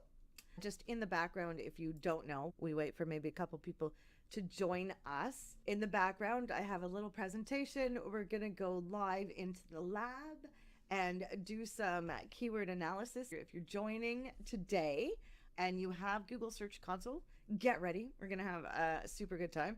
So if you don't know me, my name is Pip. I help run Seymour Digital Media and Know How Marketing Lab, which is our training area for SEO and Google Ads. And today we're going to take you through Google Search Console. And we are doing lots of things. Yeah, hello. Hi, Matt. Hi, Jody. This is my first time streaming like this, so do bear with me. There might be a couple of hiccups, but I'm going to get right into it, and I'm going to go through a small presentation, and then we're going to jump right into Google Search Console. Okay, so now, okay, here we are. So we're going to talk about Google Search Console today. Google Search Console is your secret weapon. It's your Google secret weapon. Now, your secret weapon, hold on, there we go. Oh, I feel nervous for a second. Give me 1 sec. As I said, today we're going to do a couple fun things. But the way we always start is we start with a quote, which is SEO is the art that helps you increase traffic and ranking to your website. Basically, if Google thinks you're doing the right things, you will gain position. As soon as you go far enough up in position in ranking, you get more clicks, which we will get further into this as we go. I did work on my graphics. I know they're going to be a little lot, but an SEO strategy is really strong if you drive people to the website or to the business. Hold on. David. Hello, Phelan. Hey, Aster. Yay. I'm in it to win it today. I tell you all. There's a lot of different components. So let us know if the sound goes funny. This is our roadmap today. Our little journey is going to start off with understanding keyword research, selecting the perfect keywords, using Google Search Console. So this is for if you have to do this on your own. And then we're going to talk about tracking and refining. I'm not sure how I ended up on a we're going to panel do a lot about of this in discourse, the lab. dialogue, and So the democracy. lab's I'm where not we sure this go, paper where we is got to about go any play. of I the have some three, things or queued up so we can go maybe right it's into about search. all of the above. So I don't mean to be flip when I begin by asking you to consider your answer to a real simple question that follows from my title: why AI will never be able to time bind. Well, then whatever do we need it for? I'll also begin by noting that I'll be speaking here only about the form of AI that is generative AI, which includes LLMs or large language models, but also all of the other programs that create content. And I prefer to use the word conjure, including images, sound, and program code. I prefer the word conjure based upon the word's first two sense definitions in Webster's English Dictionary, the first of which is to summon, and in parentheses, a devil or spirit by magical or supernatural power.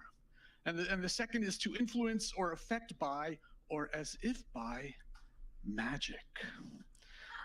Again, no, I don't mean by this to be flip. So in other words, this talk is not about, and I will not address forms of AI that are machine learning, which identifies patterns in order to make predictions. I won't be talking about computer vision, which enables supporters to see and to interpret visual information. I won't be talking about robotics and embodied AI. I won't be talking about expert systems that mimic the decision-making processes of humans. I won't be talking about predictive AI, which uses data analysis to make predictions. And I won't be talking about conversational AI, which of course we know and refer to as chatbots. To be clear, also, and even though this is already understood by and will be redundant for most of the people in this room, let me reiterate and emphasize what time binding is and what it is for. In short, and according to Korzybski, time binding is about the uniquely human practice, propensity, endeavor to communicate information and knowledge from one generation to the next and so on. And in doing so, improve our species' lot and make ourselves and our communal existence better, more humane, and more sane. In other words, time binding is about advancing and improving our knowledge and understanding across all realms of human existence so that we might increasingly and collectively be the better for it. And so how does or how might generative AI and LLMs help us in this endeavor? Let me begin here by looking as thoroughly as I can in my 15 minutes at what it is I am talking about, what we have available to us. OpenAI has its iterations of ChatGPT and DALL-E. Microsoft's Bing has been rebranded as Copilot, which is an interesting choice of names, right? It's flying with you. It's helping you. Microsoft also has Azure. Alphabet Google has Gemini, which we've talked about here this weekend. And for those of you old enough to remember the space race during the 1960s, you might wonder why they didn't name it Apollo. But it's actually because unlike Microsoft's Copilot, the idea was not about AI working with or for you. It was about Google's research teams from DeepMind and Brain working together, right? Gemini. Apple, of course, has AI, Apple Intelligence. Meta has Llama. Amazon launched their as yet unnamed generative AI system through Amazon's Web Services, which is the subsidiary that generates the bulk of the company's operating income. Anthropic has Claude, Perplexity has PPLX, and X has XI or Grok. But these are just the big well-known brand names. According to the website artsmart.ai, as of 2024, there were over 2,000 generative AI tools available. And so let me make my first argument here. Ever since Johann Gutenberg invented the mechanical movable type of printing press and became a publisher of Bibles, communication has become, in so many of its forms, industrial practice, about revenue and profit, supply and demand. Now, surely the 2,000 industrial generative AI tools created by computer engineers and scientists at Stanford and Caltech and MIT's Media Lab and the like will not all survive as businesses. And surely a number of other ones, new ones, will be created while so many of these existing platforms fall by the wayside. Because the basic fact is this: what each of their businesses require is a data center that consumes far more energy than what it currently takes for your Google search to return 1,875,632 hits in a millisecond, all while millions of other people around the world are simultaneously carrying out their own Google searches.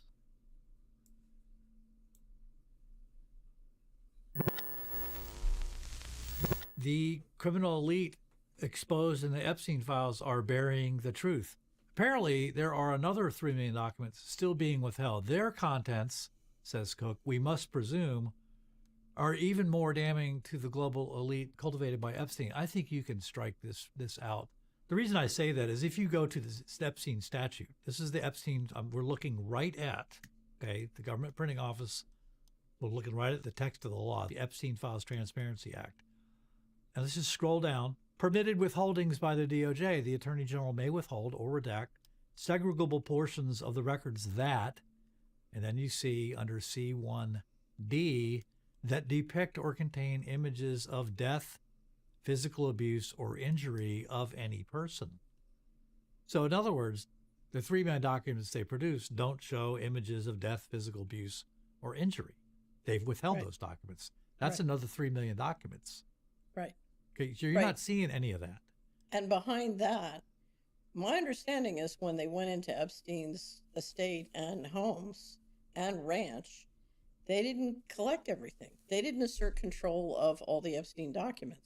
So there's a whole nother layer of documents that have either are existing or have been destroyed that go into, you know, enormous amounts, in my opinion, of criminal activity. Keyword. In other words, in the end, only a few will survive. And they will survive within a tech media environment wherein all the big existing players kind of try to eat each other's lunch, right? To steal business and market share from each other require is a data center that consumes far more energy than what it currently takes for your Google search to return 1,875,632 hits in a millisecond, all while millions of other people around the world are simultaneously carrying out their own Google searches. In other words, in the end, only a few will survive. And they will survive within a tech media environment wherein all the big existing players kind of try to eat each other's lunch, right? To steal business and market share from each other, while they're really known for and best at only one thing, right? Amazon sales and, the cloud service, Alphabet search, Apple devices, and particularly their iPhone, Meta social, Microsoft, their Windows operating system and Office platform, etc., right? In other words, the remaining players will all compete with one another. Now, this is significant because humans also compete with one another as we endeavor to create and bring forth knowledge.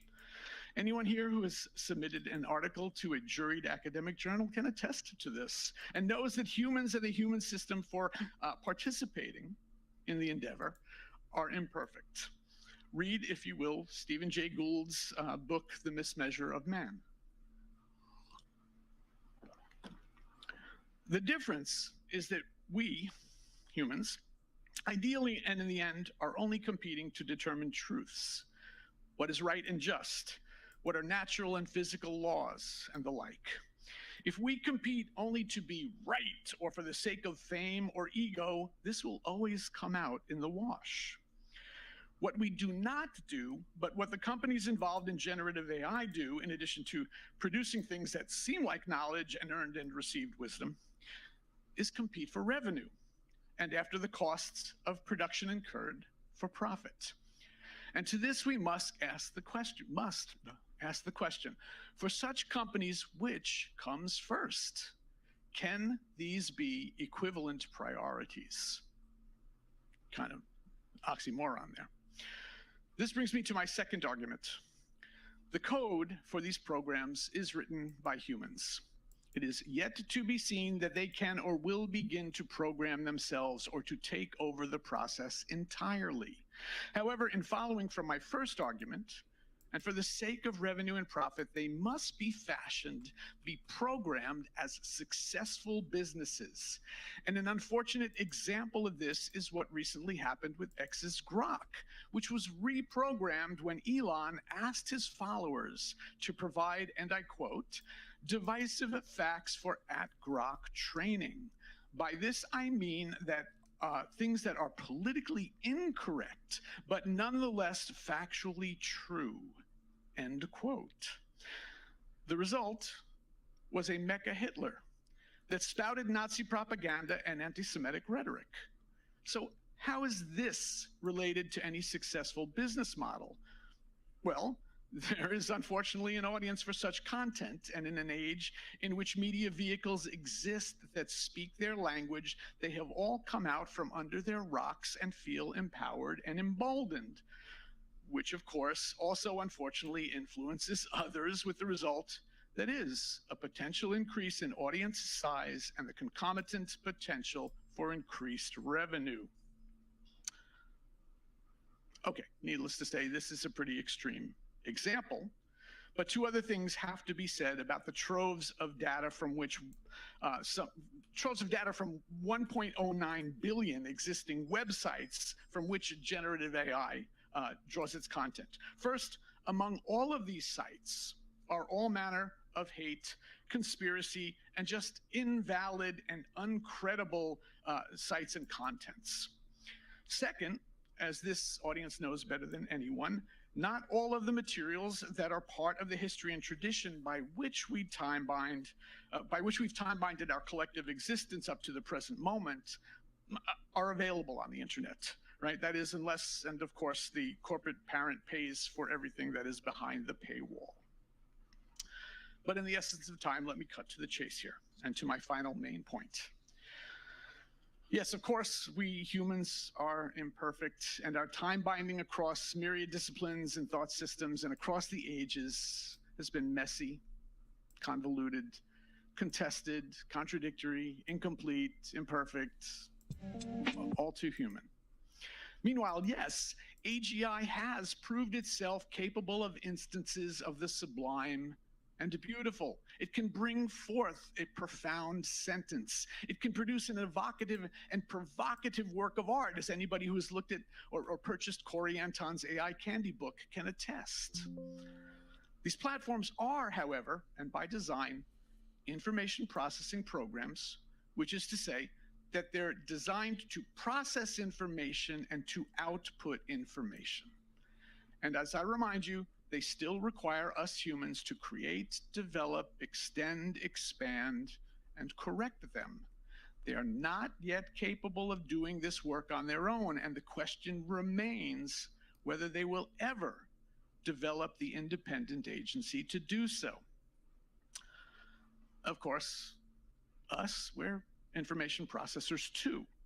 However, we take in information not simply because we are sentient biological agents that perceive the world through our senses and languaging and act and react in response to it. We use information for the purpose of learning. Now, we can say that AGI programs learn too. Their information output is not senseless drivel, it's not arbitrary images. It all makes sense in accordance with the code humans write and of which it's constituted. But humans learn in order to acquire and to produce knowledge, and it is in the collective and collaborative production of knowledge over and across time that we time bind. And so here lies the rub. Can and will AGI ever do that? These programs are alternately corporate products or services that must produce revenue for the companies that own and offer them to us users, And these companies are in competition with each other. They do not work collaboratively, and they never will. And the question has to be asked, will any one company eventually corner the market on this particular kind of product or service? And if so, what happens to the collaboration necessary to the time-binding endeavor? What will be the agenda of that agent's code? Beyond this, then, lies the question of agency. Are these programs coded, written by humans, only in the service of humans, and, as I have suggested, mostly in the services of humans who profit from them, and will continue to do so? Will there come a time when they do not need us, when they will be coded to code themselves and one another? And if so, can and will that next wave of code be written so that the machines can and will teach and learn from one another and have reason, have the impulse to do so? What will that reason be for? Will it be only to sustain and maintain and improve their existence? And is this all we humans are destined to do, to create and bring about that? Thanks.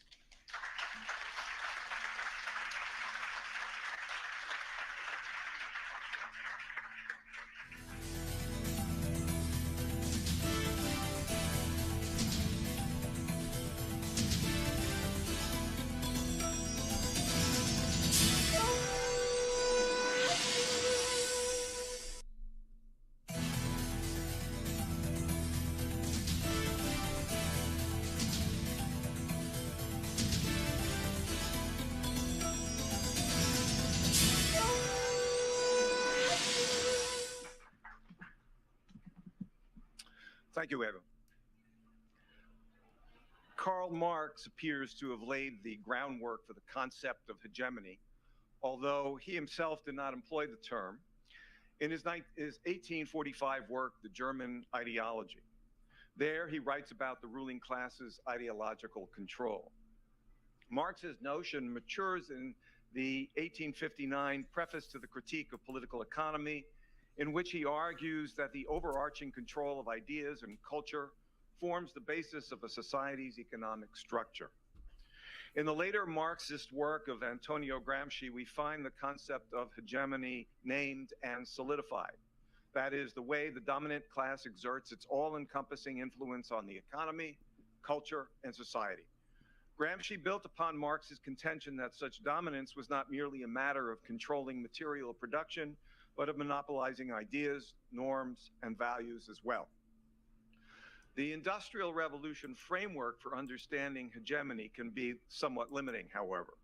For instance, if we wish to analyze such modern technological advances as artificial intelligence in relation to their hegemonic communicative power, we will need to move beyond a conceptualization of hegemony focused simply on modes of production. Critical theorist Mark Poster, in his 1990 book, The Mode of Information, Post-Structuralism and Social Context, offers us, through his concept, mode of information, a means to transcend canonical Marxian approaches to hegemony, centering instead on ways communication media reorganize culture and identity. Tiffany Petrosini, hi Tiffany, accurately captures the nature of that reorganization in her recent article in AI and Society, where she states that AI has not only transformed technological capabilities, but also reshaped cultural narratives, public discourse, and policy agendas. Petrosini also notes that depending on the semantic constructs at play, we might tend to view AI as either a utilitarian tool, a collaborative partner, or a transformative force within society. She cautions, however, that such popularly held visions of AI may be exaggerations or obfuscations of AI's actual capabilities. Those exaggerations and obfuscations are what William Jefferson, hey Bill, aptly refers to as pretense. Marshall McLuhan, alluding to how modes of communication work us over entirely, equates the wholesale and uncritical adoption of new media to the burglars tossing red meat to the guard dogs, while those same burglars break into your house. AI, after all, is the cool stuff. The amazingly rapid and utterly detailed online searches, the generation of college papers and fantastical illustrations, the creation of deepfakes, chats with the dearly departed, and the almost instantaneous elaboration of musical compositions, literature, and film, etc. AI appears to be amusing us to death at near quantum speeds.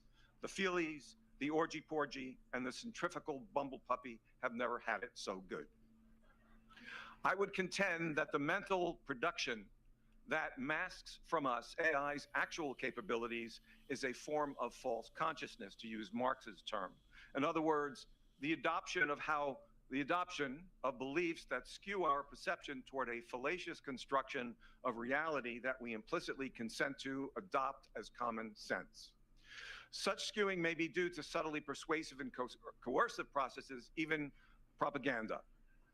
I would argue, though, that our consent is strategically hegemonic in nature. The burglars do not have to throw red meat at the dogs. We've opened wide the front door and simply let the intruders in. AI, for example, continues to tamper with human autonomy as it banally insinuates itself into environmental background processes, and in so doing, usurps those environments. AI would appear to be the latest iteration of Neil Postman's concept of technopoly, a self-justifying, self-perpetuating system to which we have granted sovereignty over our institutions and society. I would also like to revise my assertion that AI's Svengali-like influence upon our culture engenders a state of false consciousness. AI, to some large degree, relies on deep learning gained from constant incursions into the accumulated linguistic inventory of humankind. All thoughts, however, complex, can be expressed in language, writes media ecologist André Mieux. All human speech contains all practical thoughts in all contexts, he continues. Lacanian philosopher Alenka Zupancic reminds us that the dimension of the unconscious is produced by language. It is a gap across which the conscious speaks. Thus, she asserts, the unconscious would also be a condition of artificial intelligence. Therefore, I would like to propose that AI really induces a state of false unconsciousness. And there's already some evidence for that. Petrosini observes, for example, that AI's own workings disrupt our critical... Bit of culture commentary. What did we do? We went through and we recorded and we added videos to our playlists for the last 6 days. There was a bit of a gap in between because my mind couldn't really focus on it as much, so bear with me. And we're jumping back in, and we're gonna use this as a time to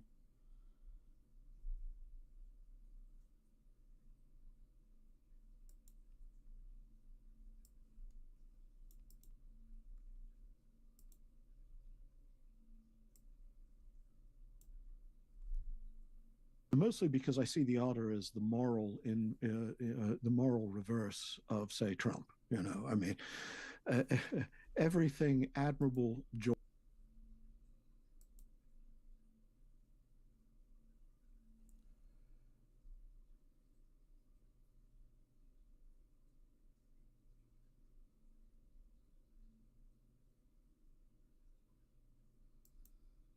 Coincidental that when ChatGPT was running into profit problems, I forget, Sam Altman, I think, came out and said, yeah, we're going to allow users to make porn with it. I mean, that's the obvious thing to do with any technology.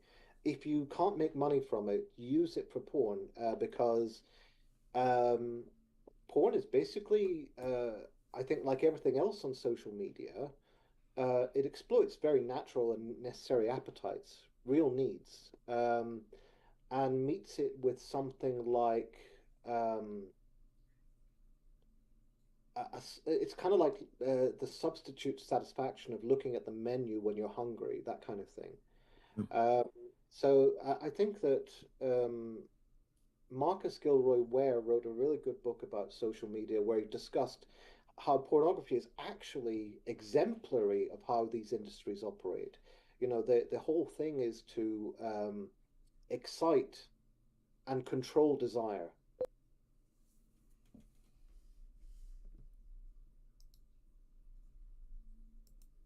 Soon to be out at fine bookstores near you. Right, because there's so many of those left. So.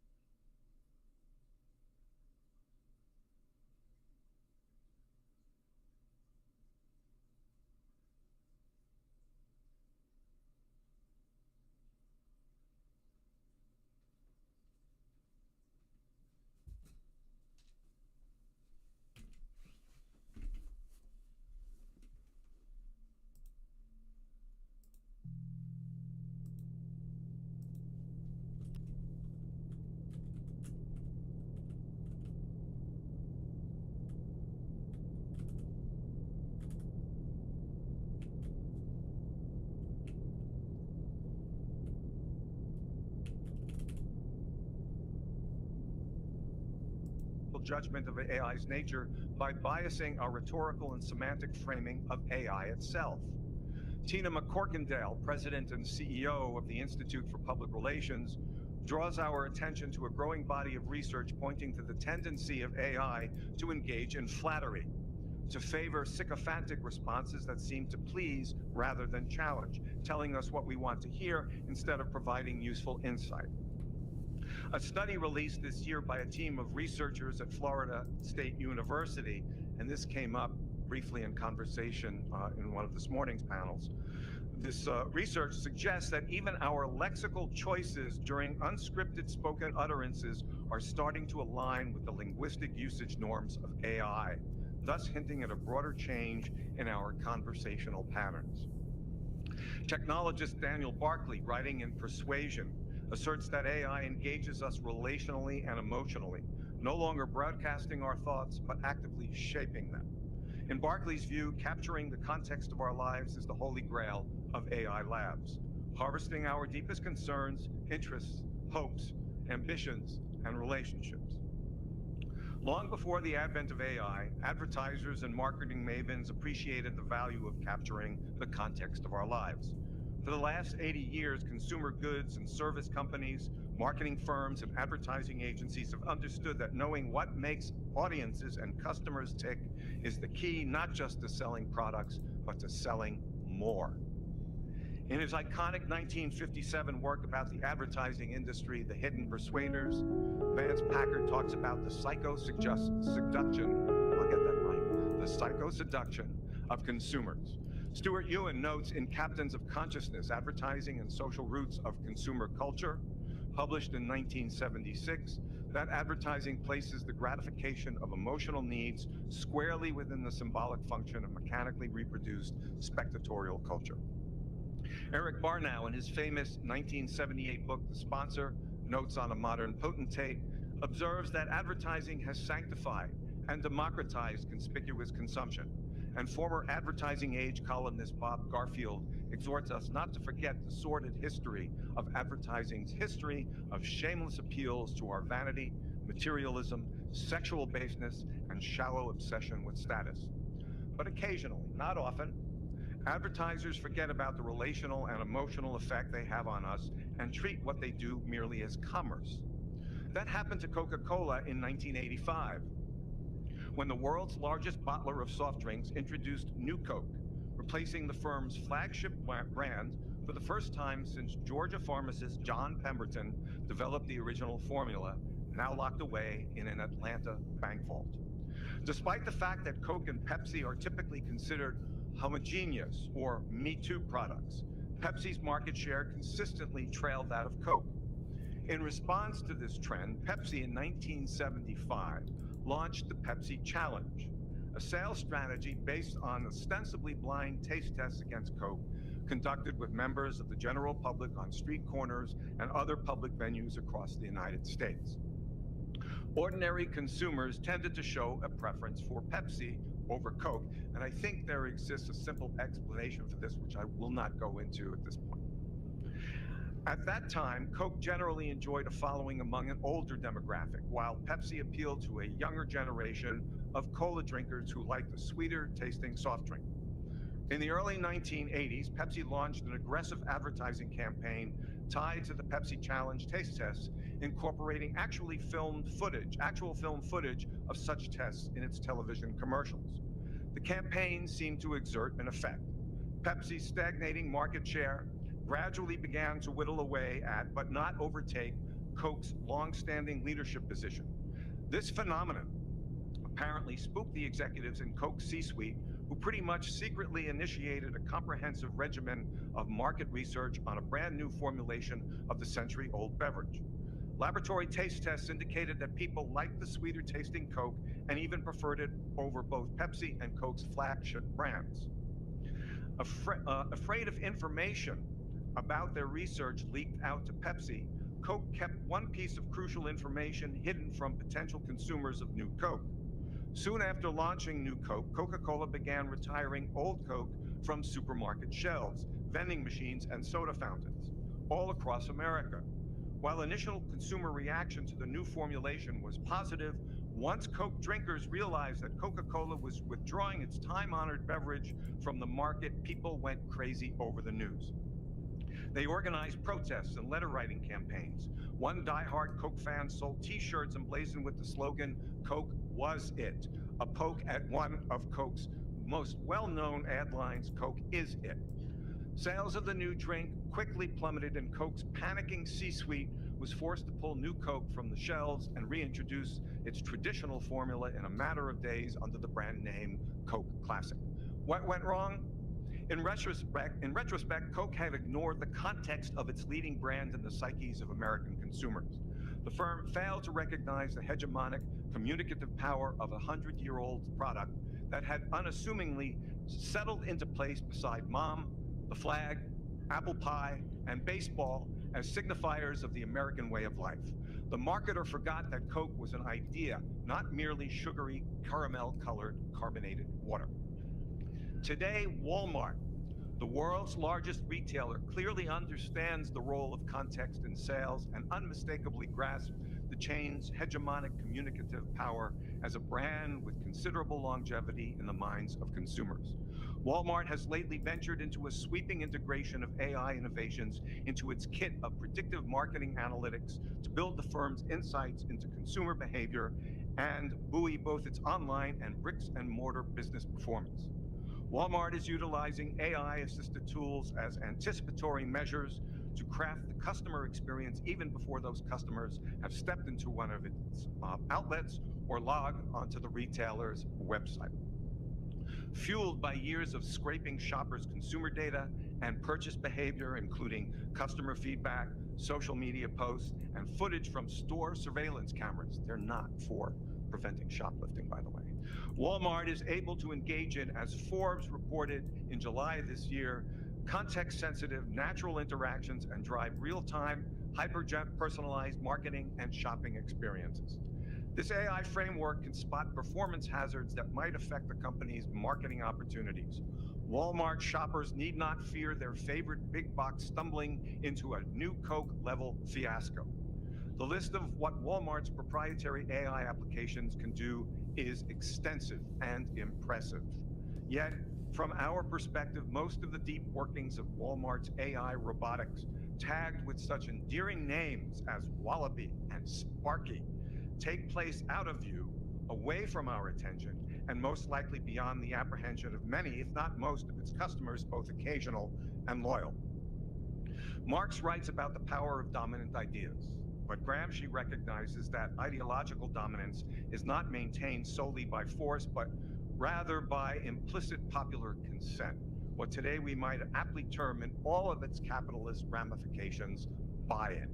Yet now, in a technology-ridden culture, our implicit acquiescence to the strategic, and I would contend, intentional communicative hegemony of AI risks further altering the conditions of our symbolic exchanges, in the process, relentlessly configuring our interactions with technology, destabilizing our notions of identity, and manipulating meaning. Thank you, everybody.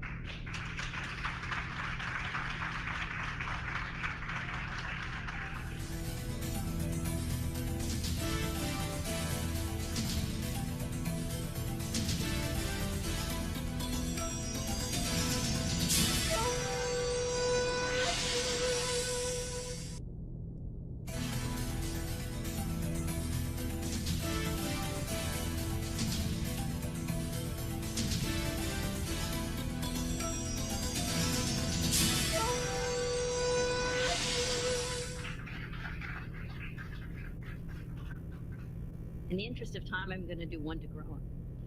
Okay. Neil Postman's first chapter of Amusing Ourselves to Death is titled, "The Medium is the Metaphor." In that chapter, he argued that each new medium shapes the way people think about and perceive the world by acting as a metaphor. This paper kind of reverses that order and also makes use of the orientation of Alfred Korzybski, especially his understanding of how language selects, omits, and organizes reality, which both structures reality and distorts it. So I have always loved metaphors. I'm not talking about the kind that you use to embellish English papers or that you use in poems or songs. I'm talking about the kind of metaphors that lay behind everyday speech. These metaphors give clues about how people think and feel about things, and they're sort of like an inkblot test. AdLib is the DSP agnostic. You will have seen the memes by now, I'm sure. You will have seen the memes by now, I'm sure. This YouTube ad-free video is sponsored by SimpliSafe. There's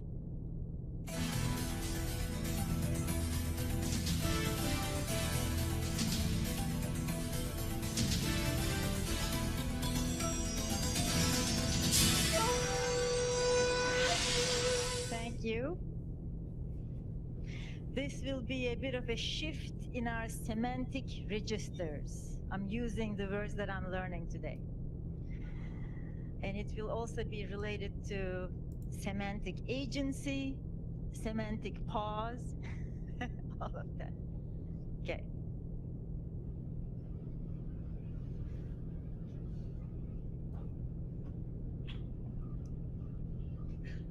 Get my timer started. Okay.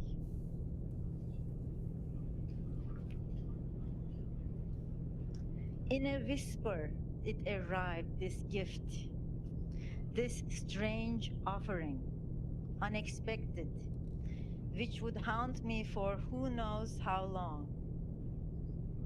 What is it? Whispered this voice, and what I heard most was its rustle. The way the words moved or danced before they touched the mind. Where these words were spoken from and how they rustled like dry leaves in the fall made an impact I didn't know at that time when what is it was whispered.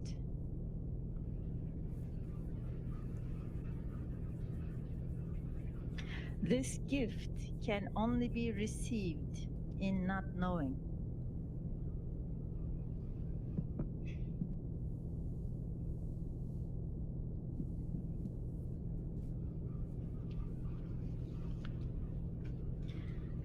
So, this is the plan. I'll talk a bit about Gabriel Marcel's discussion of mystery, connected to Luhmann on communication as a caesura. Then I talk about Spencer Brown's concepts of distinction and indication related to marked and unmarked states. And at the heart of this presentation is the practice of wonderment as a participation in a mystery and not knowing. We'll see how much of that we'll get to do. So briefly to talk a bit about the gift and this difference of a gift and offering. Gift implies an exchange or a relationship with economy. And the question is whether the gift can remain free from being reduced to economic exchange. That whether there is the possibility of a pure gift that is free from elements of exchange and trade. A gift that is free from being reduced to exchange would be a gift of generosity. A gift freely given without the anticipation or desire of something in return. But what about a gift that arrives in a whisper, unexpectedly, one that haunts its receiver? What kind of a gift is that? A strange offering, to be received in not knowing. What kind of a gift is that? An offering pointing to possibilities. The whisper, this offering presenting a question, yet what is heard is its rustle. The dance of the words before their meaning, a movement, a dance before the touch of the mind. What is it? The rustle, writes Barth, is the noise of what is working well. Then he talks about the rustle in a paradoxical way as the noise of what has no noise, which is an enjoyment or a sense of delight. Barth wonders whether language can rustle, or whether there always remains too much meaning for language to, quote, fulfill a delectation appropriate to its substance. Too much meaning, but we shall return to the whisper.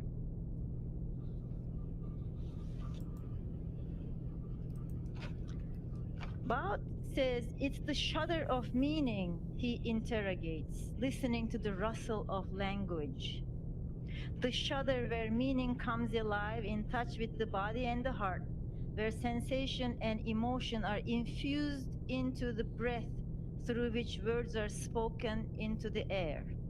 What is it, this breath, that moves and gives life to the words? What is it?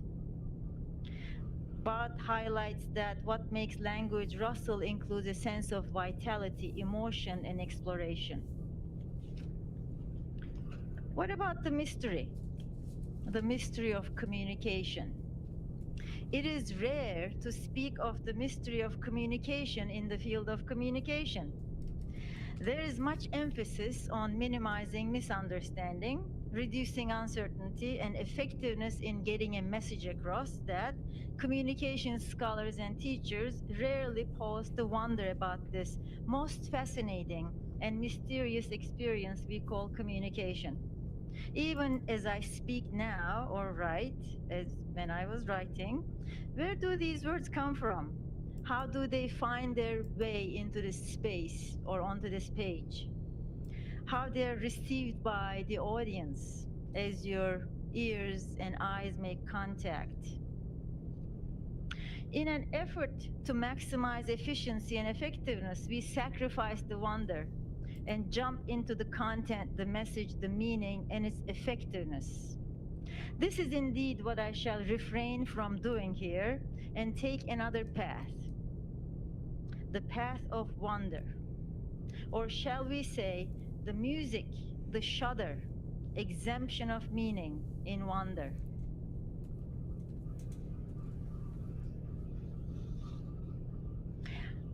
I was sitting in silence when the whisper, "What is it?" arrived, and slowly infused itself through each breath, through the whole body, as if a sweet perfume was being sprayed into the room through an invisible source.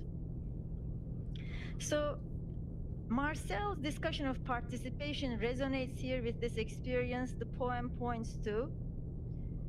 He writes, "It is impossible to participate with all of one's being in an undertaking, a task, or even a casual adventure without having to some degree at least the feeling that one is being carried along, buoyed up by an outer current." He writes about the relationship between the peasant and the soil to talk about this concept of participation. He talks about the strong link that binds the peasant to the soil, which is a sort of, he says, inner presence, having inner meaning, or he talks about an inner bias or inner reshaping that is key to participation as Marcel understands it. He underlines that what binds the peasant to the soil is beyond utility and gain. To demonstrate, he talks about the example of a peasant who moves to the city, living with his children who work there, where he is materially better off than before, but he is suffering, quote, a kind of incurable internal bleeding. So connected to Marcel's discussion of participation is what he calls being in a situation. A being in a situation is not, he says, an autonomous whole. It is not self-contained. On the contrary, such a being is open and exposed, and unlike as can be to a compact, impenetrable mass. One might even say that such a being is permeable. This permeability, however, is not passive, but an active welcoming and receptivity. A sensibility and responsiveness rather than, quote, a kind of porousness like a sponge. The question filled the room as if it was long awaited. Gradually, slowly, what is it? In its gentle movement, took hold of my mind and traveled with me everywhere. Not only I listened, but moved with it, whispered with it, wandered with it. What is it? What is it?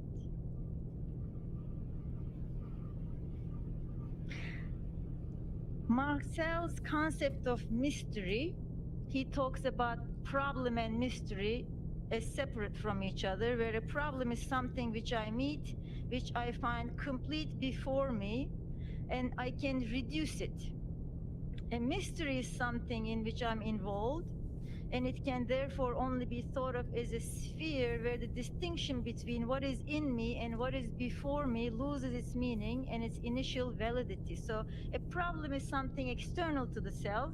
It does not necessitate my involvement to be what it is. It can be identified as an object, where in the case of a mystery, I find myself to be part of it. I'm caught in it. And if one approaches mystery as a problem, one degrades the mystery. It suffers a degradation. So I move on to Luhmann's talk about discussion of communication as a caesura. Thank you. It has been or left? Left, okay.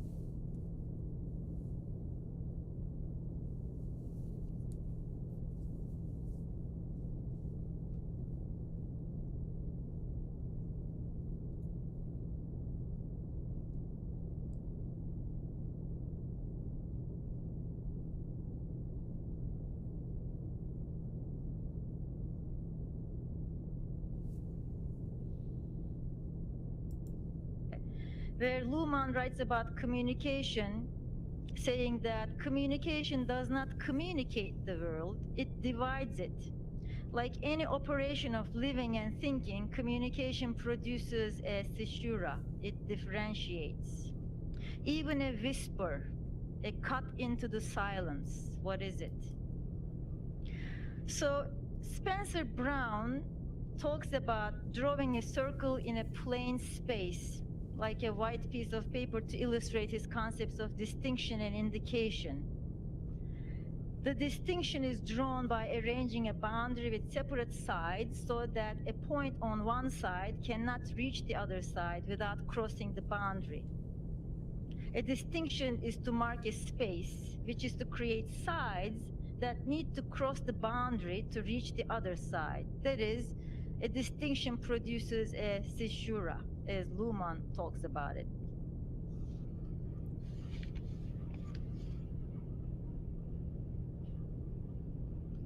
So here's the mark of distinction Spencer Brown talks about, which leaves a marked space distinct and separate from the unmarked space. He calls this a form of distinction. So the interesting thing here is that the marked and unmarked states emerge in the act of marking the distinction. They do not exist before. Second, the form of Spencer Brown, this is very interesting to me, includes both the marked and the unmarked states. The marked state that is distinguished with the mark of distinction, together with the entire content of the space, constitutes the form of distinction. And Luhmann refers to the act of distinguishing and indicating as observation. So this act of marking is observing.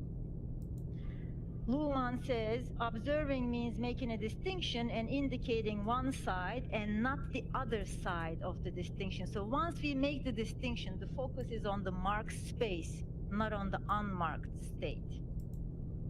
So the question, what is it, is actually a koan, a short, simple phrase that presents a paradox that cannot be resolved by logic.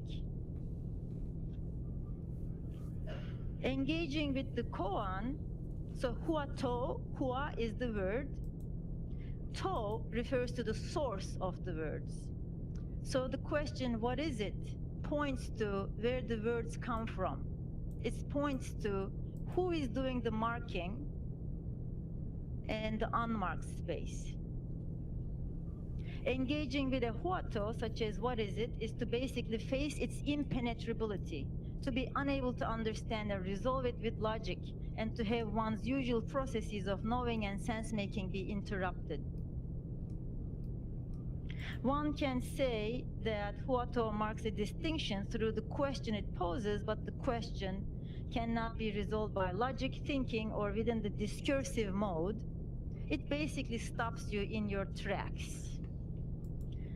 Huato points to the mark of distinction and the unmarked state by asking about the source of the words rather than searching for an answer that would arrive from the marked, the known state.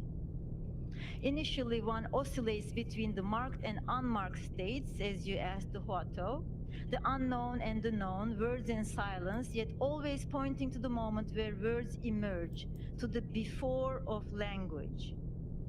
Repeated asking, ongoing asking, concentrates the mind in a way that this oscillation comes to a stop and the mind is suspended right at the juncture of the about to moment of marking of a distinction.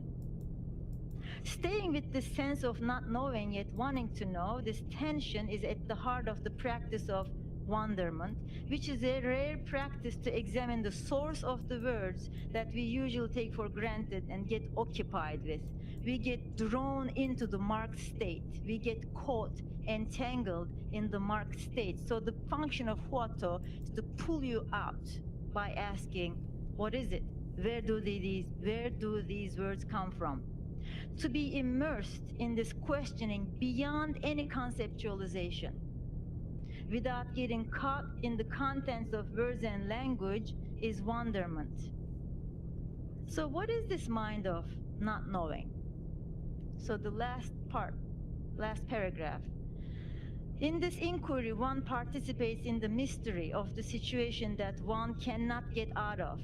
The simple question, what is it, starts to open up the world where nothing remains the same. Everything becomes part of wonder. One starts to hear the music of meaning that emerges at the juncture of the unknown. Who is asking the question, marking the distinction? Who is coming up with answers? Where do these answers come from? Surrendering to the Huato, enchanted with a sense of wonder, one hears beyond hearing, sees beyond seeing. What is it? Thank you.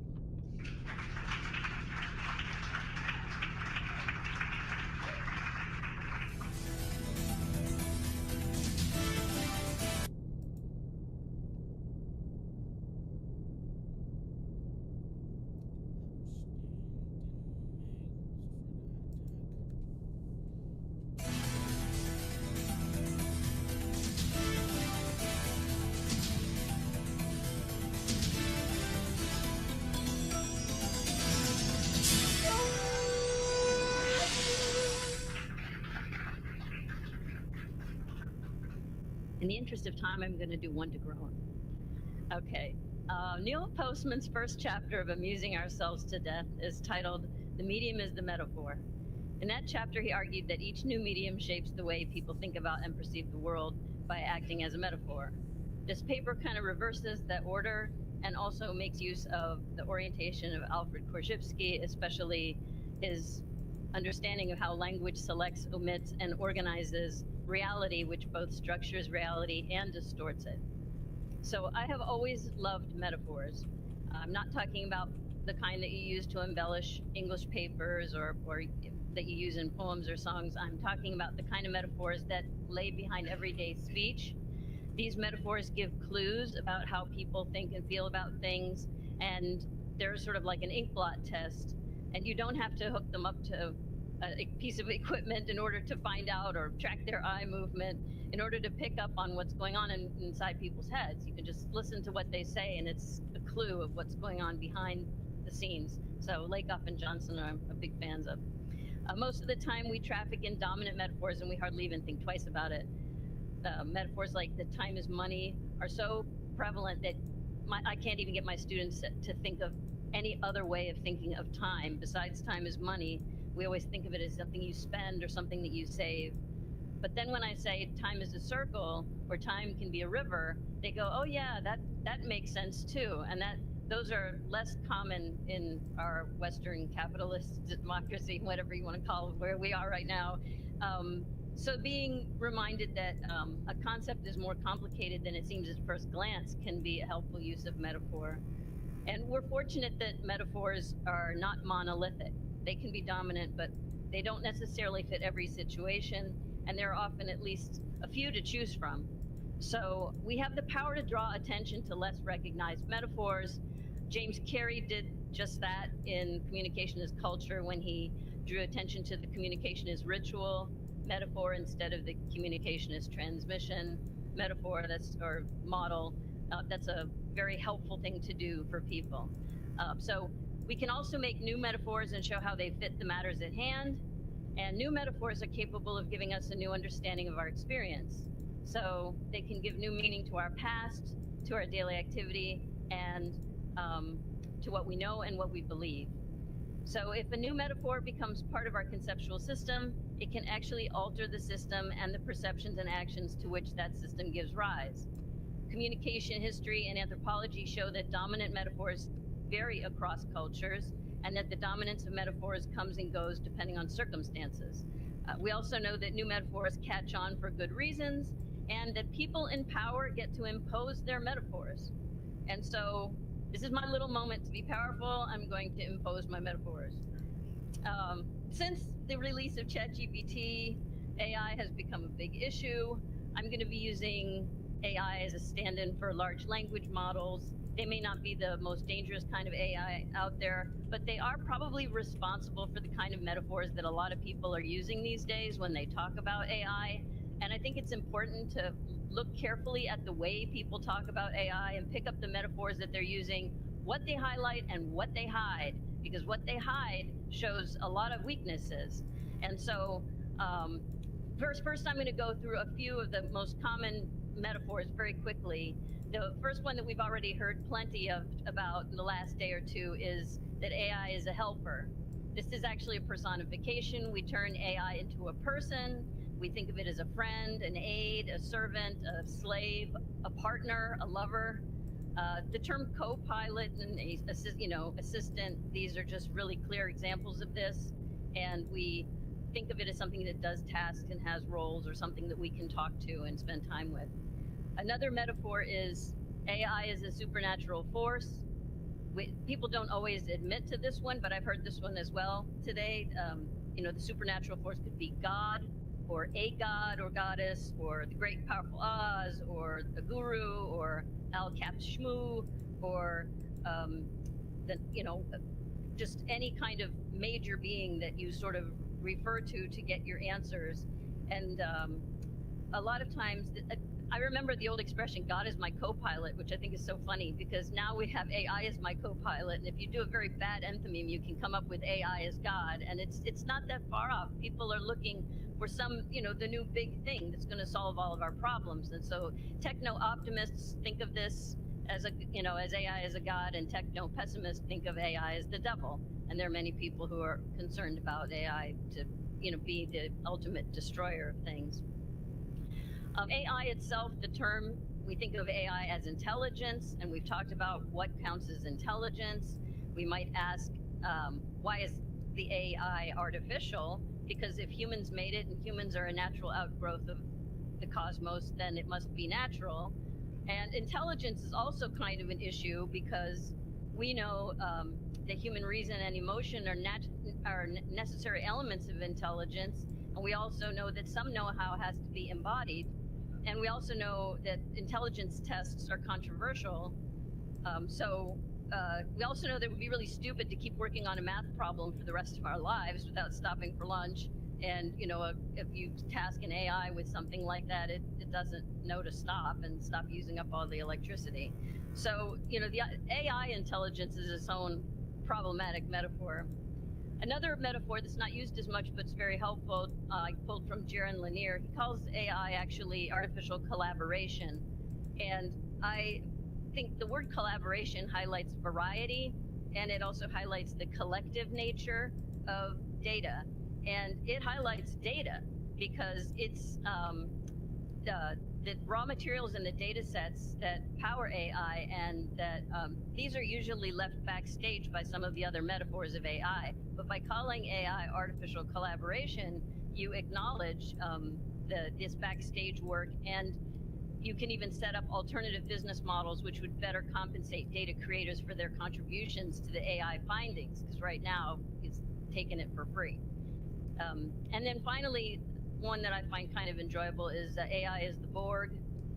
This is a metaphor that comes from science fiction TV series Star Trek: The Next Generation.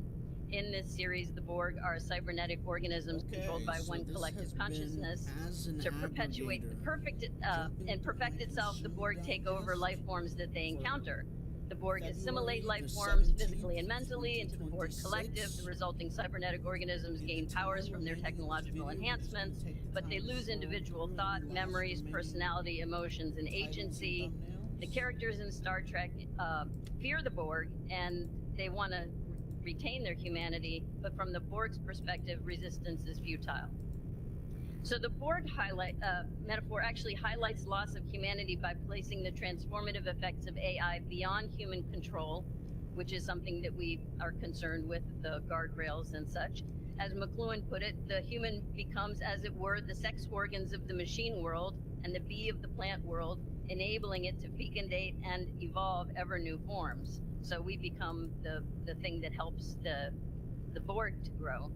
The AI as the Borg metaphor also highlights how AI undermine key human traits, depending on how you define humanity. Some of us like the idea of thinking, writing, drawing, interacting, and being, and these things get delegated to the collective. So in addition to the machine learning of AI, that can make AI alien connections and choices without feelings or reasons and in ways that neither it nor humans understand. Yuval Harari's been mentioned before. He calls AI alien intelligence to make this point. Emily Bender and colleagues call AI stochastic parrots, which also highlights the lack of understanding. And an AI mind doesn't need to have desires or a conscience in order to do things. It doesn't care about humans. It doesn't need to control human minds or bodies from the outside by means such as surveillance or physical force to have an effect. Ben Tarnoff wrote about this and argued that societies can be turned into digital factories without any sense of how the management is being accomplished. So the Borg metaphor also highlights problems with datafication. Typically, the more data, the better, and the better the results. But this can have issues related to privacy, how much data gets collected in order to perfect the AI. And there's also the problem of degradation. Degradation in the sciences is probably not such a big deal if you're pulling data from the physical realm in the form of temperatures, proteins, molecules, and things like that. But bias and transformation are an issue when data are drawn from human-made textual sources like libraries, fictional works, music lyrics, email, educational software, etc. These sources are messy to begin with, and then AI contribute to the data from which they also draw, and then new questions arise, such as, is the AI degrading the data sources? Are subsequent data sets like dirty snow or lossy JPEGs and continuing to dirty themselves? On the other hand, if AI creates a better data set than what humans create, will AI perfect themselves at the expense of the cybernetic humans who are informing them? So the desire to datafy every human thought and action is not new, but surveillance has extended it, and the results are troubling. In the Star Trek TV show, there were plenty of undiscovered organisms for the Borg to assimilate. They flew around, the universe assimilating people. On Earth, though, we supply our own organisms.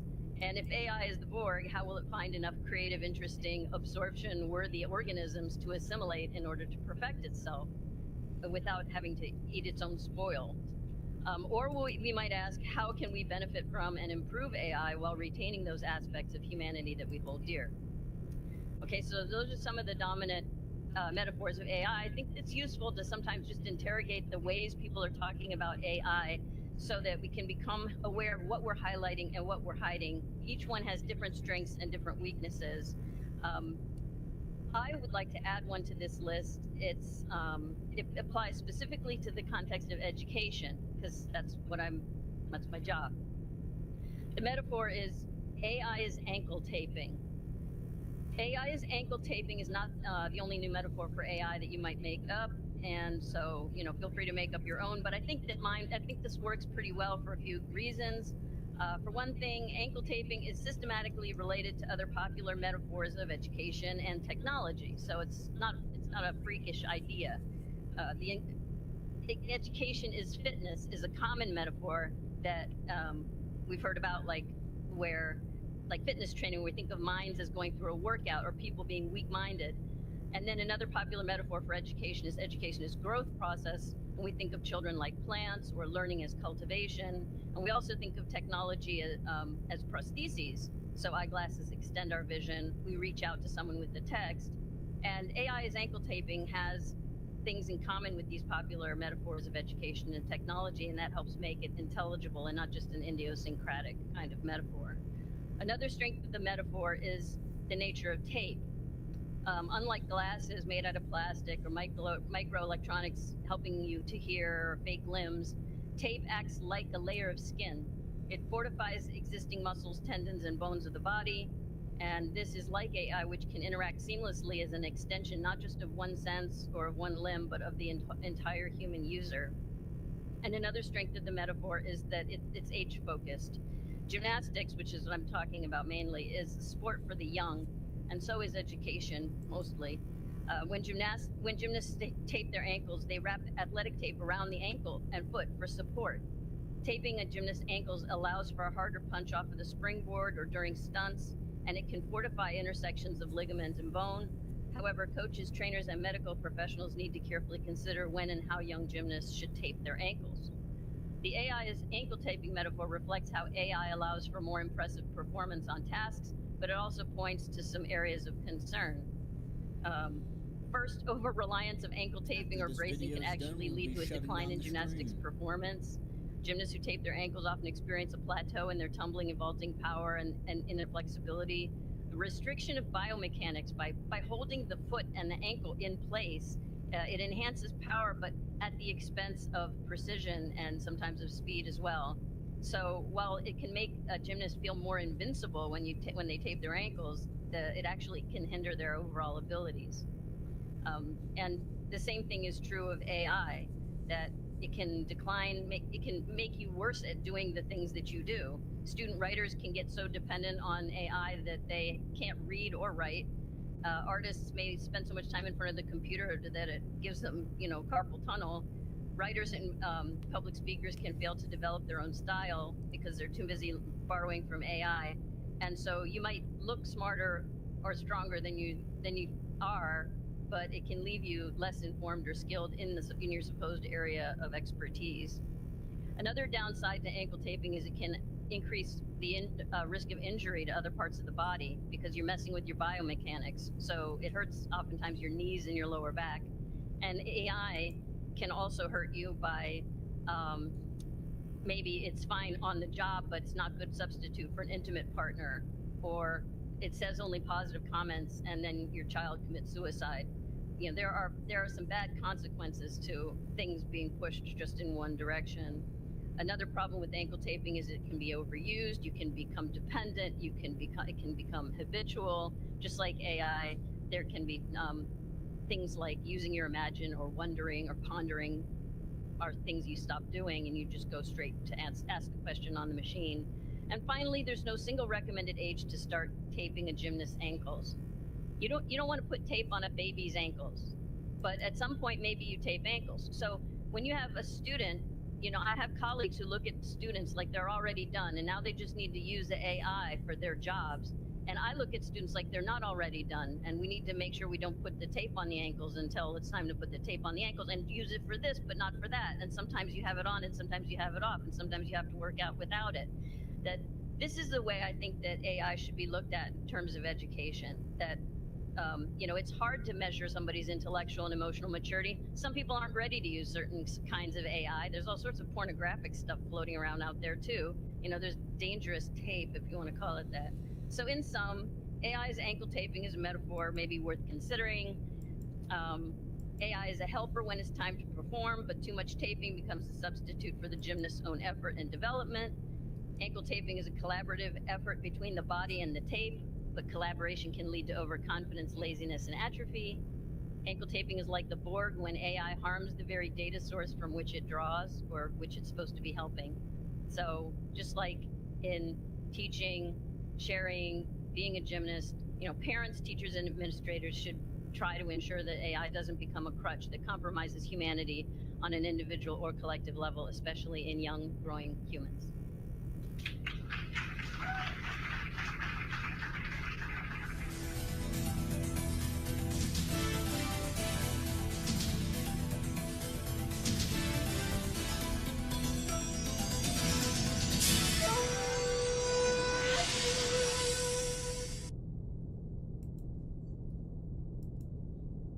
Adlib is the DSP-agnostic buying platform to scale your programmatic campaigns smarter, faster, and more profitable.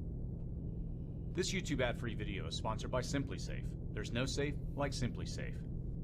Normally on Fridays, I do a news segment on this channel, but today I'm not going to do that, because what's happening in our country right now is too serious to treat like another headline. What we're watching unfold in our nation right now is not normal. Whether it's what we've seen with the recent events in Minneapolis or the ongoing hearings in Washington surrounding the Epstein files, which have many Americans questioning how accountability works at the highest levels, this is not normal. And honestly, it feels really odd sitting here running through world events without addressing the situation. So let's talk about it.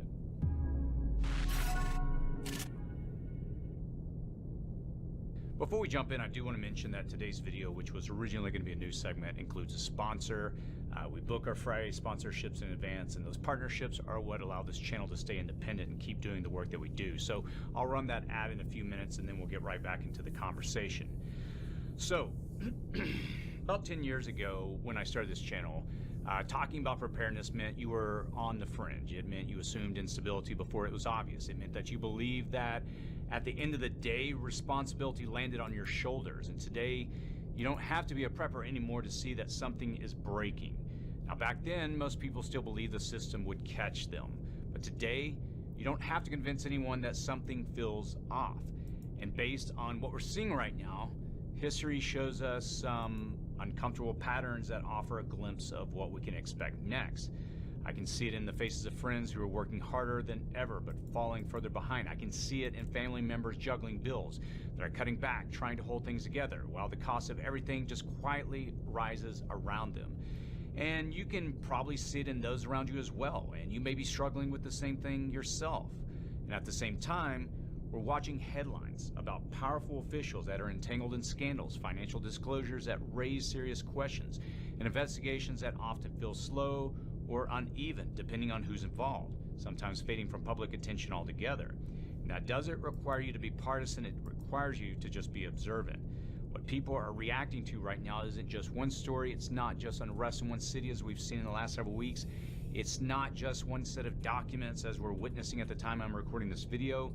There's growing sense that the people who are supposed to be the ones that represent everyday citizens are increasingly disconnected from the realities those citizens are living.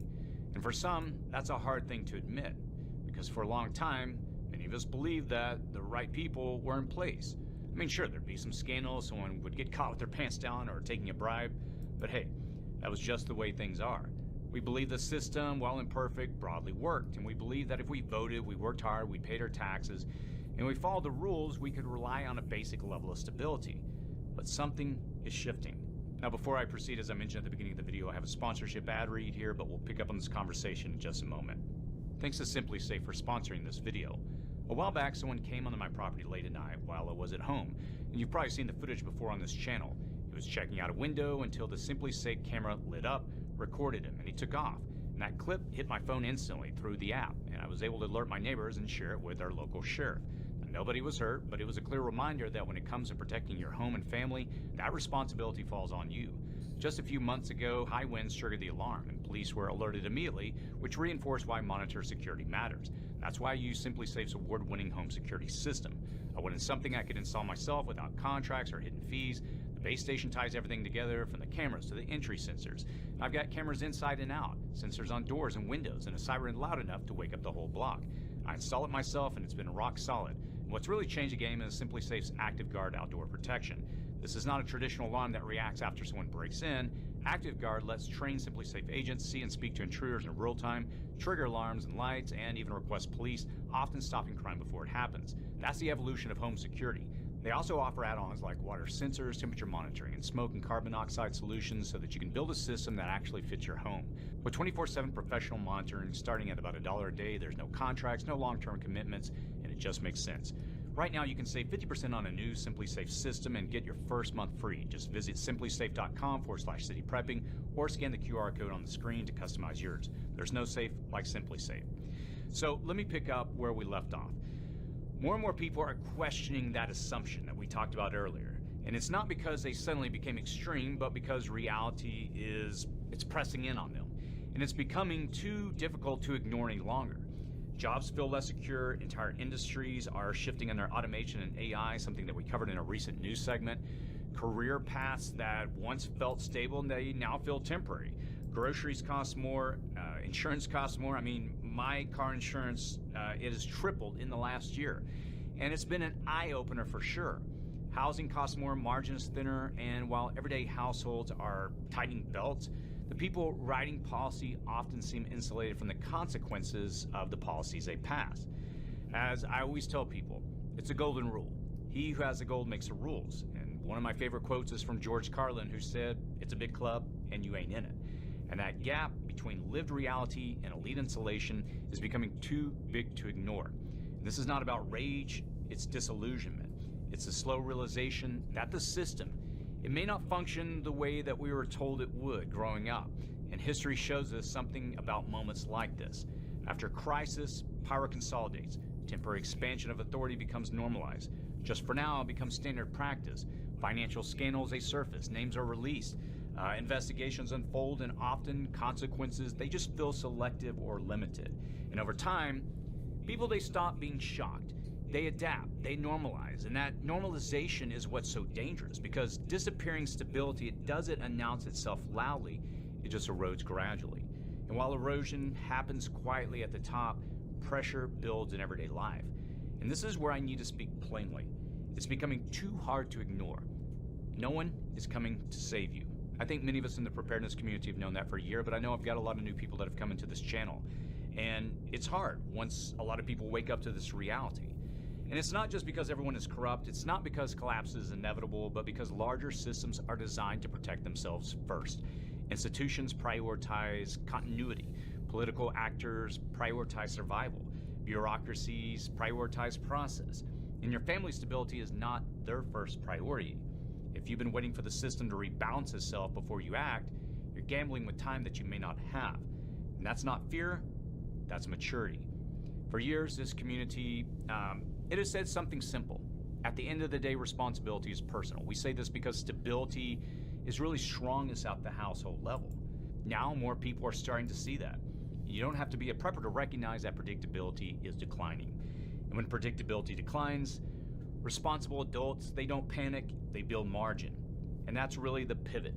In preparedness, it's not about hiding out in a bunker. It's not about obsessing over worst case scenarios, but it is about acknowledging that volatility, it is increasing and refusing to be brittle in the face of it. When jobs feel unstable, margin matters. When costs rise, buffer matters. When trust erodes, competence matters. Preparedness, it's really sovereignty at the household level. It's saying, I cannot control macroeconomic policy. I cannot control investigations. I cannot control global markets or political incentives. But I can control whether my home is fragile. I can reduce debt. I can increase savings. I can build food reserves. I can develop skills that make me harder to replace. I can strengthen community ties instead of isolating. And that's not rebellion, that's adulthood. And here's the deeper truth. When more households build margin, society becomes more resilient from the bottom up. A fragile household amplifies stress outward.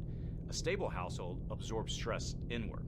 And when things tighten, they're prepared, they don't spiral, they steady others. And this is not about saying we told you so. It's about recognizing that narratives change, promises shift, incentives evolve. And sometimes the people we believed would represent us, they end up serving interests that look very different from our own. And that realization, it can feel disorienting, but it can also be clarifying. It says, here's the part that most people don't talk about.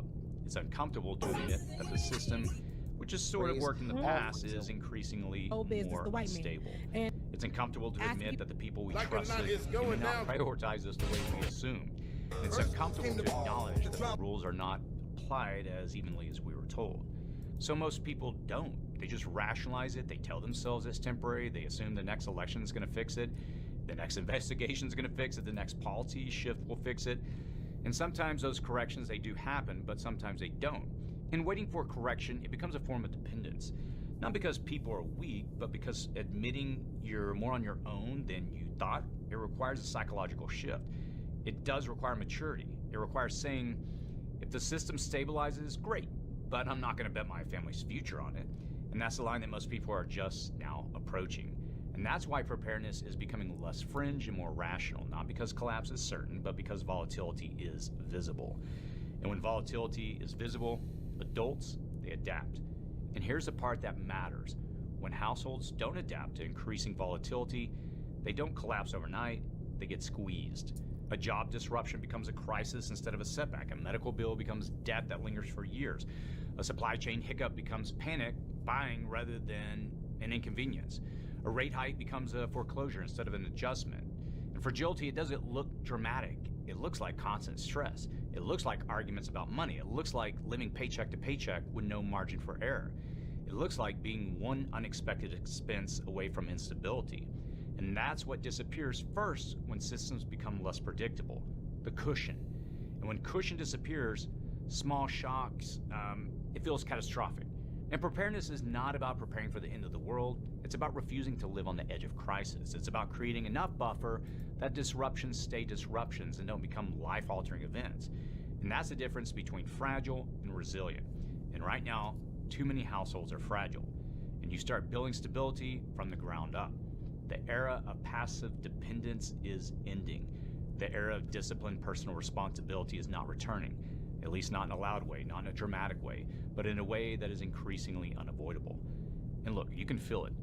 Friends quietly admitting that they're worried, colleagues talking about backup plans, families rethinking debt, rethinking expenses, rethinking assumptions. That's not paranoia. That's awakening. So start small. Pick one area of your life where you're too dependent on everything right now at the same time, whether that's food, water, power, finances, skills, community, and strengthen one. Build margin where you can, because when systems wobble, it's not the loudest people who carry their families through, it's the prepared ones. And that's what this channel has always been about. Not culture war, not a conspiracy, not outrage, but responsibility.